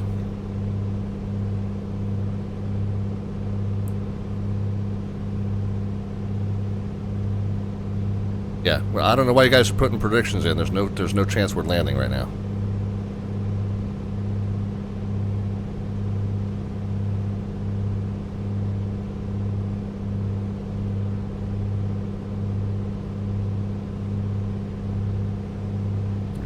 Way overshot the inbound hold course also.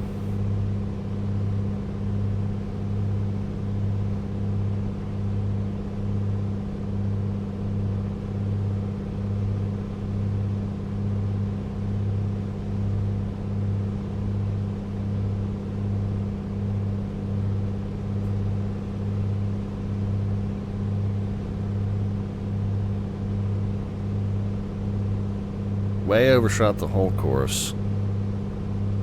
Get back to a gentle descent down to 3,400. Back on that whole course of 015.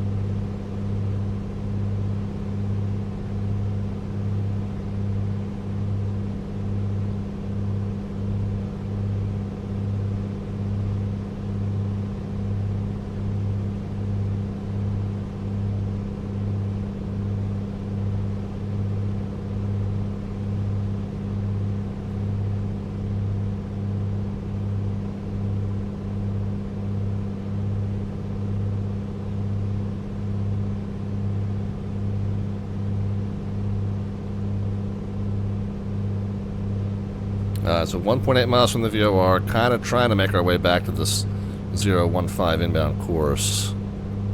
Whether or not we do, once we pass the VOR, we'll turn outbound to a 19 or 5. And if we get that to the point where we're nice and stable at 3,400, We'll just say 35. Just say 35. Yeah, whether or not. Get to the point where we're nice and stable at 3,500. Established on the... Okay, there's our inbound course. Kind of passing...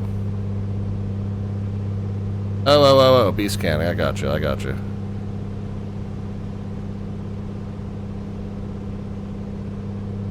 195 was the correct outbound course. You're correct.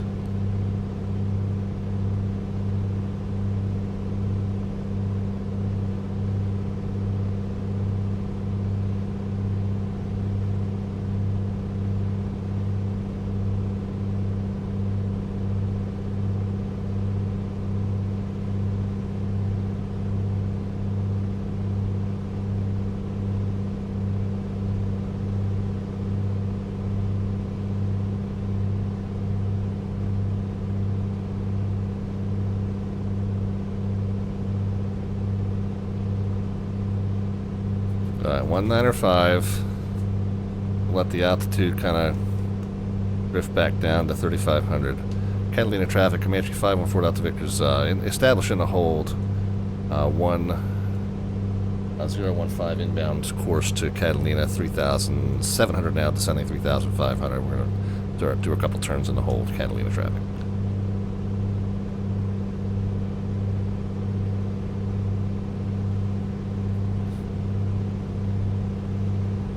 Come on. Stop trying to fall out of the sky.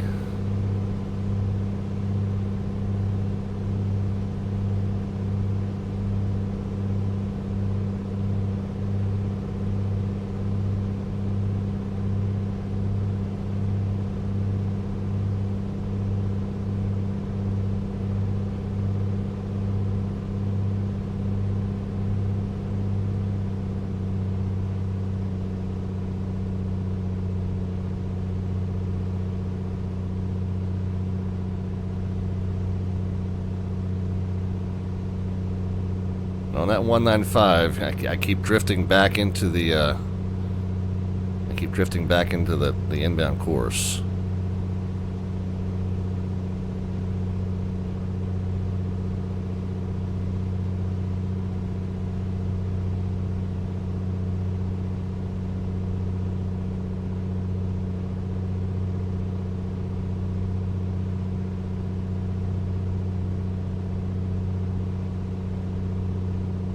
Alright, what are we going to do, guys? Is it worth another try?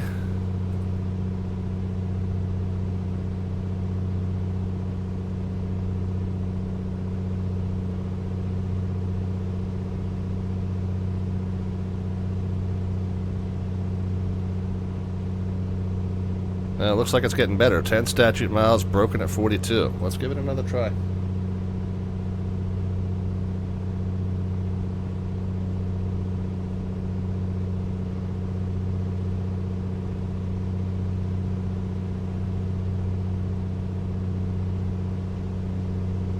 Keep the nose up in these turns, man.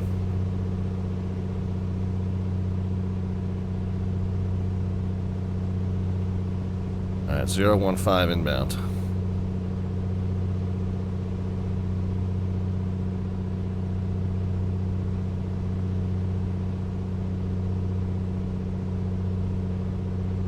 Slightly overshooting the inbound course again.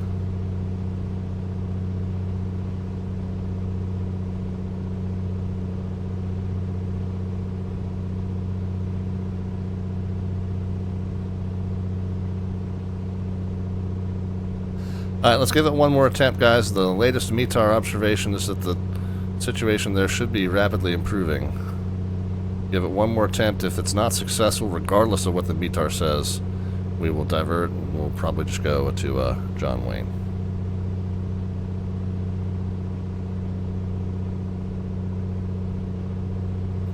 Okay. A little bit better with our hold course. Let's get on it. 015 inbound.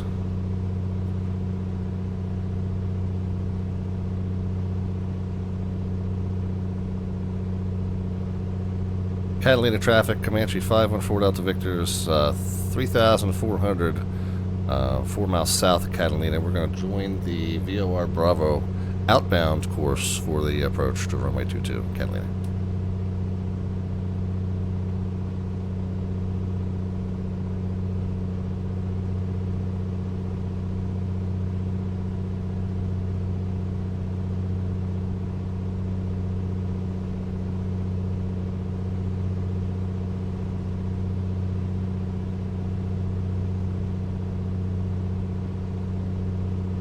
We see lights there, and that's kind of a promising sign.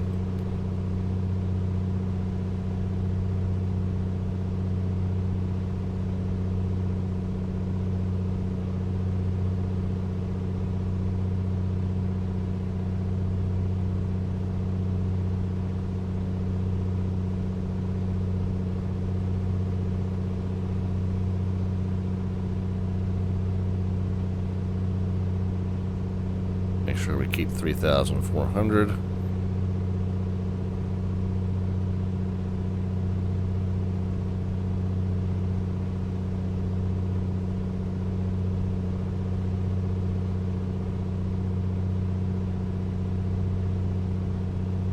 Yeah, you'd see more lights without the landing lights bleaching them out. Yeah, it's probably true.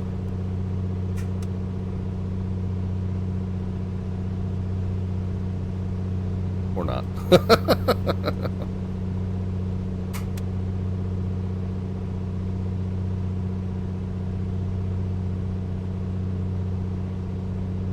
Alright.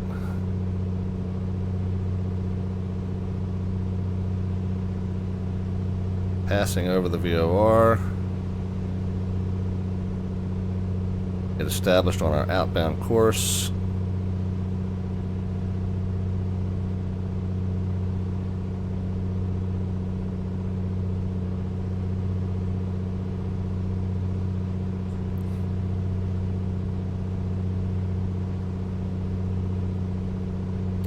Got some runway lights there.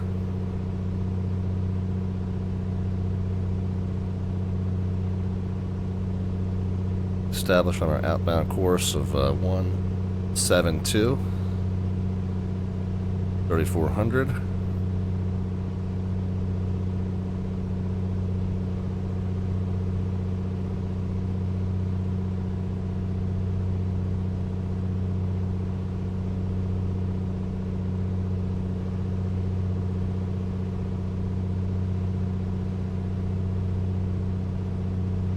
Catalina traffic, Comanche 514 Delta Victor, now established on the outbound VOR Bravo course 2 miles north of the airport, Catalina. 3,400.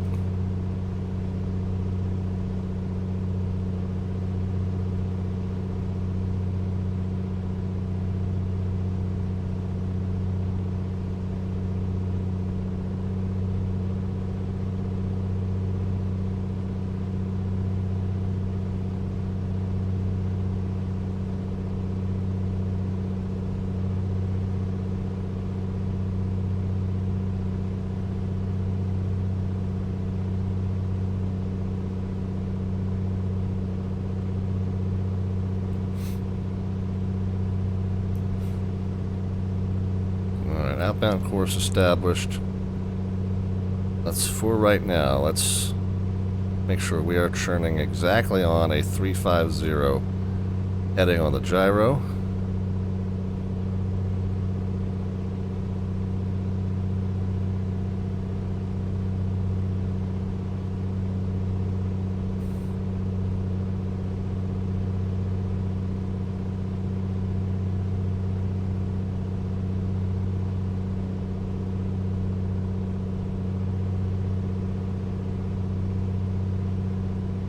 Okay, there's 350.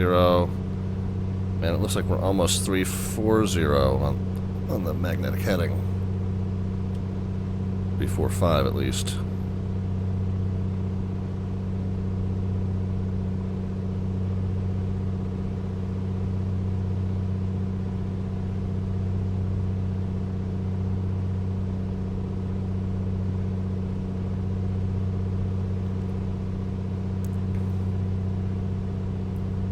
Of course, the fact that this is all turned into a Night landing is complicated matters as well.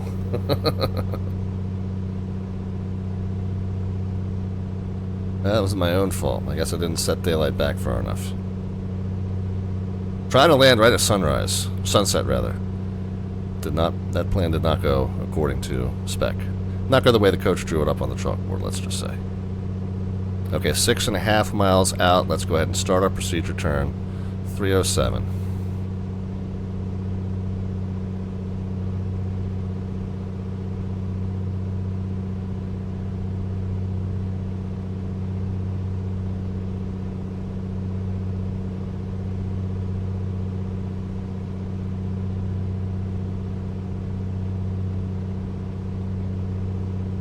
Alright, second hand is sweeping up past the 10.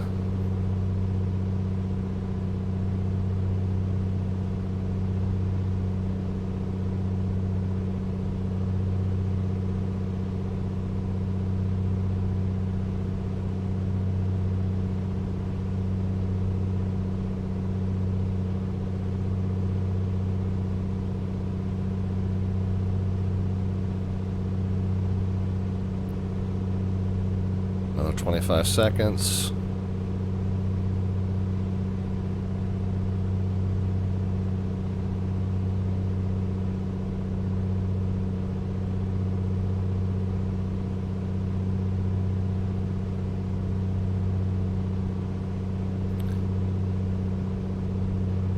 $29.92 is the last reported altimeter.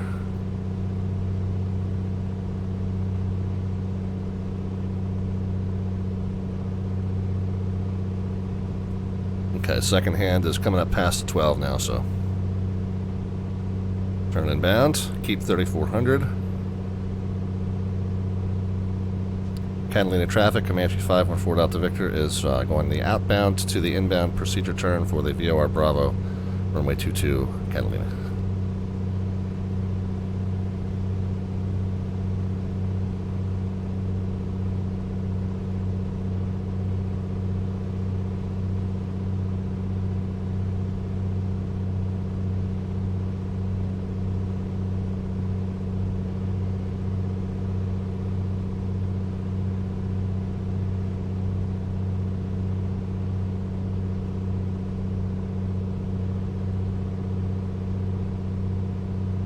Uh, 127 and then join the inbound course.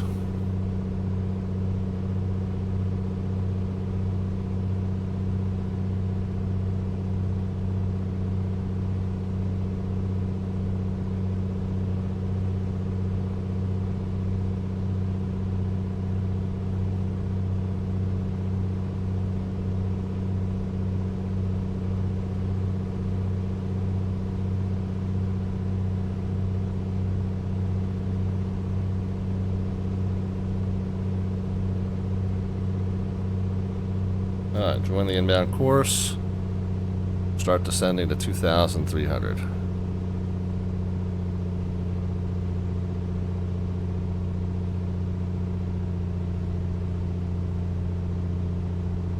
I see a runway. Guys can start putting some predictions into the chat as far as the vertical descent rate upon touchdown. No bot command necessary, just a number into the chat, positive or negative. That'll be your indication of the descent rate at the moment the wheels touch runway surface, and the winning entry gets, closest entry gets an automatic entry into our monthly landing rate raffle.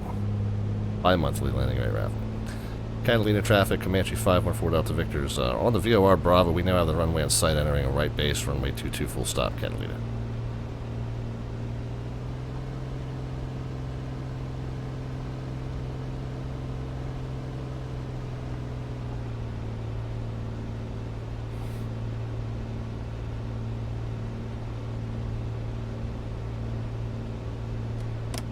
Gear, first notch flaps.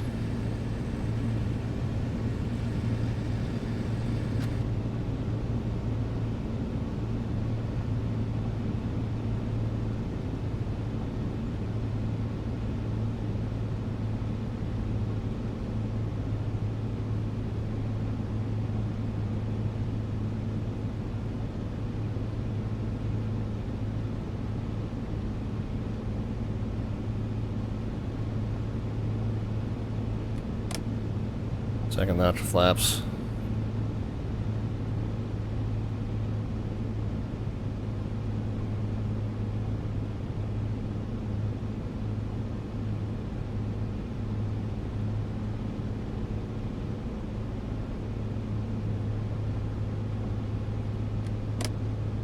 Third and final notch of flaps.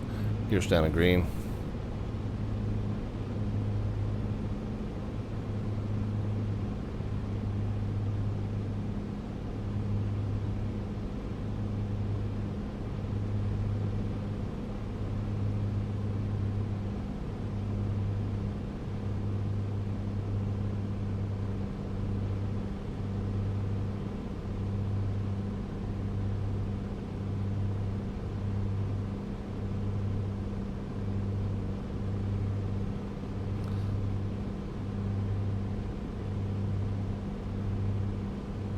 Catalina traffic, Comanche 514 Delta Victor's turning onto a about a 2-mile final, runway 22 Catalina.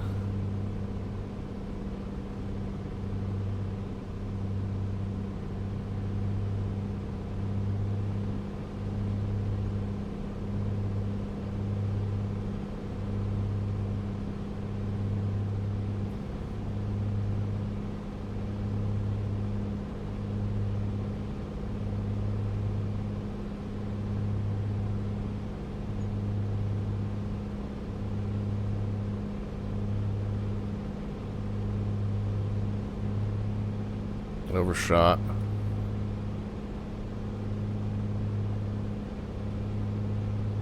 Speed's good. I think we're too high.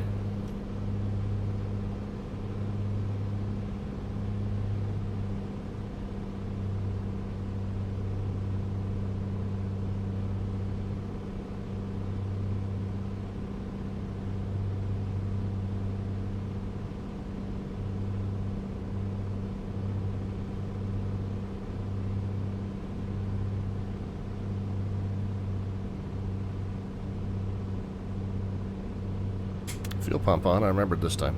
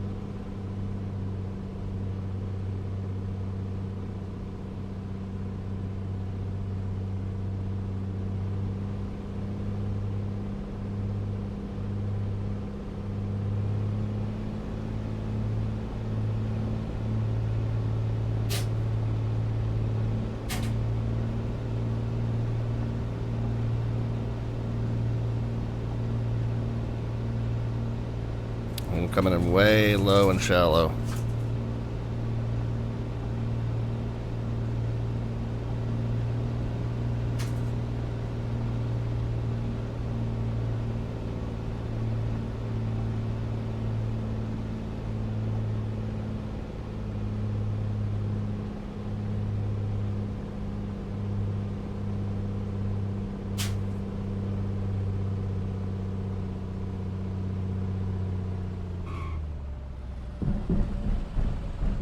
Alright, we made it. Sloppy, we came in way low and shallow, overcorrected, floated down half the runway, and we still survived.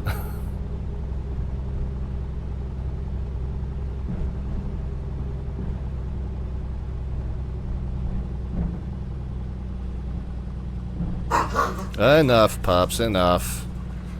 I'll take care of you in a moment.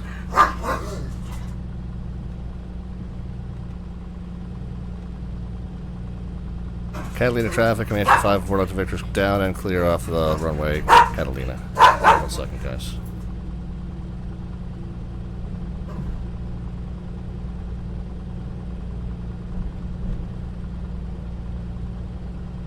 Alright, back with you. Other flaps, strobes, landing and taxi. Oh, let's keep something on. Fuel pump and pitot. Or Pete.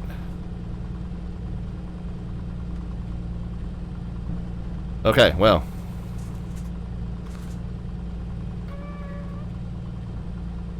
A lot went wrong. It was not textbook by any means. But here we are.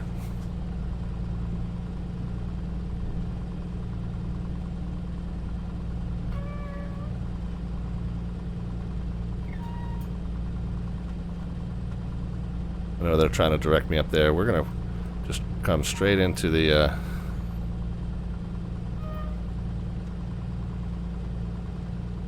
straight into the Diva parking here.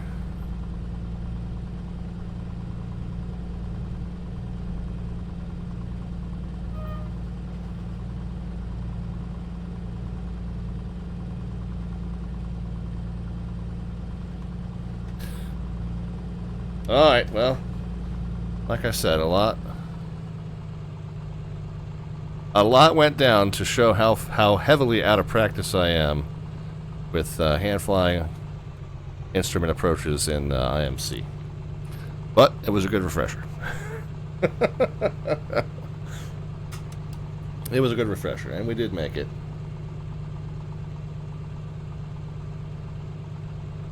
Flaps, pitot, fuel pump, landing lights, strobes, and mixed leans. Okie doke. And I'm not going to worry about the fuel and timing prediction because we did all those extra turns and such and wasted a lot more time and a lot more fuel. We won't even worry about that. Let's go ahead and get the plane shut down and then we'll talk about your predictions. Let's go ahead and get the radios off. That includes the transponder.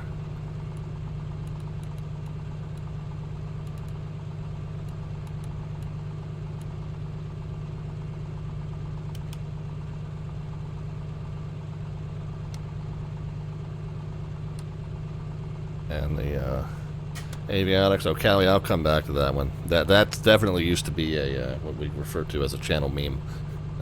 We haven't heard that one come up in a while. I'll talk about it though. The avionics are all off. I'm not going to worry about the live mag check. We'll just go ahead and throttle down and cut off the mix. And the magnetos can come off. The fuel selectors.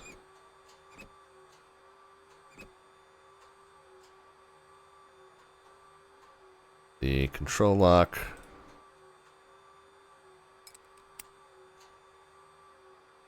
Get the door unlatched and open.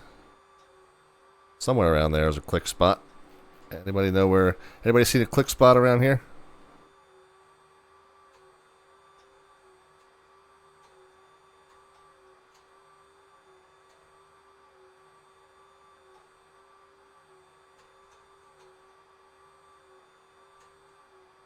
Where's the latch?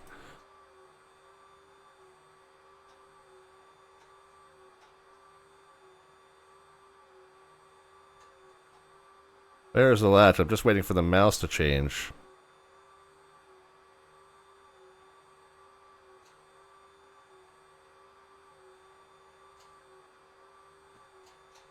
Come on, somewhere around there, there's a click spot. Don't make me cheat. Turn daylight on. I'll do it. Crying out loud.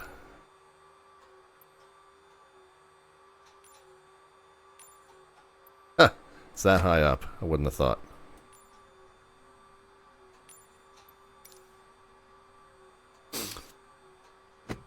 Alright, doors open.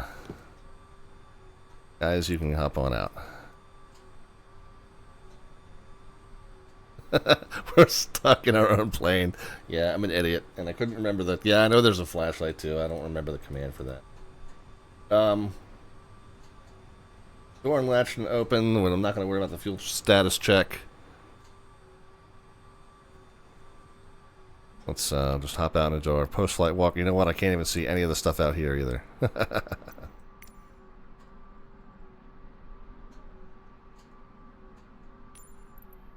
There we go. And let's back up. So, yeah, our friends Oscar and Sierra, they can now hop out. And I'm sure they want to. Let's go ahead and get the nav and beacon light and battery off. Alright, we'll real quick run around to reaffix all of the static items here.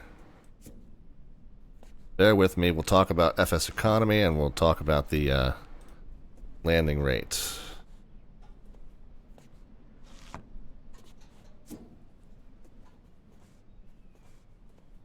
Alright, one more tie down in the back.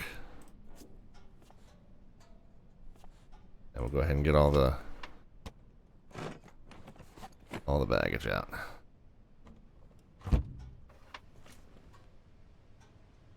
Alright, there we are. Of course, we would be outside the plane and closing and relatching the door from outside.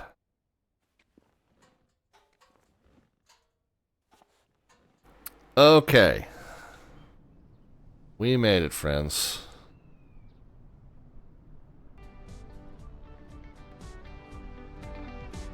By the grace of all that is holy, and probably not for any other reason. Alright, I know I owe you some landing rate results. I'm just going to get a nice closing shot here. A nice place. I do hope that I get a chance to visit it for real one day.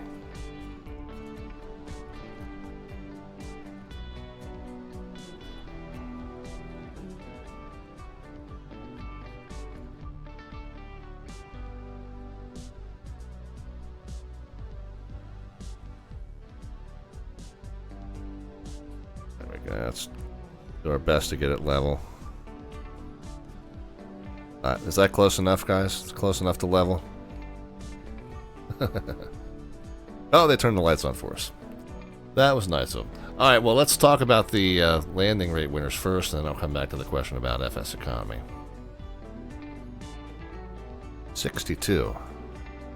Now, I floated down a good chunk of runway before I set it down at 62. But we did it.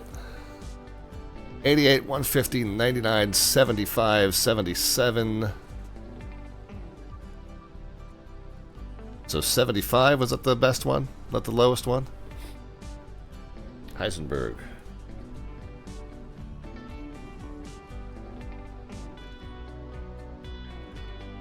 KAVX 212.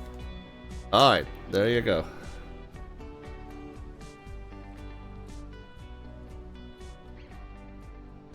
And for those of you new to the channel, we do an entry toward the end of, we do a drawing toward the end of the even numbered months.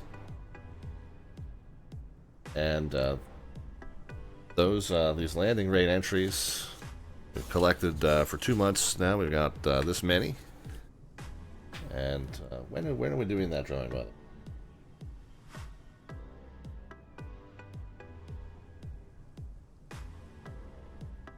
Tuesday the 25th. So is that a week from, no, what's today? 2 weeks from yesterday, right? So today's the 12th. Yeah, so 2 weeks from yesterday. Anyway, so Tuesday the 25th, we'll do our February drawing of our landing rate raffle, and whichever of the names comes out of that fishbowl, of course you saw how the entries get in there, but whoever's entry comes out will get their choice of any of the prizes off of the Slant Alpha prize haul. You can get your choice of any of our branded merch items, t-shirt, ball cap, mouse pad, coffee mug, or tote bag, which I will ship to you at my own expense, or if you want an electronic gift card to Amazon or xplane.org store or simmarket.com. Those are your choices as well. So, Cowie Games asked about FS economy. FS economy, when I first started controlling with the Washington ARTCC, and this was, well, not first, but when I kind of had, I got my S1, did an event, I didn't like the people I was working with, I left, I came back in 2018.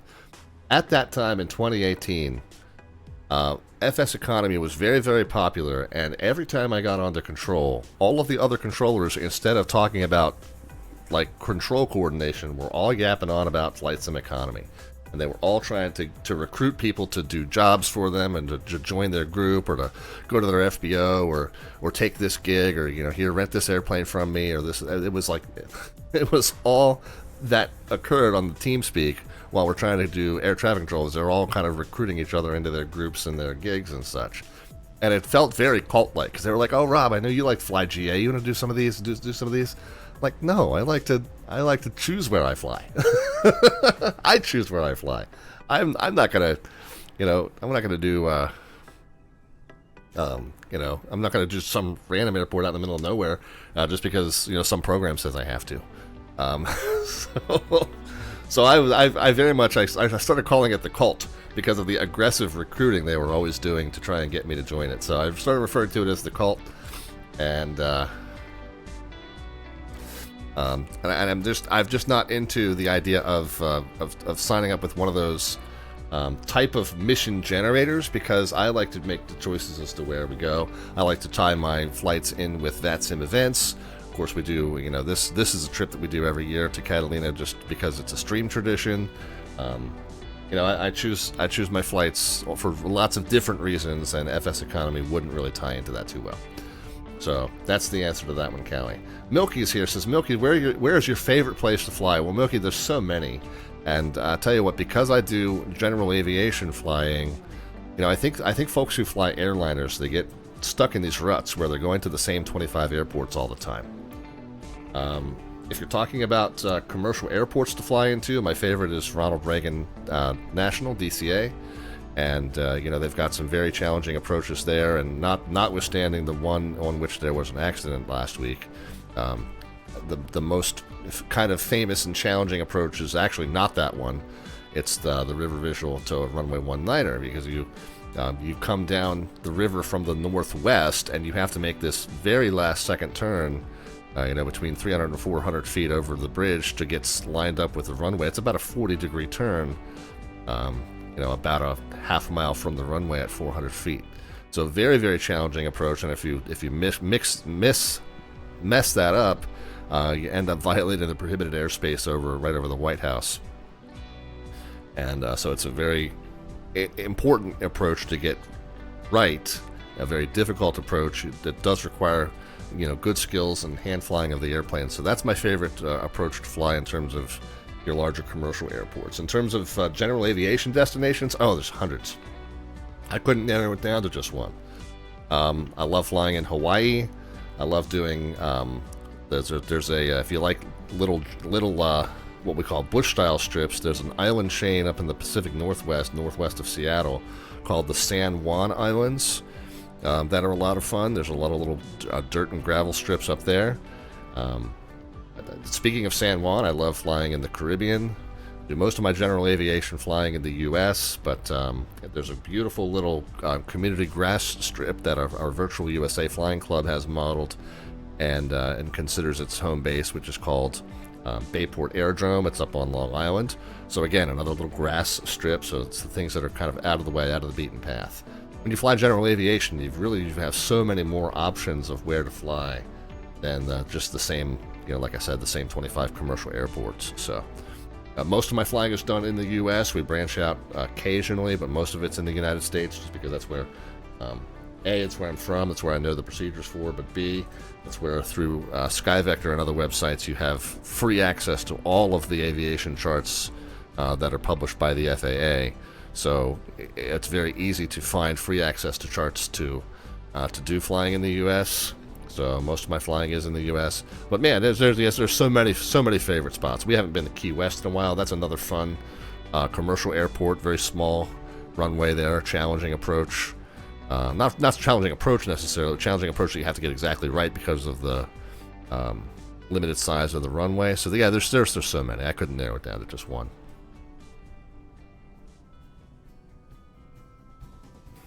Oh, Cowie Game says, I didn't know VATSIM had events. I like the idea of FS economy. I'm not sure I like how it's implemented. Yeah, I get what you're saying, and to some extent, Cowie, but yeah, like I said, I've got so many other reasons that I enjoy flying and choosing my destination and origin, that you know, I really just don't. I wouldn't ever have enough time to tackle any of those flights. But anyway, if you ever want to know what events are going on, at least within VAT USA, there's a global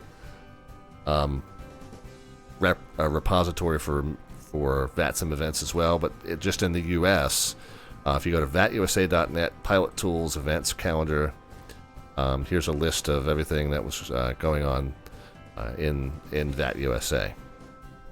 This is the 12th. On the 14th, we got Feel the Love, which is the annual one that Fort Worth puts on. That's centered at Dallas Love Airport, because love, you know, Valentine's is kind of a theme thing. But yeah, all kinds of great events, and we'll be on the 17th, by the way. One of the controllers, one of the instructors, and staff members down at Jacksonville ARTCC passed away kind of unexpectedly at a fairly young age just last week, and they're going to be doing a commemorative evening for him. They're going to be featuring Jacksonville and Orlando on Monday. So on Monday we were supposed to be doing a trip into Ontario, California. There's a star that's really kind of interesting and challenging coming into Ontario, California, that we're going to try it out on Monday in the 737. But I think we're going to shift our plan. We'll still probably fly the 737. Or no. I'm actually going to be controlling on Monday because it's Jacksonville's DC's neighbor to the south. I'm going to actually be doing air traffic control, probably at Raleigh-Durham for that one. So Monday we're going to change up the plan. I know it says we're going to be flying that approach into Ontario, California, but Monday it is now an air traffic control stream because we're going to help out our neighbors down to the south to commemorate the loss of their friend and colleague. So that'll be the plan for Monday. We'll get the show's schedule updated hopefully early tomorrow so that's reflected properly. But it will be an air traffic control stream on Monday, the 17th. 17th?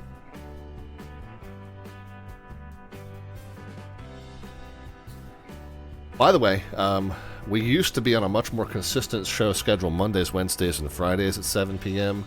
U.S. Eastern Time, and I know that this week is Monday, Wednesday. Next week it's Monday, Friday.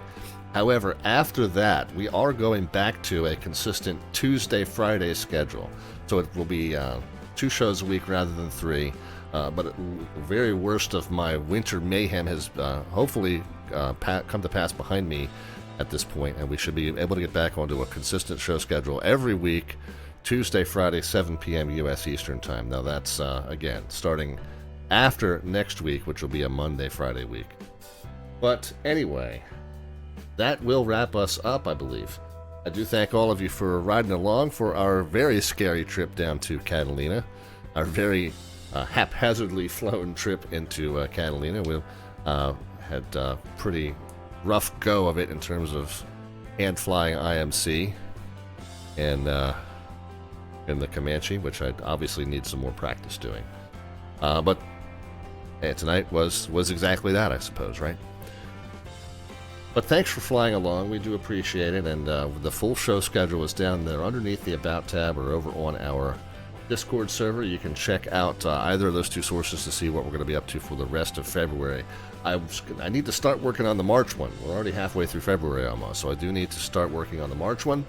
We'll get that published, and a bunch of other stuff I have to catch up with pilot training. So yeah, it's a busy time for me, but hopefully get all that taken care of and caught up, and you'll see the March schedule get thrown up onto the Discord server sometime in the next few days.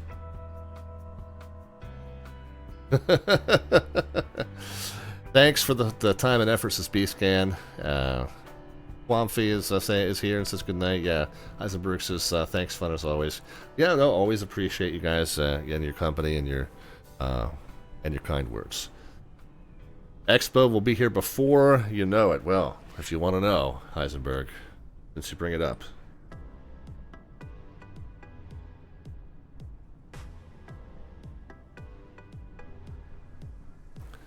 $3,201 hours to go.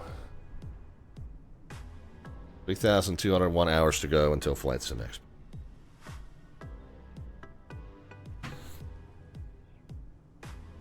Yep, that's been flashing across the bottom of the screen as well, and that's June 27, 28, 29, Providence, Rhode Island. So you guys can check that out, flightsimexpo.com, and hopefully get a chance to get up there and see a 3-day event. It's the largest event like it in North America, and it's a conference and trade show for flight simulation enthusiasts. You'll have speakers, panel discussions, presentations, product unveilings.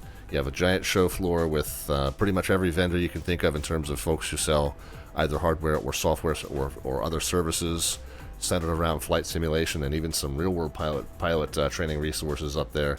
So a great place to go shopping, or go learn new things, see new products, but really just the social event of hanging out with 2,500 plus flight sim enthusiasts, all into the kind of the same stuff that you are. It really shouldn't be missed. Hope that you'll be able to get up there and hang out there. I will be streaming from the show floor for a good chunk of the weekend, so I hope that you will stop by the VASTIM booth on the show floor and say hi to me as I'm there.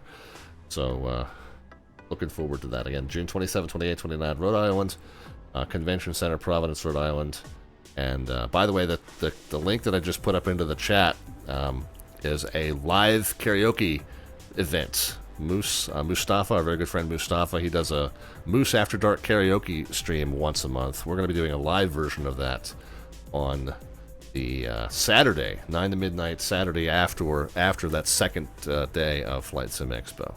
So if you're definitely going to be at Flight Sim Expo and definitely interested in attending a live version of karaoke, go ahead and fill out that Google form there to let Moose know we're collecting the RSVPs. And it's a limited size venue for the private rooms, so we'll have to figure out how we're going to make selections and choose who is exactly going to be able to attend that. But get your interest registered on that form ASAP so we can start figuring that stuff out. All right, well, our next show is coming up on Monday. As we said, we will be doing some VATSIM air traffic control instead of the what was on the schedule, so hopefully we will see you then. Let us see, who do we have on doing flight sim stuff now? Oh, our friend Jersey Aviators. Man, I never get to raid him. He's on JFK ground doing some VATSIM air traffic control. Let's go ahead and send the raid over to him. Hopefully you guys will get a chance to hang out with him and tell him that his friend Slant Alpha says hello. Jared Flies popping in here at the last minute. Hello and goodbye, Jared Flies. But hope that you'll stick around and join the raid over to our friend Jersey Aviator. We will see you then on Monday. I will not be here on Friday. I'm going to at my own Valentine's weekend plans with the wife, but I will be back with you on Monday, 7 p.m. U.S. Eastern Time for some VATSIM air traffic control. So I hope that you guys will join us then, but in the meantime, do have a happy, healthy, and safe rest of your week and upcoming weekend, and Valentine's Day if you have someone special to share that with, besides me. Hope that you enjoy it, and we will see you on Monday. Thanks again, friends. We'll talk to you soon. And make sure that you say hi to Jersey Aviator for us. Take care. Good night.